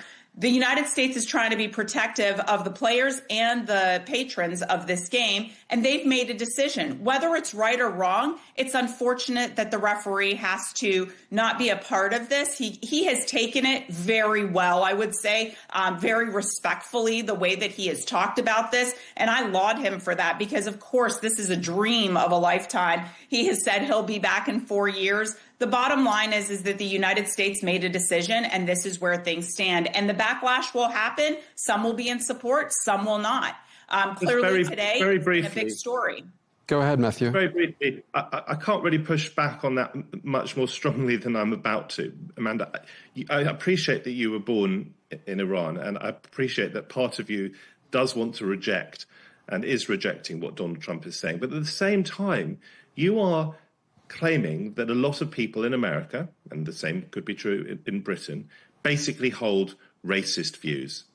And your response to that is that it is therefore reasonable, or just what he's doing, that Donald Trump is giving voice to those racist or bigoted or prejudiced views. He's just speaking up for the racists, essentially. And my goodness me, have we really sunk that far? I do hope that we haven't, because that is a dark, dark history that we're revisiting if we have. I didn't say that he's supporting racism. I said he's supporting what a lot of people are very concerned about, that their tax dollars are going back to Somalia. Yes, people are very upset about that. It's prejudice. It's prejudice. It's not prejudice. It's the human factor. If there are American Somalis or Somali immigrants who are defrauding the system, they will not by any means be the only people defrauding the system in the United States. You have said on this show that people feel and have prejudiced views. Not everyone, but a lot of people. And you have attempted to semi-justify the President of the United States giving voice to that prejudice. And I'm saying to you categorically that it is not the role of the President of the United States, democratically elected or otherwise, and of course he was democratically elected, to give voice to people's prejudices and bigotry. It is for him to lead the country away from that. But sadly, it appears that he shares some of those prejudices. And I, as I say, think he has brought deep shame on his office and deep shame on the United States of America. It's a wonderful country in so many ways, America. I've visited it many times. It is, in some senses, the land of the free. I'm a huge supporter of so much of what it stands for. But in this respect, Donald Trump, and in other respects, has seriously let down the country that he represents. OK, I want to ask you a technical question at this point, Matthew, because I think you might know the answer to this. It's being reported, and this report has been carried by Newsweek, that Canadian officials have said that the referee in question here, who's been denied entry to the United States, is welcome to officiate on the matches that are being played in Canada. And, of course, matches are being played in the US, Canada and Mexico. Given FIFA's tournament structure, is that a practical, workable solution to this issue, do you think, Matthew?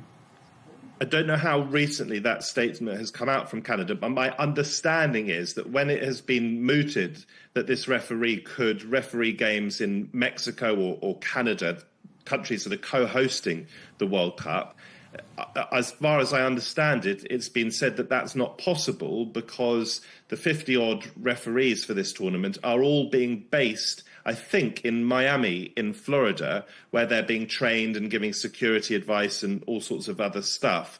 And therefore, it's not possible for a referee to base him or herself outside of that camp, outside of the United States. That's my loose understanding. Whether or not that changes, I don't know. But I suspect, because the referee in question, Omar Artan, has now returned to Somalia, to something of a hero's welcome, we should say, unsurprisingly, I don't see this turning around. I can't see there being some sort of last-minute reprieve. That's my loose understanding and my prediction, but I may turn out to be wrong. OK, we appreciate that. And indeed, he did get a hero's welcome. Saw the pictures myself when he got back home. I'm being told we're out of time. I'd love to talk to you both for longer. It's clearly a topic that we could talk about for a very long time. But you've had the last word. Matthew Stadlam, broadcaster and author, joining us from the United Kingdom today. Thank you very much indeed. And thank you as well to Amanda Mackie, Republican strategist and lawyer, who's joined us from DC today. Thank you both very much indeed. Thank you.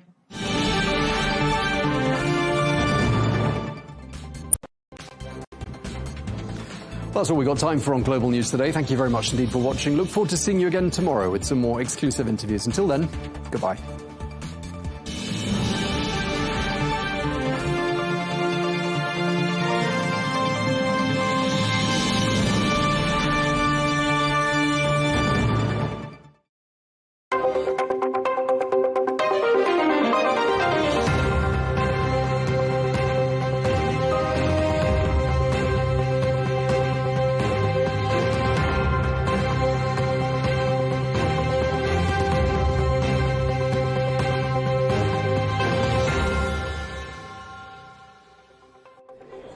Hello and welcome to this special interview here on Counterpoints with me, Melinda Nucifora, coming to you from the Africa CEO Forum in Kigali, Rwanda. Well, headquartered in Cairo, the El Soweti Electric Company is an energy solutions leader. In just about 3 decades, the company has transformed from a family-run cable company into one of the world's leading providers of integrated infrastructure solutions. So I'm pleased to be joining the CEO and President of El Soweti Electric, Ahmed El Soweti. Thank you for joining us here on Counterpoints. Thank you much. Thank you. Day one of the Africa CEO Forum, and we've already heard quite a firm call to action. The speakers in the opening session were really championing this idea of Africa's potential, but the need to propel the continent forward. They've been highlighting the importance of development and in particular ending things like the exploitative resource extraction deals, and the importance of energy transition. What did you take out of the opening session, and how do you think El Saudi Electrics plays into that call to action? Really, of course, thank you much. I've been several times before in the CEO Forum. I love it. The quality of the people here is really different. Yes, organization is nice. And it's only 2 days. Of course, there has to be more, but really it's very condensed. We are an energy provider and solution provider in all worldwide, but also focusing on Africa. Africa for us is one of the main continents because we are an African company. At the same time, the opening of the sessions was really beautiful, very nice, encouraging, more energy. But of course, we can do a lot in Africa, as we are doing. Because Africa, they need energy, and they need a lot of other things for the next 100 years. But it begins with energy and with electricity. Because without electricity, nothing is there. And we can see in the whole world, everywhere, electricity is number one now. For data centers, It seemed to be, though, in that opening session, yes, there needs to be interest, yes, there needs to be investment, but it needs to be the right kind of interest and the right kind of investment. Do you think you'll see a change in the way energy and energy solutions are partnered throughout Africa? So it's not just a matter of extracting the energy, but it's going to be an infrastructure build here. Yes.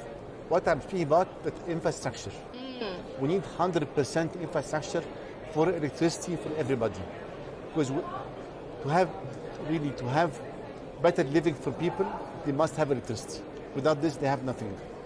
If you want to make jobs, which is the most important for every one of us, to have a nice job, you need electricity. But for doing this, there is a big change happening in the infrastructure and in the electricity worldwide, and it will begin from Africa. By the way, the Julius Nyerere hydropower plant in Tanzania is one of the largest infrastructure undertakings, and also something that your company is directly involved in. In terms of this year's forum theme, scale or fail, even though you're talking about smaller projects, do you think there is a need for magnitude, for that sort of scale and that cooperation across the continent if the continent is going to succeed? Yes, you're right. I was speaking about small power stations and small things, but if a country have already have their own infrastructure, and the infrastructure is built, and they lack big power plants or big energy, there is no way except to put conventional, let's say 1 giga, 2 giga, 3 giga power station, or hydro plant. And really, we as a company, we love very much to work in things which have big impact on the continents and big impact on countries. And this Julius Nyerere hydropower plant have huge impact in all Tanzania and the countries around. Especially that the cost of energy will be much less. This is the project for the next 50 years. It's over 2 giga, which is really a lot. It can give a lot of jobs for a lot of people. It can change the way of education, of health, of industry. Because even we invested a lot in Tanzania on factories, like cables, transformers, other things, because now there is energy and there is a lot of potential for improving the infrastructure, improving transmission, distribution. And if you're talking about distribution, transmission, that is obviously internal in individual countries, but do you see the need also for more cross-border cooperation?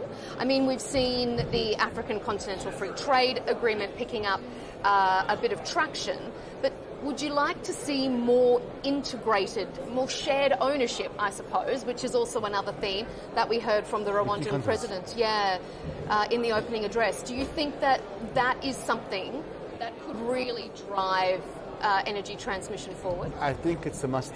We can see it in the Gulf. the interconnection in the Gulf, and they're pushing more and more.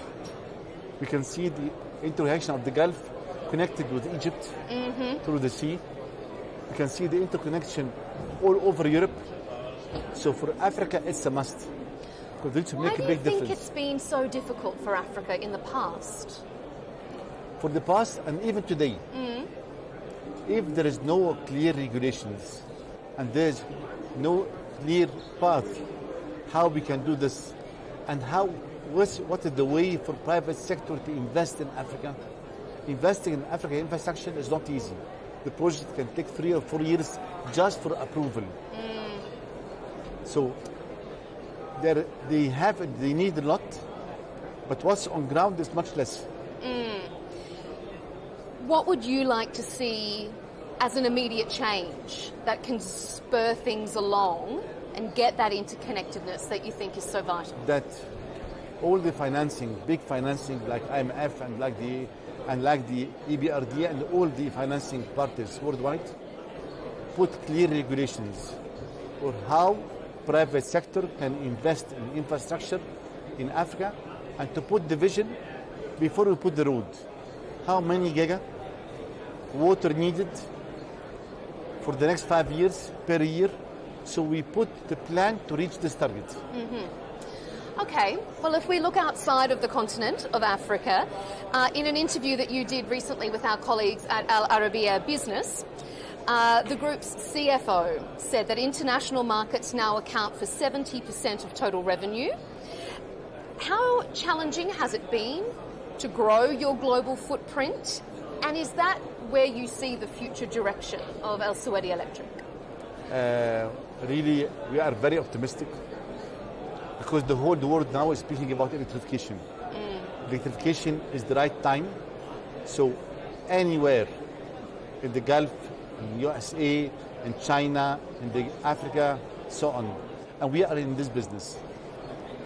It's a challenging, yes, but our main target now, or how we do it, we focus a lot on the people in the company. We recruit a lot of young generation. We train them very good. HR and developing personnel in our company and around is one of our main focusing. And because of this, even as a company, 100% of our CSR is focused in education in Egypt and in all the countries we are working at. Because we believe that to begin, education is number one. I was going to come to education in a little while, but because you've raised it in such a succinct manner, let's talk about it a little bit more. Because if we look back at Africa, African youth population is expected to account for 60 to 70% of the global total by the end of the century. And you are obviously very passionate about education and about youth development.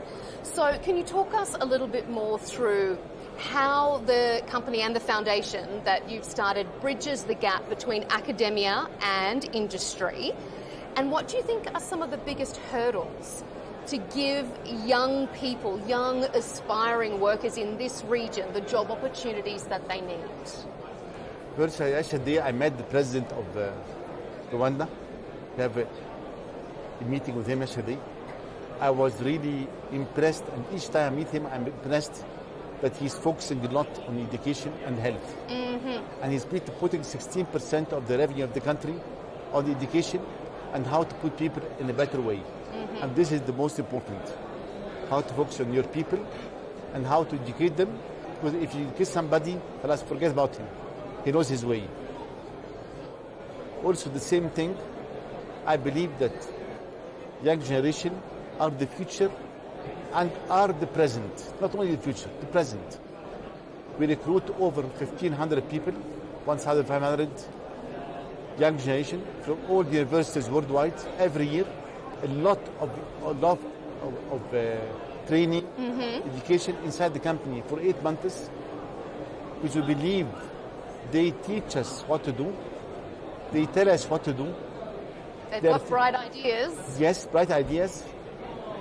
And to be surrounded by young people and also experts with a good knowledge and good experience is important to have the mix.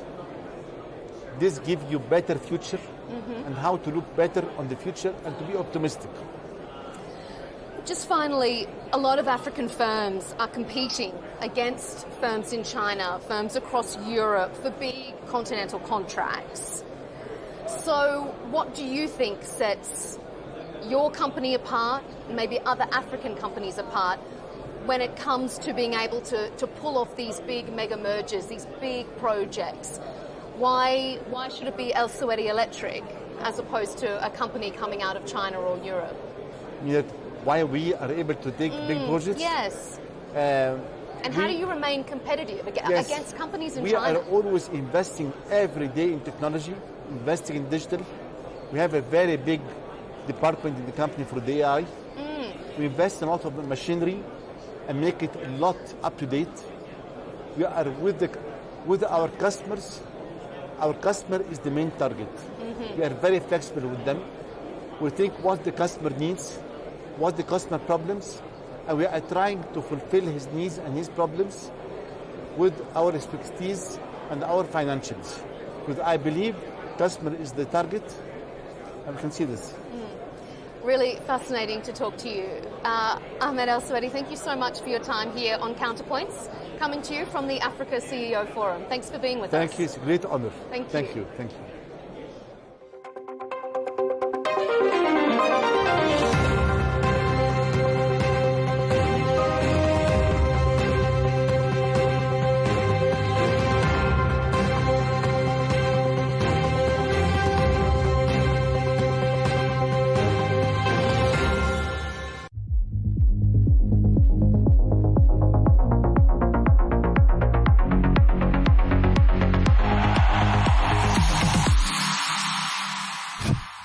You can come with all the formations and tactics in the world. They don't like you. They're not going to run.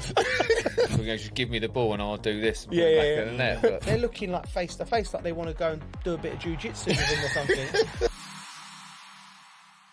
Yes, boys, great to be back. I think we should start at Arsenal, an absolute massive, pivotal game, in my opinion. In the London derby, they beat Chelsea. Arsenal are now 5 points clear, but City have a game in hand, so it's still really much in the balance. But it felt, Bridgie, like a big win for them, didn't it? oh, it's massive for them. Yeah. It's, you know, they've obviously struggled to win anything over the last few years, but you think something has to change at a point. If, you know, learn from their lessons. So, you know, I was devastated day one, to be honest. Yeah, I know. Do you know what I mean? They're playing Chelsea, and then I don't want them to win the league. I know. But I'm like, is there something they've got this time where they've got a little bit more of a winning mentality and can see games out? I know what they got. You read my notes. Go on. What have they got? They got set pieces. Yeah, that's what. Yeah, that's what they got. 16 goals from set pieces, the top in the league, and it does feel like that, doesn't it? When you're watching the game, and there was like. It was almost like, remember when you used to play against Stoke or your Boltons and used to get like a free kick, and everyone was just stop, everyone goes stop, and then and everyone gets set up and you're playing against it, and you prepare all week against a Sam Allardyce team or a Tony Pulis team. You go, right, we know this is going to happen. If we concede a foul in the midfield, someone nicks a foul, there's no chance of them going, right, let's get it on and play. They're stopping it, setting it up. You're jogging back, and it's getting shelled into your box. So it's not quite 1990s Sam Allardyce and Tony Pulis and that, but I remember once seeing Declan Rice calling over. Who took the throws from the left? Was it Hincampi? Who's got the throws at Arsenal? Anyway, like calling over for it was a really long throw, and they're all just on it, the lads, aren't they? Yeah. Do you know what it is like? See, like Sam Allardyce days, Tony Pulis definitely. Yeah. It's just one of those things where it was the norm. Yeah. So when we play those teams, and there'd be a few of those type of teams. Yeah. You'd set up in training. You actually practice it. Practice how to defend against it. Yeah. And you probably had the players as well back then with the physicality to be able to handle it. Do you know what I mean? Now I think the players physically probably just not. They can't handle being roughed up like that. So when I see Gabriel dominating in the box, and heading it back across goal. And then obviously it's a free for all there. Right. and it's come off the defender and gone in, right? Yeah. But that first contact, you've got to actually put him off at least. But they didn't even. Chelsea didn't even have that physicality to be able to do that. Didn't know where he was, and he came round the back, and then he had a free header to knock it across the box. I think the physical side is quite difficult though, because you know what it's like these days. Penalties can be given a lot easier than what they were. Yeah. But I also think the way the man marking it, I think it's quite hard. Yeah. And especially when you've got people who are man marking, So and what they're would you looking at the rather? man, Yeah. and they're not even looking at the ball. Yeah. So I'm like, it's so if you were looking at No, me, but it's so easy to Arsenal just do a side Arsenal do that more than Chelsea weren't doing that. Chelsea were trying to play the ball. So is that There's a couple of times that they didn't know. Yeah. But that is, for me, like let's go back to our era, right, and how you was taught to defend, right. If you was marking, it was open hand, so you blocking like that. If you grab that, you have to be careful. It's a foul, like that, and it's like always keep your eye on the ball and the man. So I think the big change now is referees are allowing. They're not looking at the ball. They're looking like face to face, like they want to go and do a bit of jiu-jitsu with them or something. So, and it's the martial arts, the comedy, but the comedy and the ridiculousness of it, right? The referee, you see him coming over to and he's like, none of this, and they're all like going, yeah. As soon as the ref walks out the box, they're just looking at him like, and they're like, grab it, and he's fighting. And we saw the example with Rice when he was just grappling. Yeah.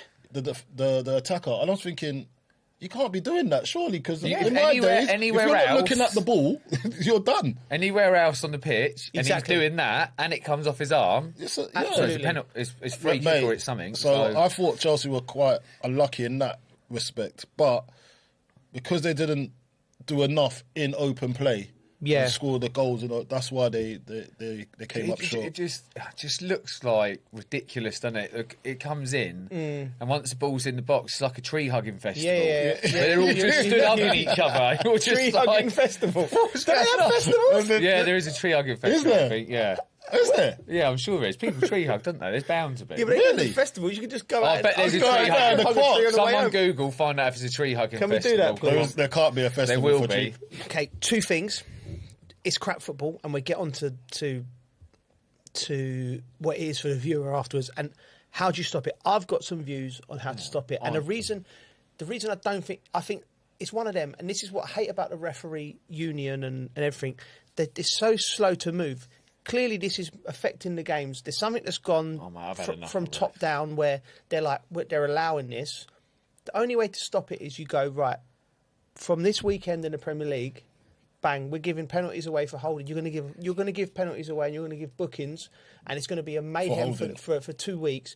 But after a week or maybe two, unless you're a really stupid player, you're going to stop. Yeah. Do you know what I mean? So that's my opinion on that. That's a good idea.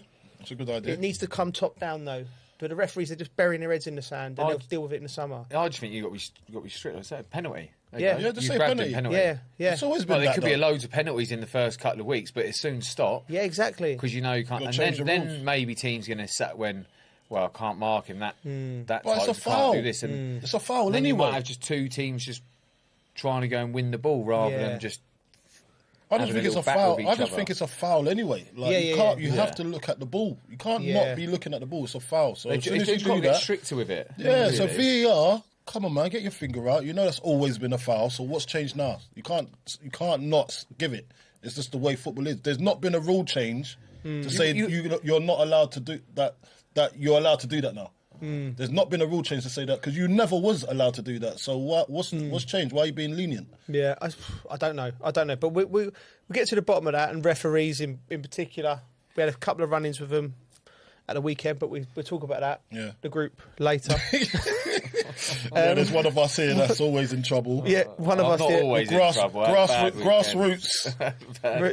Be aware of him. Okay. At the end of the day, it's not great football, is it? Nah, Coley, listen. It's. I think the way football's gone now is. I was looking at a stat the other day on how many players on the pitch get the most touches in a game, and it's become undeniable that the ball players, the ones that actually have the skill, the entertainment factor, are getting less and less touches.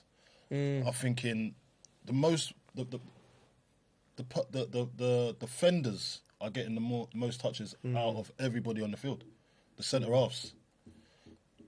And that's a problem. Yeah, that's a problem. Because they're not supposed to be the most technical. Yeah. They're not the most technical on that football pitch. But somehow they're getting the most touches on the football pitch on match day. Yeah. That's worrying. Yeah. And that's why we're probably seeing no flair, because the boys that actually have the flair... Look, remember we had Grealish that used to run games for Aston Villa. Yeah. We used to have all types of... We saw Morgan Gibbs-White this weekend, when he's allowed to be free, scoring a worldie. Yeah. Do you know what I mean? We're not seeing enough of it. Remember, even when we look back, you talk about players that Harry Redknapp had in his squads, Sam Allardyce had in his squads. You always give a Kocher the ball. Always just feed him the ball. Yeah. No one's finding the top players in their team. Chelsea are trying to do it. You can see they're always trying to get Cole Palmer on the ball. But now I just think, because it's such a game where it's just efficiency now. Do you know? Don't turn over possession all the time, or else you're going to be probably conceding a goal, because that's how good the get. It's too much worrying. Let's let the game be free. Yeah, I agree with you there. I mean, let the game be free. But I do like the fact that when I played in France and I played sort of in the sort of midfield position, and you're always taught stay away from the ball, like stay in the pocket. So sometimes you'd be frustrated as a number 10 or a winger if the ball's not coming to your side. And I was terrible at it. I'd go roaming and trying to get on the ball. But then people would always tell me not to. Yeah. But I had a manager in France, in Lille, Rudy Garcia. He actively encouraged me to go and get the ball like off the centre half. He said, if you feel the game's that way where they're dropped off, he said, go and find the pockets. You know, like in the left-back position or right-back position. He's the first manager to do that with me. And I was like, he said, because I want you on the ball. Even if you're far away from goal, he said, you get the goal, you might try and punch it between the line and follow it and get a 1-2. Yeah. And I was like, so he gives you did he give me freedom? I was like, to express yourself. I was strong in it a little bit. I was going to get it off the keeper and everything, but it was beautiful. It was like, but we give him a yard, it takes a while. We played beautiful football, and it was like, it was a real joy and fun to play, and I'm sure the fans liked watching that Lille team. But you're right; it comes down. It's from the managers pushing. You know, when's the last player, say, Chelsea had? So Chelsea has Cole Palmer. They've always had Cole Palmer. They had Hazard. Do you know what I mean? Had yourself. You have had people that can express themselves on the ball. Man City. When we talk about David Silva. Well, he played for the best team who even though Southampton, they were a team of players that would give the ball to Letizia. You told me that your manager said it, right? It was a bit like, have you seen the Skate to Victory? Pele's in, and they're doing a team, so he goes, just give me the ball and I'll do this and put it back in the net. But, and what does that do for the team as well? The sense of direction. Don't get me wrong, we could go and get absolutely battered, and Tiz has played, and he'd walk off and still get a round of applause, and he ain't done anything. But he was that player that he kept Southampton up for seasons, you know what I mean, with all his goals. But I think with football,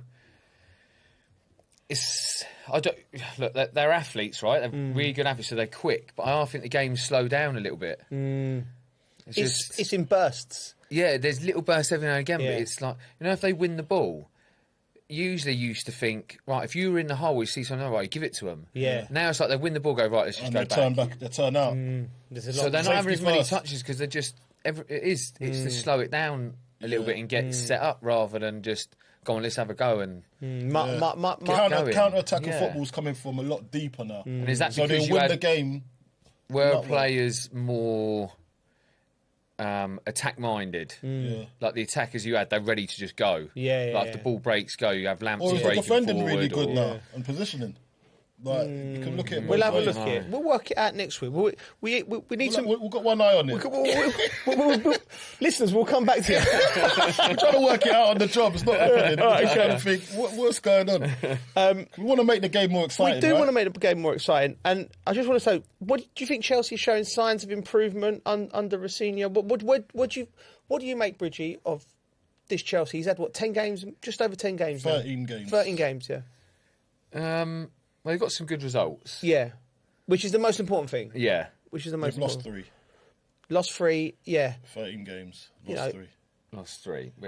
He's won the games he should win. He's It's not. it's all been against But Arsenal. yeah, I think. It's all been, Yeah. And I 3 think, games against Arsenal. I think that's you want to see something from them against that Arsenal team, don't you? I didn't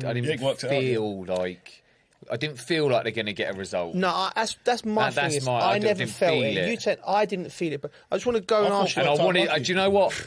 And it's not me. I really wanted to. Yeah. I was trying to, but I just couldn't see it. Right. This is a problem for Chelsea now. Discipline.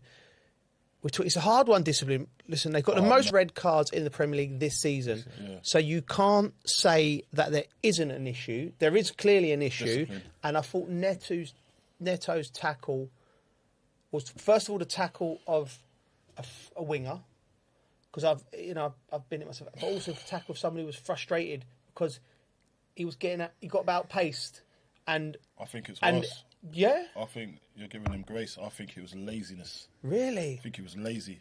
He knew he had to run some yards back.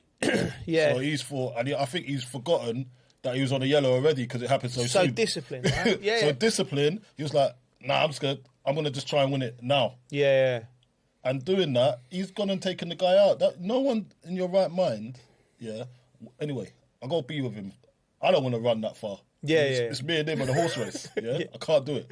Yeah, so I would have to go early, but I think he made his decision because he didn't want to do that. But he's quick as well, so he should want to run back. So I think it's laziness. Okay, you think it's laziness? I think it's laziness. But the team as a whole, the disciplinary problems, where do you think that comes from?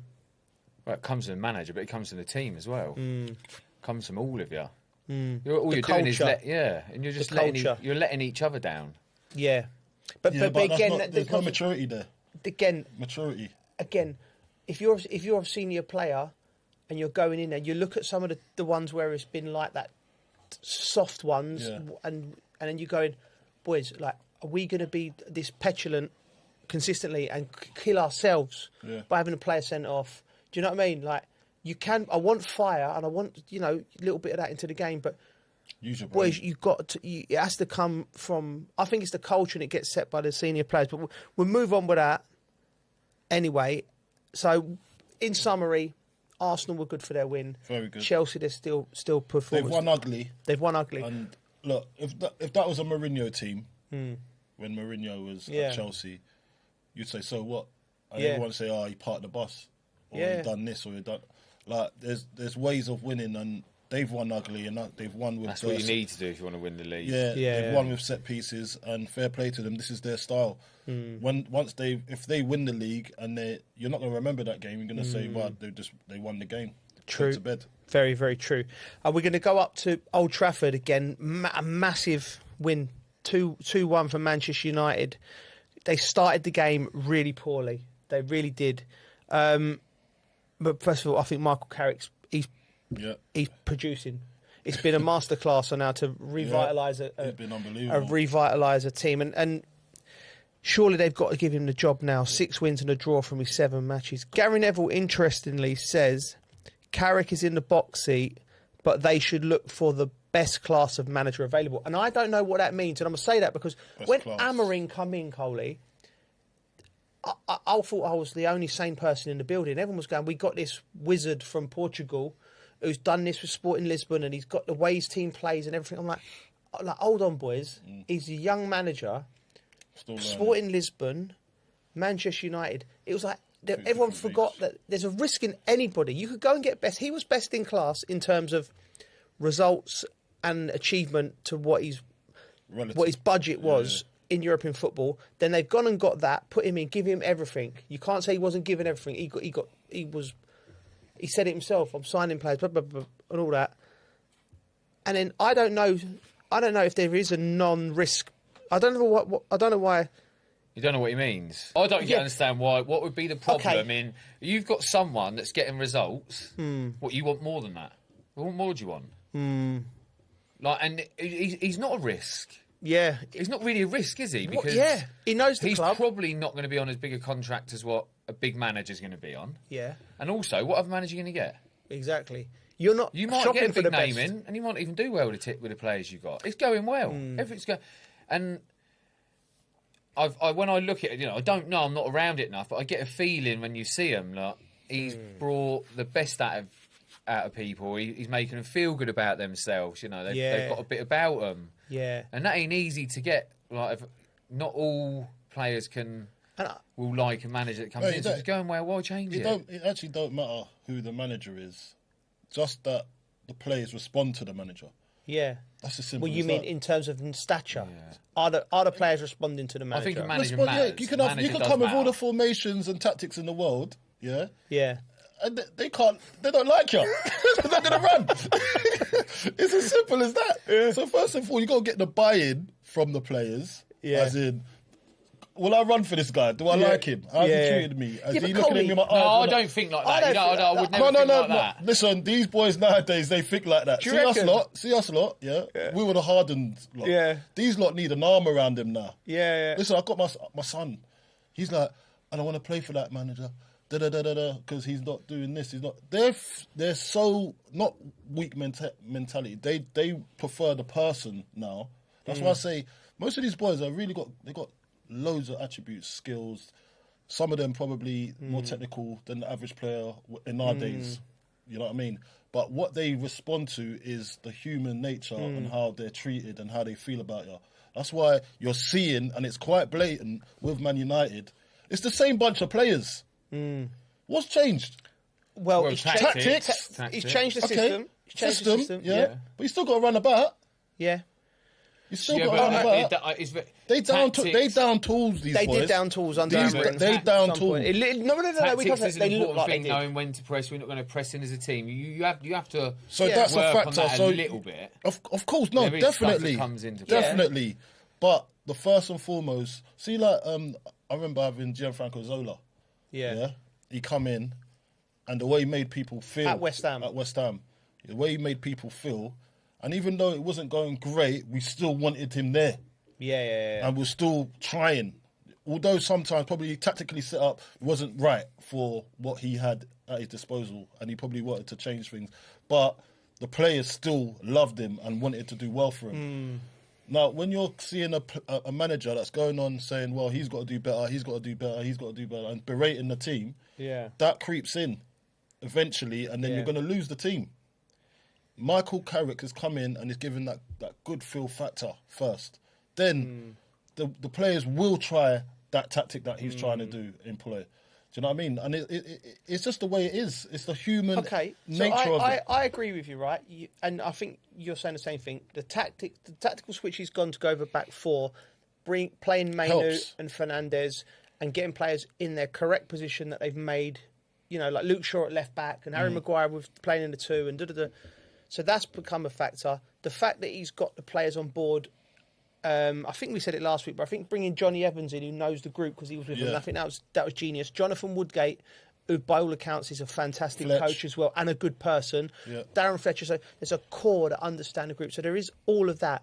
And then on the flip side is like from the perception of the media, like if Michael, how can I explain this? Right, so Michael Carrick, there's a lot of Manchester United voices in the media. Like I think Roy Keane said, even if he wins every game, he wouldn't give him the job. So I don't know where the land lies in where you go. Well, so you'd give it to then? Yeah, well, that's someone that's qualified. He's saying, but like, what makes you qualified nowadays? Because they've had all the managers already. Van Gaal, Mourinho, David Moyes. They run out of managers. Ten Hag, Chelsea run out of managers. You know what they're all going to say? Or it's too soon. It's too soon. So you get 3 games in, it's too soon. You get 6 games in, it's too soon. You get 10 games in. Even if you get to 15, 20 games, it's never going to be enough for him, is it? Can I ask? This is my. I think, like, and I always have to check my bias here a little bit because he's my mate and we all want him to do well. But for me, if I'm Manchester United, I'm looking at the 2 other great clubs in Spain. They've brought players in through their B team, so less experienced in management than Michael Carrick when they took over at Real Madrid and Barcelona. One was Pep Guardiola. And one was Zinedine Zidane. And what do they have in common with Michael Carrick? The top players that have played at that club, that knew everything within the club. So Michael's actually in a better position, experience-wise, than when them 2 got the job at their big clubs. And I think you got to stop applying. You got to stop applying normal logic to big, huge clubs. Because playing for Manchester United has to have a feel to it, the same way that playing for Liverpool does, that playing for Chelsea is. They're not normal clubs. So having someone in that position who understands the club I think it's an absolute no-brainer. On top of what he's doing at the moment, that he should be getting the job at the end of the season and rebuilding that club properly from the roots. Quick question, yes or no, will he be Manchester United manager in August? He should be. Yeah. Yeah, he will be. Yeah, me too. I think he should be, and I think he will be. Right, VAR, another week, another load of nonsense. This time at Burnley. First of all, big up to both teams, Burnley and Brentford, and the manager. It was a brilliant game. Nobody would have thought to themselves, game of the weekend will be at Turf Moor. I felt for Burnley. Turf Moor's never seen that. Turf Moor's never seen. Yeah, they've never seen so much. I saw the people of Burnley smiling, mate. Yeah, I the pubs were enjoying the game. I felt for Scotty so much. I know. Yeah. The pubs around there must have been like, do you know what? It was a good game. When you go out, when you go to the pub afterwards, you have a little roundup of how it went. Yeah, you know what? Yeah. And I love that game. Yeah. It was an entertaining game, one that I'll never forget. So many goals. Was it 9 goals in it? I don't think Burnley was it 8 go goals? over it that quickly. There was disallowed goals. There's loads of goals. Yeah. Refereeing and VAR, it's just become a joke. I'll quickly read it out. So Burnley had 2 goals knocked off to unbelievably tight decisions. Then Ashley Barnes' equaliser was not given. VAR deemed there was an accidental handball from Barnes. The decision took nearly 5 minutes. I don't think it hit his hand. I've got a lot of heat for saying that these refs looking like they need to get out the gym, stop lifting weights, and start getting the decisions right. Yeah, nobody needs to see your biceps. Go on, Joe. Go on. Go on. Stop wearing your missus' tops, yeah? You hit them now, then. It's because they look better than me or nothing. Yeah. No, but they're so inconsistent, and it's even worse. The VAR bit. It's just it annoys me, mate. Yeah, it really annoys me. The VAR, mate. So the VAR, it happened this weekend. Yeah. Like, go back to Arsenal game. Yeah. The punch in the head. Yeah. From the back, from the goalkeeper. Yeah. Rewind 3 weeks ago. Yeah. Areola. Yeah. Gets done with a punch. Yeah. And he knocks off someone's head. Yeah. Misses the ball. So it's a penalty for him, but it ain't a penalty for the Arsenal lad. Do you know what I mean? So we've got to have some kind of consistency. So the Barnes one, let's stick with the Barnes one because I think that sums it up lovely, Bridgie. That one hit is hit. Ball's into the box. Yeah. It's not clear it's hip or hand. It doesn't matter. But even if it hits his hand, even if it's hit his hand, right? There's no. It's not. Where's his body? Where's his hand supposed to be? His hands are in the right position. Yeah. It's come out of the sky. Yeah. He's clear. Like if you know football, you know Ashley Barnes. It's either hit him on his hand, right, and which he can't do nothing about. It's dropped and he's put it in the net, or if he's got some awareness because of the way the trajectory of the ball, you're just letting the ball go because it's into a danger. Do you know what I mean? So he hasn't. It's not on purpose. He's hit his hand, and if you flip it. It might have it. Okay. No, ain't. Well, even benefit of the doubt. I'm trying to give the benefit of the doubt. Play devil's advocate, right? The benefit of the doubt, Joe. No, but they're going to start thinking. Trying to help him, right? Yeah. So, but even that. Say, for instance, you're blocking a shot and you're a defender, and your body's down there, and the kid hits the ball against your arm. It's not a penalty. And do you know what I mean? So it's like. No, but they're giving them as well now. They're giving them if it's. Out of the silhouette, But they've messed up the handball. But even if your hand is like that and you're going to tackle and it hits your hand, they're giving that too. They've been giving it if it's going into the goal. His goal was given by the ref, and then they've changed it. But I don't get how when you can't really say 100% that's his hand. Listen. They need to give linesmen as well a bit more of a voice. Yeah, give linesmen a voice. Yeah. Hashtag. I think linesmen, because they see a different angle to everybody else. Don't give them a voice. I think refs and linos are probably a bit happier that all this has come in. Yeah? Well, maybe, because it takes it off their back. They're trying to put a law on something which is sort of lawless, because how can you define accidental and non-accidental? And if it's accidental, like, if it drops to me... and I put it in, I'm going to get penalised. If it's accidental and it drops to my teammate and he scores, they're going to allow that. I think that's correct. Like, mate, is that what it is? Because I think that's a grey area then. Because grey areas. It's all accidental. It's all accidental. It's not. Leave it to the ref's discretion. Maybe. It's all accidental. So it should. Like, if something comes in my face and hits my face and then hits my arm. Because I've gone like that, it's hit my arm because I've got my natural reaction is to cover my face, isn't it? Like, but it hits my arm and goes. I can understand that's gonna be deemed as not a goal because I've moved my hand towards the ball. But if the ball hits my hand and goes in, that's not my fault. Listen, do you know what I mean? That's not my fault. I think we need to abort this one. It's too complex. We need someone whose next footballer's come in and rewrite the rule book, I reckon. Yeah. But it's actually a good segment into a little bit about the weekend with referees. You want to explain what happened? I have to now, don't I? Yeah. Well, it came down to just me doing something I shouldn't have done, really. I had to go home and have a look in the mirror. Apologise to the parents and the team and that. Do you know, it wasn't just me. He apologised to himself. Yeah, had to take a look at yourself, mate. It wasn't just me, but do you know what it is? The refereeing was just, you know, it was so bad. And I'm literally just like, I don't know why people bother sometimes. So where were you? Who was you watching? It was basically, we should have had 2 penalties, then a throw-in's gone the wrong way. Parents, kids football, under 12s, under 12s. Okay. And they're a good group of kids as well, work really hard for each other, and, you know, the parents are good, and it's like a top of the table-ish clash. I think they're 4th, but they've got 2 games in hand, but we're 9 points clear. Okay. Anyway, the ref's usually a really good ref, and I'd had one of them weekends where the ref wasn't very good on the Saturday either for the kids' game. The referee's been atrocious all weekend. But anyway, should have had a penalty, then should have had a second penalty, then the throw-in's gone the wrong way, and then another throw-in's gone the wrong way, then there's like an offside, and, you know, I'm very encouraging with the kids, but then I let something out about the ref, which you probably shouldn't do at grassroots football, really. And it kind of created probably a bit more commotion. Yeah, because it's coming from Wayne Bridge. Words, and basically the ref had enough and just stormed off, basically. It's because it's coming from you.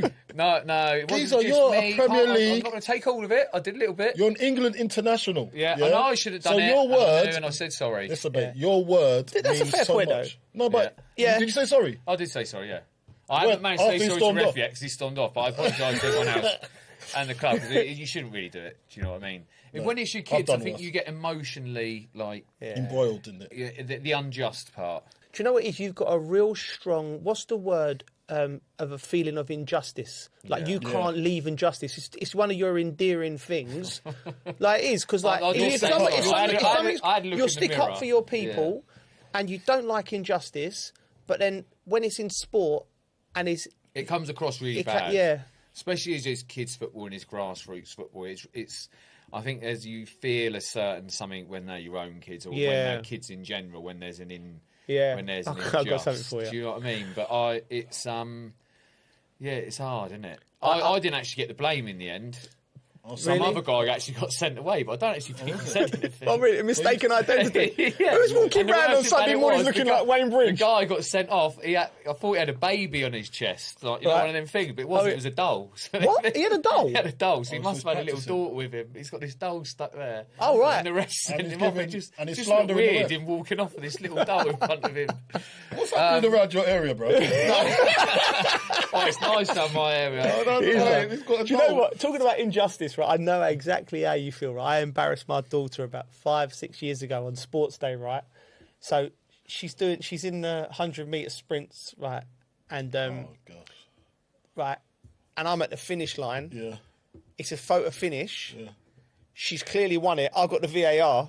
But they've given her like second off, and I'm like, nah. Have you gone over? I've gone over to the 10th. Like the teacher's going, I'm like, come on, she's won that. Do you know what I mean? And I'm thinking, there's no way this is making me look like normal or sane because it's kids. But when it's your own, like her little face, I went, yeah, you won it, and you could see her winning it, and they still didn't give her it. The worst thing about what the game Saturday was, I was going to referee the game as well. Because they never had a ref. So I was like, I don't want to do it. Okay. But I'll do it. He was going to do it. And but the only reason I don't want to do it is because I'm going to be fair. So like my kids' team, they're thinking I'm going to be barred. So I went, no chance. Yeah, cool. I went to them like, half hour for a kill. Keep your arms down. No pushing, no shoving. Because I'll have to give it. Yeah. So the only thing I was worried about was them having a go at me for giving free kicks because I was going to be fair. And then you watch a referee game and just like, I know it's a hard job. It's so hard, man. It's hard. I've done linesman. I've run the line before. Have you? You just got to concentrate. You just got to concentrate. I can't run anyway, but I was just trying to time it where I could see everything. Yeah. But even if I put my flag up, yeah, and they're over there. So I didn't get it. So I was like, do you know what? I'm not doing this ever again. I'm not. It's worst job in Sunday morning decision-making. being given the flag to run the line. It's horrible. Yeah. Do you know what? You can't I'd win. rather run the line. It's quite easy. If it's offside, it's offside, isn't it? Really? Nah, but Yeah, but you've got to I'd be in like line to with it, be. though. I'd like to have a go at refereeing. Mate, no, I'd like to think I'd be good. Mate, my one of my friends, one of the dads, Tom. Big up to Tom. Big up, Tom. He, I give a decision against our lads, which I thought was correct, right? An offside decision, like 3 years ago. And when we have a drink every now and then, he brings it up. Wow. Like, do you know what I mean? Like it scarred him. It scarred, yeah, because I think I might have give. Do you know what? Mate, one of our Fair dads. play to the referees. Like, Yeah, we see you on a Sunday, and it must be so intense making decisions up in the elite level, in the Premier League, the best league in the world. Yeah. You know, so we've got to give it to them. I know they're getting paid. No, it's hard. They're highly needs to paid be now, better. but things can still be better. Yeah. And you need to start looking at yourself. Do you know what? I'd rather.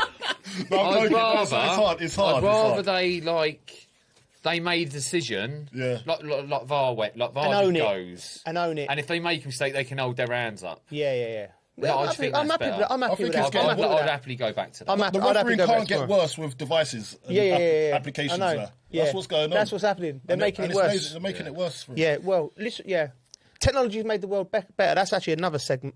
Worse, I think so. Anyway, Do you think? Oh, 100%, yeah, I do. Yeah, social media, worst Yeah. thing ever. Technology. The amount of time our kids spend outside. Yeah. I'm lucky with Carl. We spend Imagination. loads of time outside, but I think it's easy for kids and easier to stay in now. Yeah. I reckon it's just. And we'll be trying to get on algorithms to get. How have we got to this? Anyway, another thing at the weekend, we didn't go. We went to the pub. Yeah. You couldn't go. You couldn't go. You know, I got a lot of heat for choosing the pub at the end of my road. Yeah. But Listen, the thing about Coley, right? I wasn't there to lead the crew. was No, we I? asked what makes a good pub. Yeah, we missed you, man. We did miss you. So basically, I'll tell you something about Coley, right? So he likes to be in comfortable surroundings. Yeah. So I like a bit of. If it's anywhere, if it's 25 yards down the road, he'll be there. You've gone to like posh bar, like nice Scotch eggs, like a proper. It was nice eating. food, though, Coley, wasn't it? Yeah, It was made good in food. Chelsea. Crew It's a restaurant, really, isn't it? It's not It's really made a pub. in Chelsea. Crew Yeah. It's not a pub. It's not a boozer. It's not a boozer, is it? It's just a restaurant. Yeah. Stroke. bar. Yeah. Well, were you going for dinner or going for drinks? We went for dinner and drinks. there We you ended up. I got you my new drink, mezcal and ginger mezcal, ale. smoky mezcal. Smoky. It's You lovely, liked it. Ginger ale. Ginger Ginger beer. beer. You know Ginger beer. there's going to be no trouble in there. Yeah. There is security there. And you know I want trouble. There is security. I I think know I there's- want trouble. I like a proper dirty pub. Not dirty, but you know what I mean? Proper just spit and store. What classifies it as dirty? What's the dirty? Yeah, just dartboard, bit of pool table. Yeah, mate. If you find one with a dartboard and a pool table and jukebox, you fit the jackpot, really. Yeah, jukebox. Yeah, hey, that's the jackpot. You don't get them very much now. They There's don't one get by me jukeboxes. actually. My dad goes to a working man's the club. machine, like the money. Yeah. Jukeboxes are underrated. Jukeboxes. Yeah, mate. Where It you can takes choose. your time. That's all you But want. it's also I want a pub which is more of a you go in there and you're stood at the bar. You don't feel like you're imposing on people sat down eating The their one we dinner. went. I'll tell you Do what was I a mean? good one. Yeah, the one we yeah. went to in Highbury. Was it Highbury we was in or Angel? Yeah, that was yeah, a decent yeah, pub. yeah, They had the yeah. slot machines and Yeah, everything in yeah. there. It's finding one that it don't look great, Yeah. but you go in there and the vibe's good. Okay. Do you know what I mean? I know what you mean. You don't want to go in anywhere there's a bit of trouble. You just want a good vibe. You got any in mind? You got any good I went ones? to a great one in King's Cross. We're going to have to come up with a list or something. I'm going to find out the name of it. I Yeah, can't let's do remember that. it. Let's do let's that. give the people some information in the Yeah. house. Let's do that. Yeah, it's a great one. I'll find it. Best pubs in London. I think you've We just actually come up with stayed there for something. 8 hours. It was that good. We stayed there for 8 hours. Just the 8. Yeah, Well, okay. we went there, we were there How do at you stay in a 12. pub for 8? I don't. No, 'cause we were there at 12. But how do you do that? I've done that Everyone was before. just having a good time. There's good music on, and everyone was just happy. So you get there at 12 o'clock in the afternoon. That's lunch and dinner. Jeez, that's a lot, you know. I had the weekend off. I don't think I could do that. No, I do. I think you could. What, a whole day in a I've pub? seen you You've in done your. it with me before. Have I? We went Paris. I had no choice. I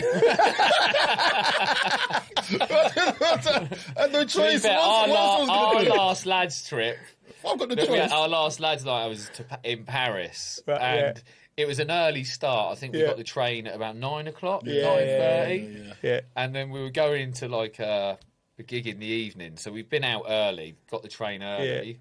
He's gone bed at 5:30. Oh, he come all the way to Paris. He's got to come out. I went to wake him up. He'd think, "Get off me!" I said, he gets angry. So I tried Big a second time. Big Bear gets angry. I tried a second time. He got angry. I went, I'm done, mate. And then my mate went in and got him up and got him out of bed. I tried. You're going to wake me up from my sleep. Mate, I bet you was a nightmare for your mum getting up for school in the morning, wouldn't you? Mate. Because you weren't getting up for nothing. I did. You got up, but it took a lot of... Nah, listen, mate. I controlled the environment. Did you know what it is? Nah, so you was trying to wake me up. I wasn't getting angry. No, you weren't angry, but it was like the shove of like, get off me. Yeah. No, I just thought I was pinning someone. That's all it was. No. So what it was like for me is like when you wake me up, you gotta just be soft. Right. Okay. Hi, Colin. Skeezer thinks she's in the rip. I just went We're going out to a gig. Get out. I'm not leaving you That's in why bed. I've got to be woken up. You can't wake me up aggressive or else I get aggressive too. I'm just mirroring energy. That's what I'm doing.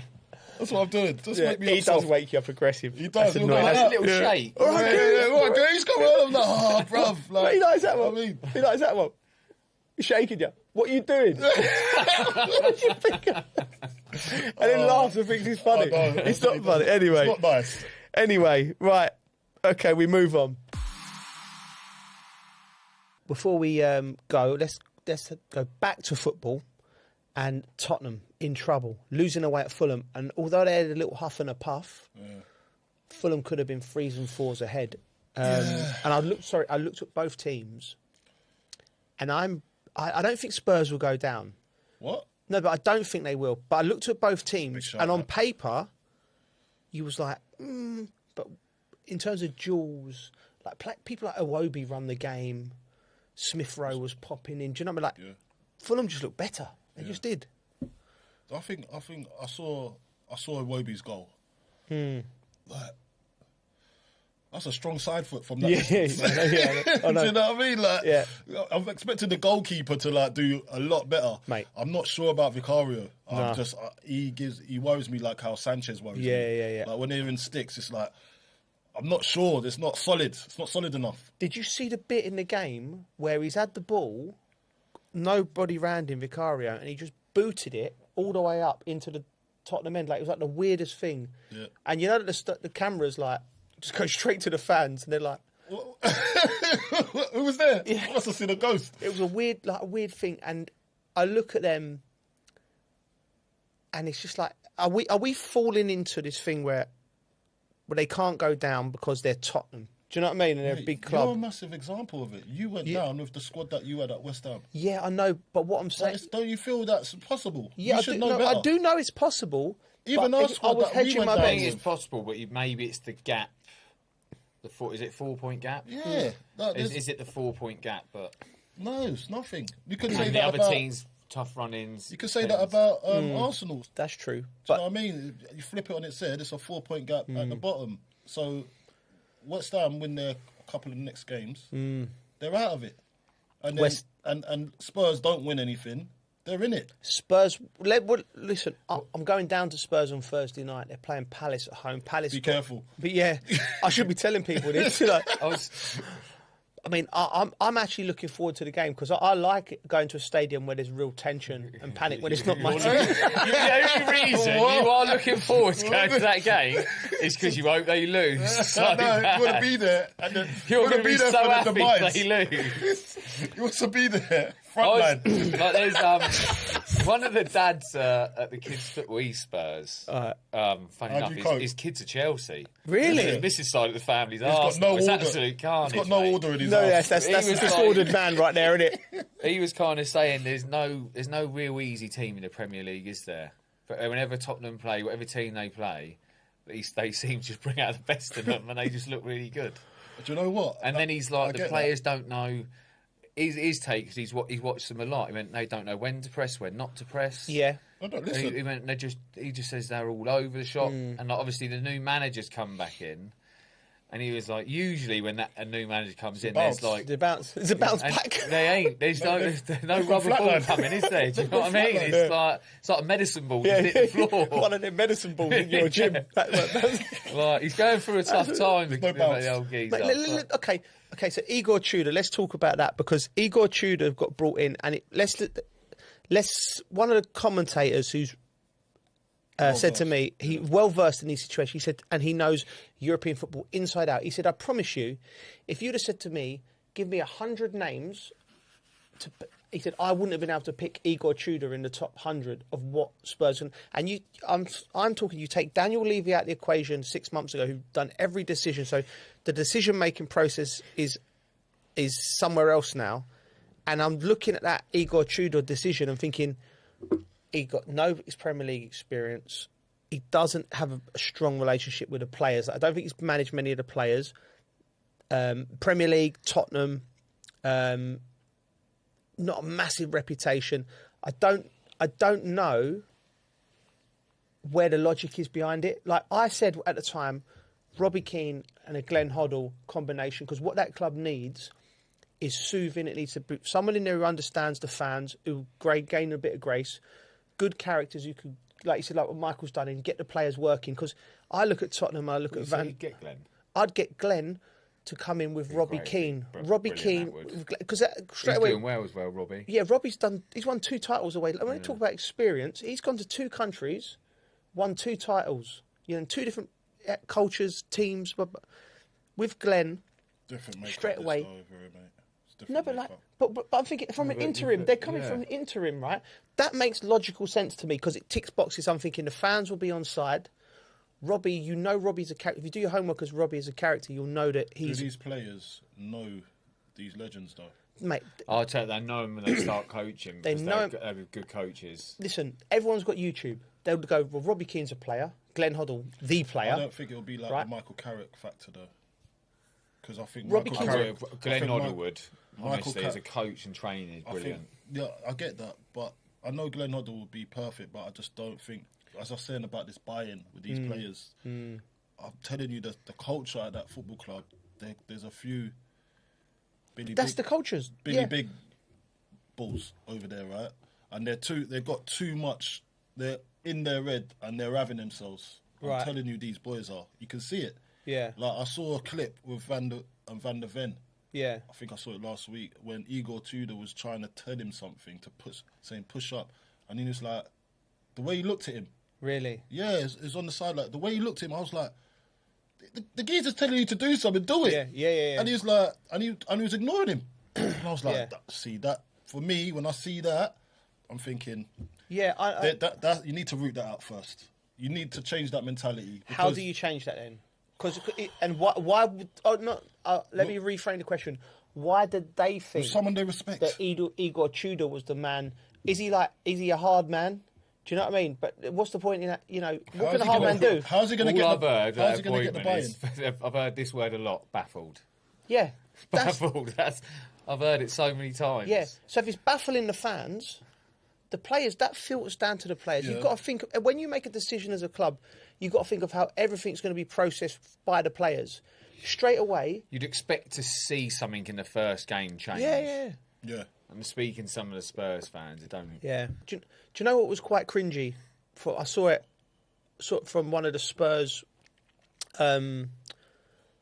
website, or the official Spurs website, right? So they release it. Why are you stalking their website? No. You really hate Spurs. What are you doing? I bet you've got one of them secret accounts that you've used. No. I'm telling you, he's coming up with you. Well, that's Spursy. I know you ain't trolling, because you could just about work WhatsApp. That's a good point.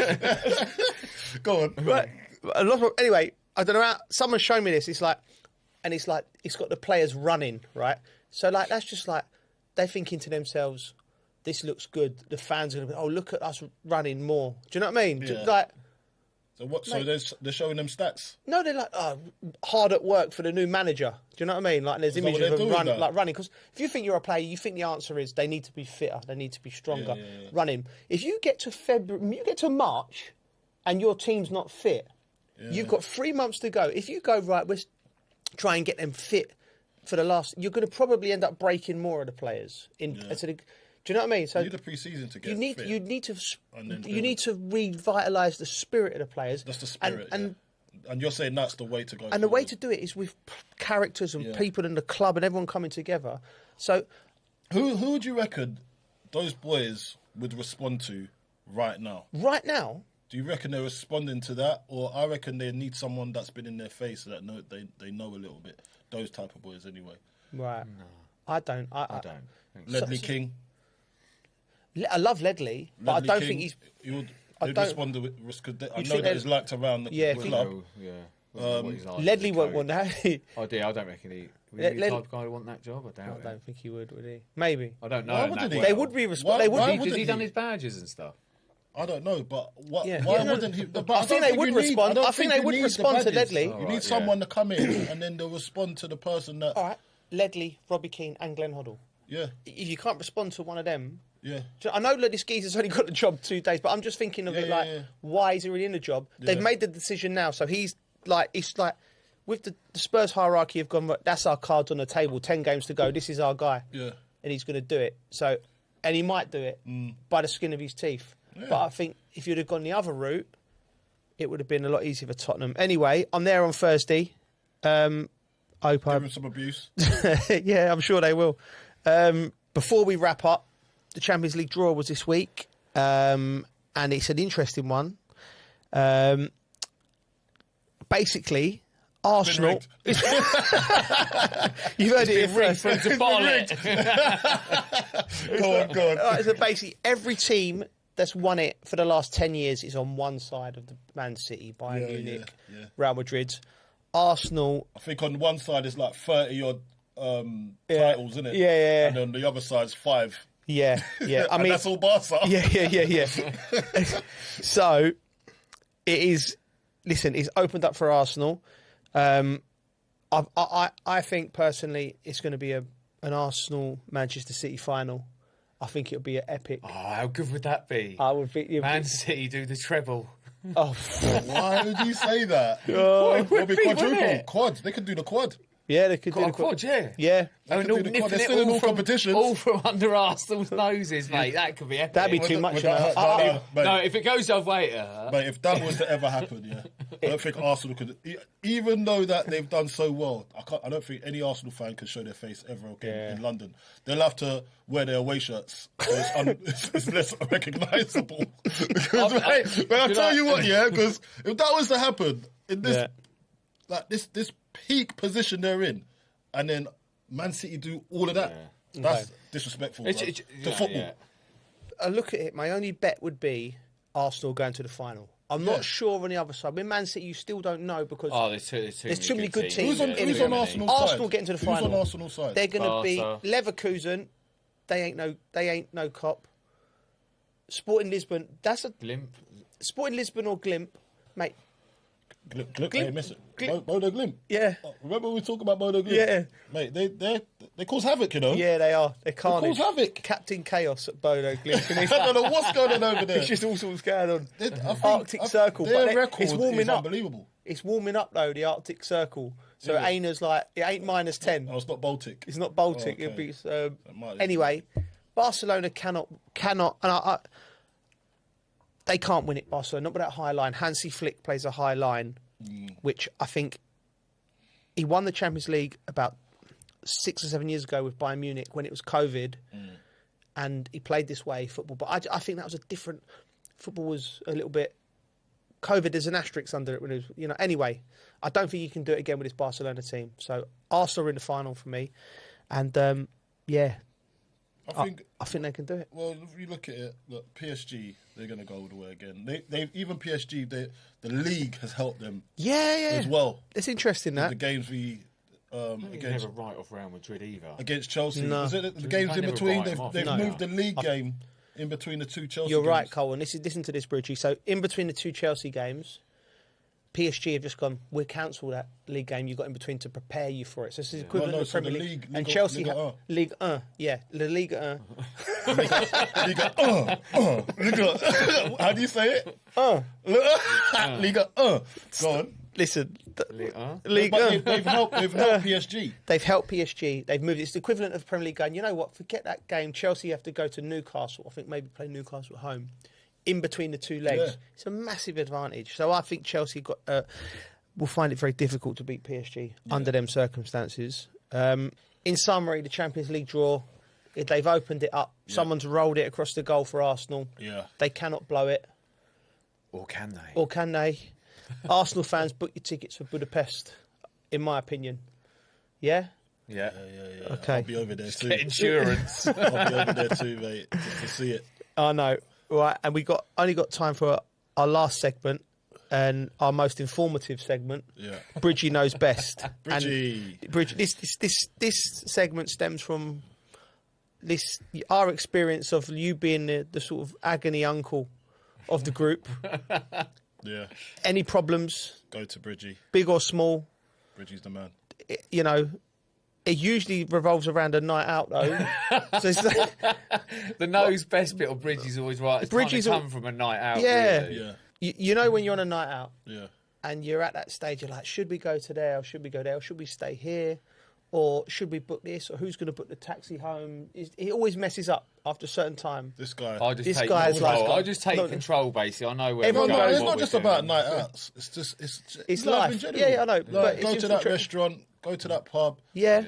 Bridgie knows best. I like to find good vibes. Yeah, he's the vibe finder. He's the vibe finder, and you'll get it. Yeah. You'll get it bang on as well. Do you know what? I'll give you that. In golf course, when you get the range finders for the distance. Yeah, that's him. The vibe finders. He'd be like that in the middle of London. That's where we're going, over there. You can see there's a smoke signal for him. It's invisible to everybody else, but he knows where we're going. And he's good at sat-nav as well. Yeah, it's true. So, we put it out to the public, and we've come back with an anonymous message. Message. This is today's dilemma, and it's Champions League related, it links in lovely. My 10th wedding anniversary is on the 11th of March, but I've blagged a trip to Paris to watch my beloved Chelsea face PSG. So, football or not. Can you help him with this, Bridgie? It's 10 years. 10 years. That's the kicker for me. Yeah. I think. So what? This is the key. This is the way I would look at it. Right, you're in a relationship with someone. So what would you do if your wife wanted to go to something she really wanted to go to?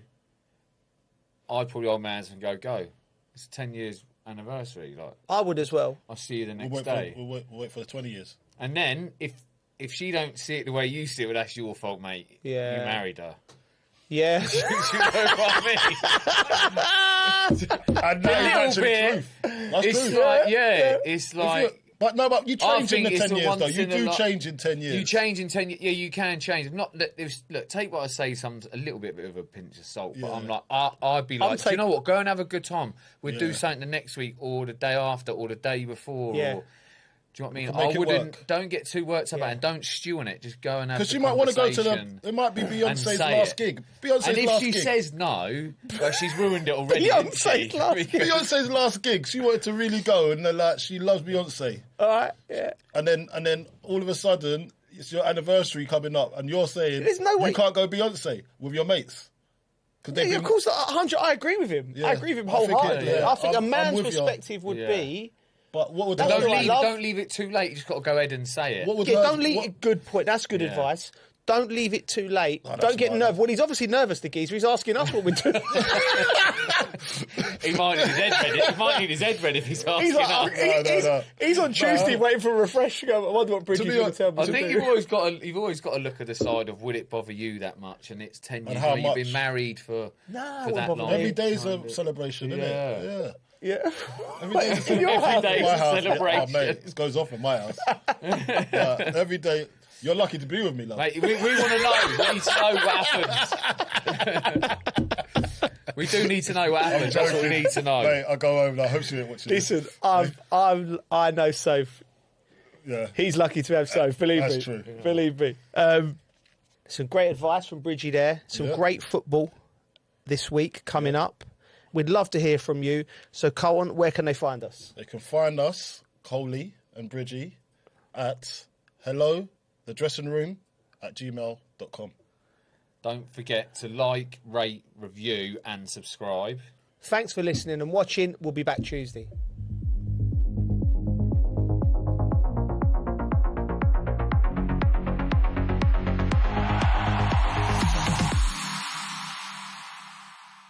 Oh, there is a tree hugging. There is a tree hugging festival. Let's have a look at this. Yes, please. Bring us in. Yes, please. We've had reports. There's a tree hugging festival. How do you know about this? You been it, girl. Listen, this guy, mate. Do you know what? I reckon he's looking at festivals so much. I know. It was a good time. He's gone like Glastonbury, Island, Mike. People are always doing like stuff, aren't they? It's a joyful way to ease climate anxiety and showcase our community's effort to protect the planet. That's our next festival, boys. I'm not going.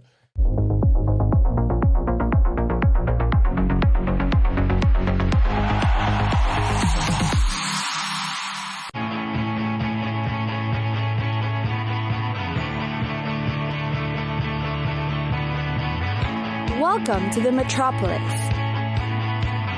the big city. This is where tech, trends, and culture meet.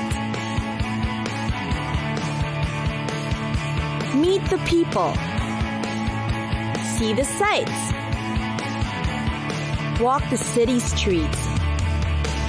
And experience the lifestyle.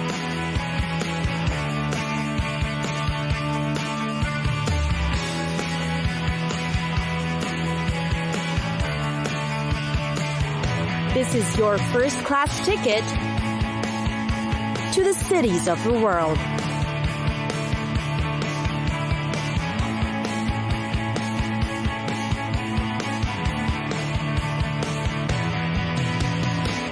Auckland. Auckland is known as the city of many lovers, according to its Maori name Tamaki Makura, as those lovers wanted the place so badly that they fought over it for centuries.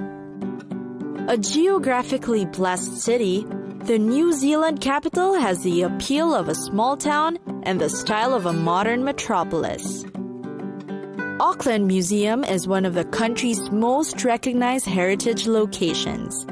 The 84-year-old museum houses the most comprehensive collection of Maori and Pacific Islander art in the Southern Hemisphere. On display are graphic textiles, carvings, some of the war canoes, ware or the traditional Maori meeting houses, as well as other 18th and 19th century portraits. Devonport is a self-contained late Victorian neighborhood of historic sites, including North Head, a British fort dating back to 1887. There are also popular cafes and restaurants within it. Find two of Auckland's picture-perfect beaches or climb to the top of Mount Victoria for 360-degree views of the city, Hauraki Gulf, and the North Shore. Waiheke Island is a place for a quick island escape. Worth visiting are the Little Onaroa, Palm Beach, and the mile-long Onatangi. Fancy a dinner nearby with a great view of the beach. A diverse mix of gustatory pleasures, Auckland is also ideal for food trips. The city is a medley of different tastes, offering diverse cuisines from contemporary Japanese dishes to all-American pizzas, to healthy Thai salads and greens. Depending on your mood, you can choose from the elegant dining restaurants, or you might prefer the laid-back alfresco cafes. Shopping also keeps the city abuzz. Specialty stores include rare and vintage finds, from the gardening books and electric furniture, fiesta dinnerware and old photographs, as well as restored goods, such as vintage wooden cutting boards, Southern French crockery, and white enamel cookware. There are also classic and one-room boutiques that offer pieces for men and women, with a well-curated collection of shoes and boots to match. You may also find shops featuring own brand clothes and jewelry for men and women, sold alongside a distinct merchandise mix of non-clothing items that reflect the owner's interests. It's time for us to go. Pack your bags and get your tickets ready. And we'll see you on the next destination. Catch us again next time on Cities of the World.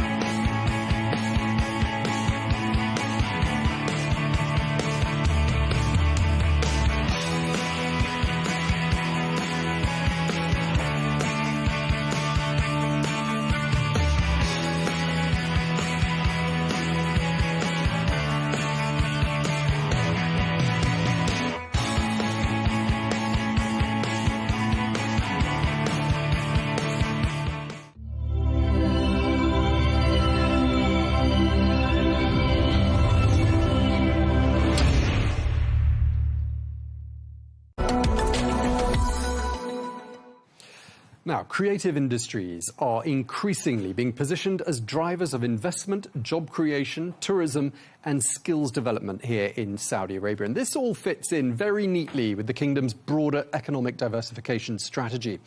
Well, a thriving film and media industry has begun to emerge, and it's attracting a growing number of international productions, helping to showcase Saudi Arabia's landscapes, its culture, and talent to global audiences. But building a successful film industry requires more than studios. It requires financing, production expertise, skilled local crews, and the ability to connect international producers with opportunities. Well, one example of all of this is Chasing Red, a major international feature film being produced in Alula. And it brings together all of those elements that I just mentioned, whilst at the same time showcasing one of Saudi Arabia's most spectacular destinations to audiences all around the world.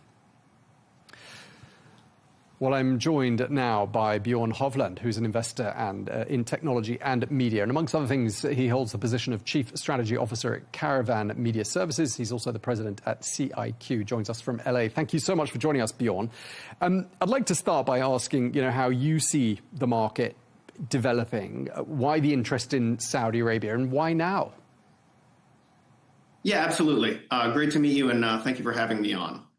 So Saudi Arabia right now is in a pretty unprecedented period from a media growth standpoint in world history. You have one of the world's largest economies basically transforming itself in half a generation. And since movie theaters were created and allowed in Saudi Arabia in 20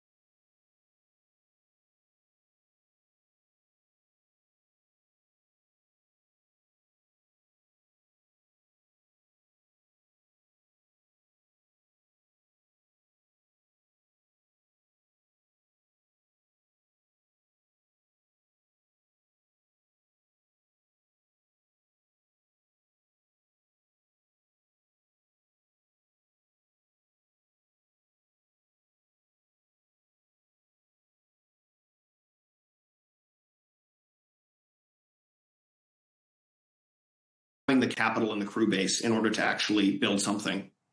Okay, so Bjorn, you've painted the picture there of a market that's got multiple opportunities in it for your industry. And I want to ask you about the gaps in that market that your company Caravan is aiming to solve. Tell us a bit more about what you're doing here. Yeah, so Caravan acts as a bridge, and not a cultural bridge or a relationship bridge. The Saudi government, through initiatives like the Red Sea Film Festival, has done a really good job of that. But I would say that we act as a financing and production services bridge. So the government has put all of the necessary pieces in place for a really robust industry. They have incredible sound stages and infrastructure. They have one of the best film rebate programs in the world. But there's a whole host of stuff that goes underneath that in order to be able to sustainably make movies. And the two that I would zero in on are a local talent base for below the line production, who knows how to make Hollywood level and scale films. And then also the financial infrastructure for independent films to be able to borrow against those rebates, bond the films with an insurance wrapper, and then just the industry connections around post-production, physical production, photography, special effects, to be able to facilitate those films. And so that is the infrastructure that Caravan has been focused on creating over the past couple of years. First through a project we did called K-Pops, and now through Chasing Red. And then that will go live to the market in the coming months. Yeah, I'm going to ask you a bit more about Chasing Red in just a moment, but I just want to zero on this idea that, financing and production services seem to really go together hand in hand. Just tell us a bit more about how that works. Yeah, and so there's really two components. So in order to actually make an independent film, you generally have to have the money locked up front. And so that means if you're financing it using tax credits or international pre-sales, you need to be able to borrow against that, those international incentives. And so what that requires generally is a bond. So you have to wrap it in an insurance wrapper, and you have to have all of the financing locked. And in order to get comfortable with that, lenders and insurers need to know that you're going to be able to make the film on time and under budget. And so the two things that really requires, in addition to certainty of financing through the borrowing, is a local base where you know that if one of your talent or one of your below-the-line crew is unable to perform, you're going to have other people who can step in. You want a really robust local crew base because that is much cheaper than flying people in. And so together what you end up with is a sustainable engine to be able to do film after film after film with local talent and local production services. Okay, now I said I'd ask you a bit about Chasing Red, and just before we crossed you, we showed a little clip from it. Just tell us about that experience and what Caravan, your company, learnt from producing that film in Alula.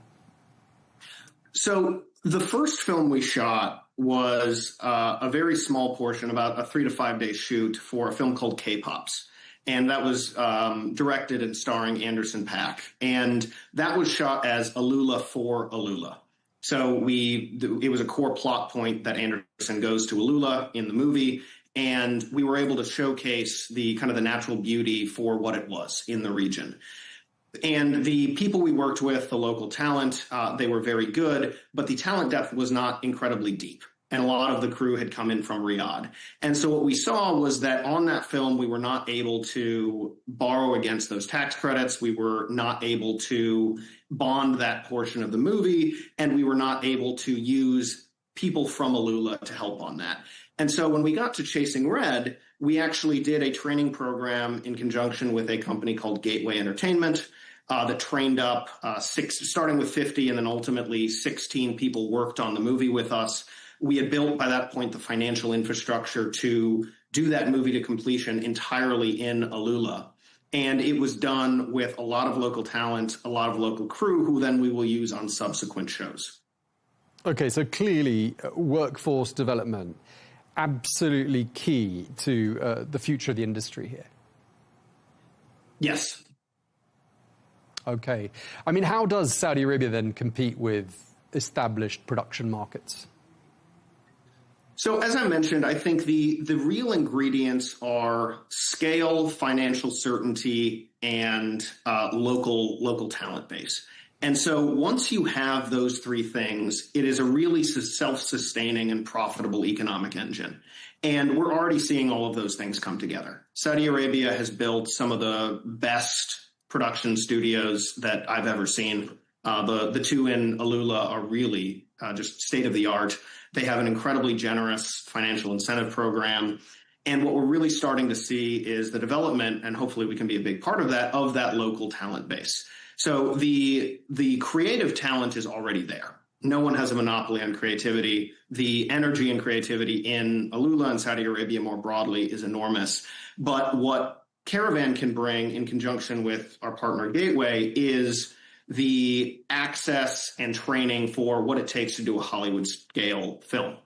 And we're already seeing the benefits of that. I mean, one of my favorite stories from Chasing Red, there was a local from Alula named Khalid, 43 years old. He'd fallen in love with photography early on and got very good at it, but there are not a lot of opportunities for photography in Alula historically. And so he worked jobs here and there to support that passion. And by the time he went through the training program, he was so good that he immediately was given a real kind of high-level job on the production. And throughout the prep for that film, he would say, hey, this is the kind of shot you want. I know exactly where we need to go. And so through the partnership with kind of established Hollywood training programs and experience and local expertise, we were able to build a really great partnership that made the film a lot better. And now we have, next time we go back to Alula, a cameraman who knows exactly what to do, what we want, and knows where we need to go for various things. And that is that's what we want to do across every one of these departments, to where the trainees today become department heads over the next decade. All right, well, next time you're in Alula, we'll have to catch up with you. Perhaps we can do another interview in situ. But I just want to ask you lastly, I mean, what does success look like for Caravan and for the regional industry, do you think, over the next 5 years? So I think those are very aligned questions. The goal of Caravan is not to export Hollywood and be a U.S.-based company operating in Saudi Arabia. The role of Caravan is to work with the government and the people to really help build a sustainable and growing local production and financing base. So my hope is that over the next few years, we're in a position where all below the line talent is local, which means that there is a local established crew base that Saudi filmmakers, Saudi actors can then use to make Saudi content for the world. And the government has put all of the pieces there. The talent is there. The people are there. The energy is there. And hopefully we can be a part of building that.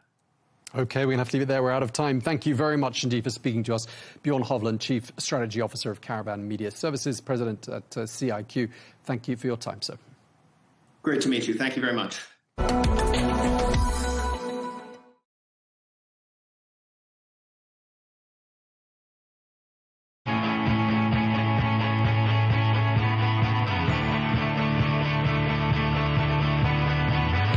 Welcome to the metropolis. The big city. This is where tech, trends, and culture meet. Meet the people. See the sights. Walk the city streets. And experience the lifestyle.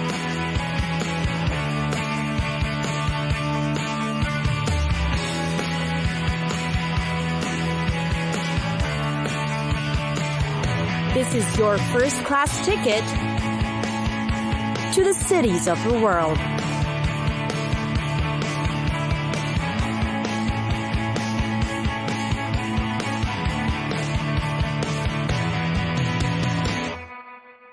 Bali, home to some of the warmest, most welcoming people in the world, Bali. Travel the city and you're sure to be greeted with friendly smiles and accommodating locals. The people of Bali are known for being patriotic, and they would go out of their way to make tourists feel comfortable and make sure that they get to see the best of the city. For one, Bali is known for its rich culture and heritage. For the Balinese, religion is integral.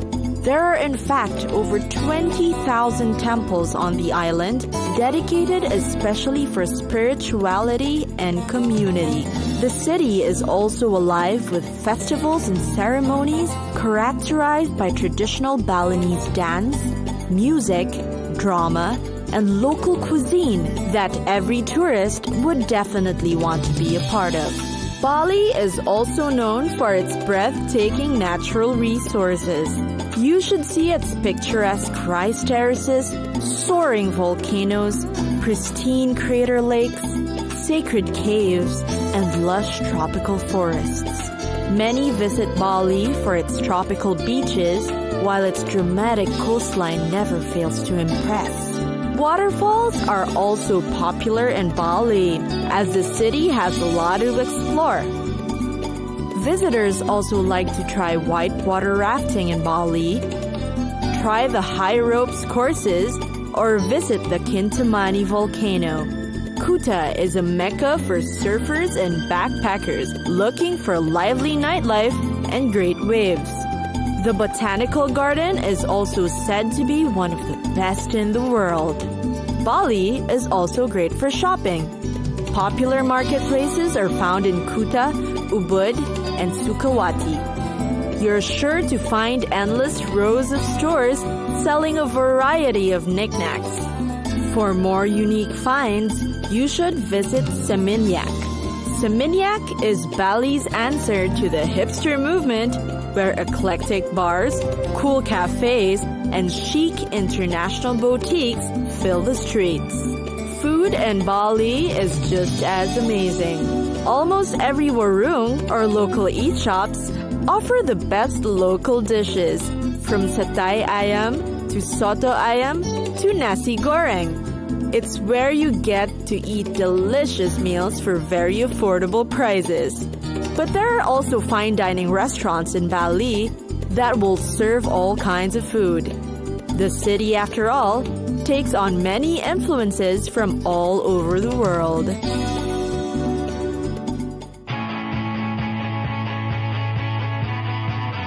It's time for us to go.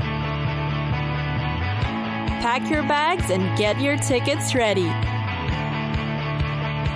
And we'll see you on the next destination. Catch us again next time on Cities of the World.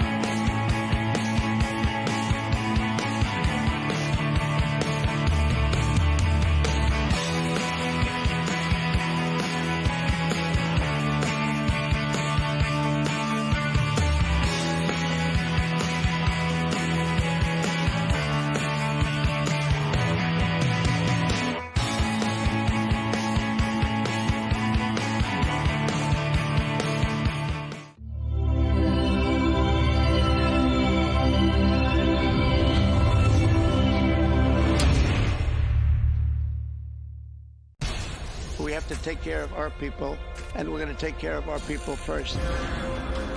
For in-depth analysis and all the latest developments across the globe, make sure you join us every weekday. President Trump is trying to negotiate a ceasefire. With so much happening, so much information, and so much noise, International law will have no part in his administration. it can be hard to keep track. Tariffs will just fuel inflation. We're going to fight these tariffs. But you can count on us to tell you what you need to know.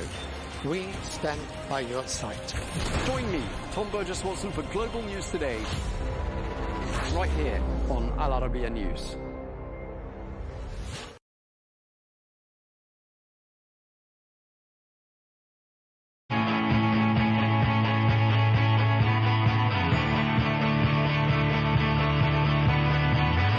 Welcome to the metropolis, the big city. This is where tech, trends, and culture meet. Meet the people. See the sights. Walk the city streets. And experience the lifestyle.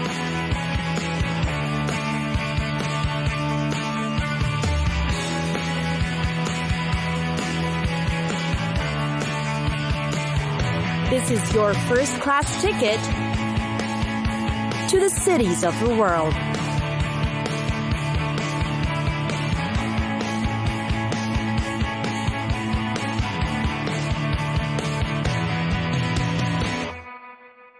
Oslo, one of the world's largest capital cities, Oslo.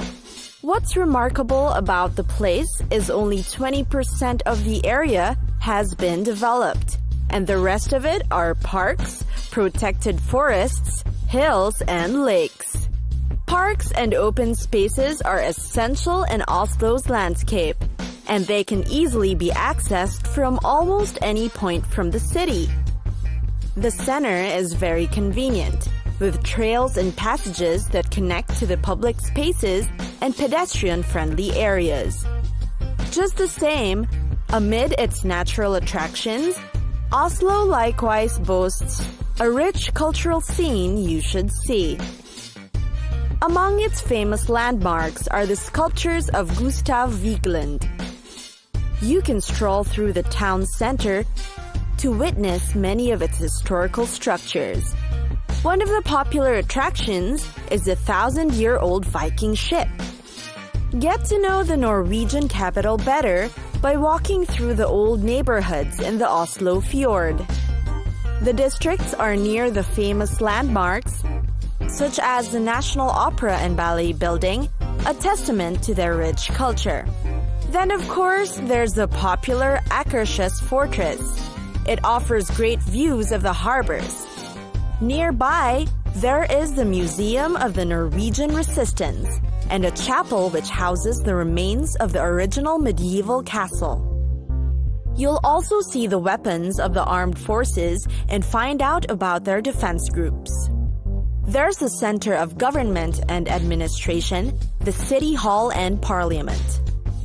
The City Hall is one of Oslo's greatest landmarks. It is enormously huge, with an imposing square building that's built of concrete faced with brick.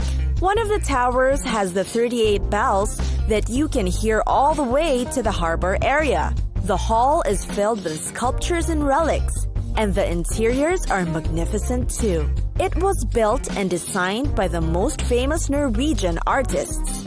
Parks and open spaces are the pride of Oslo, and one of the famous ones is the celebrated Vigeland Sculpture Park.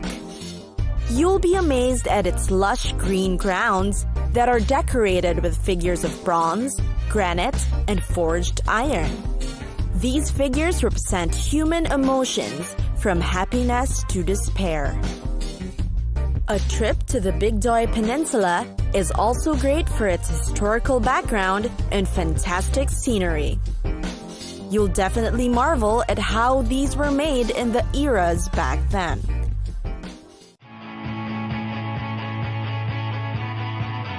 It's time for us to go. Pack your bags and get your tickets ready. And we'll see you on the next destination. Catch us again next time on Cities of the World.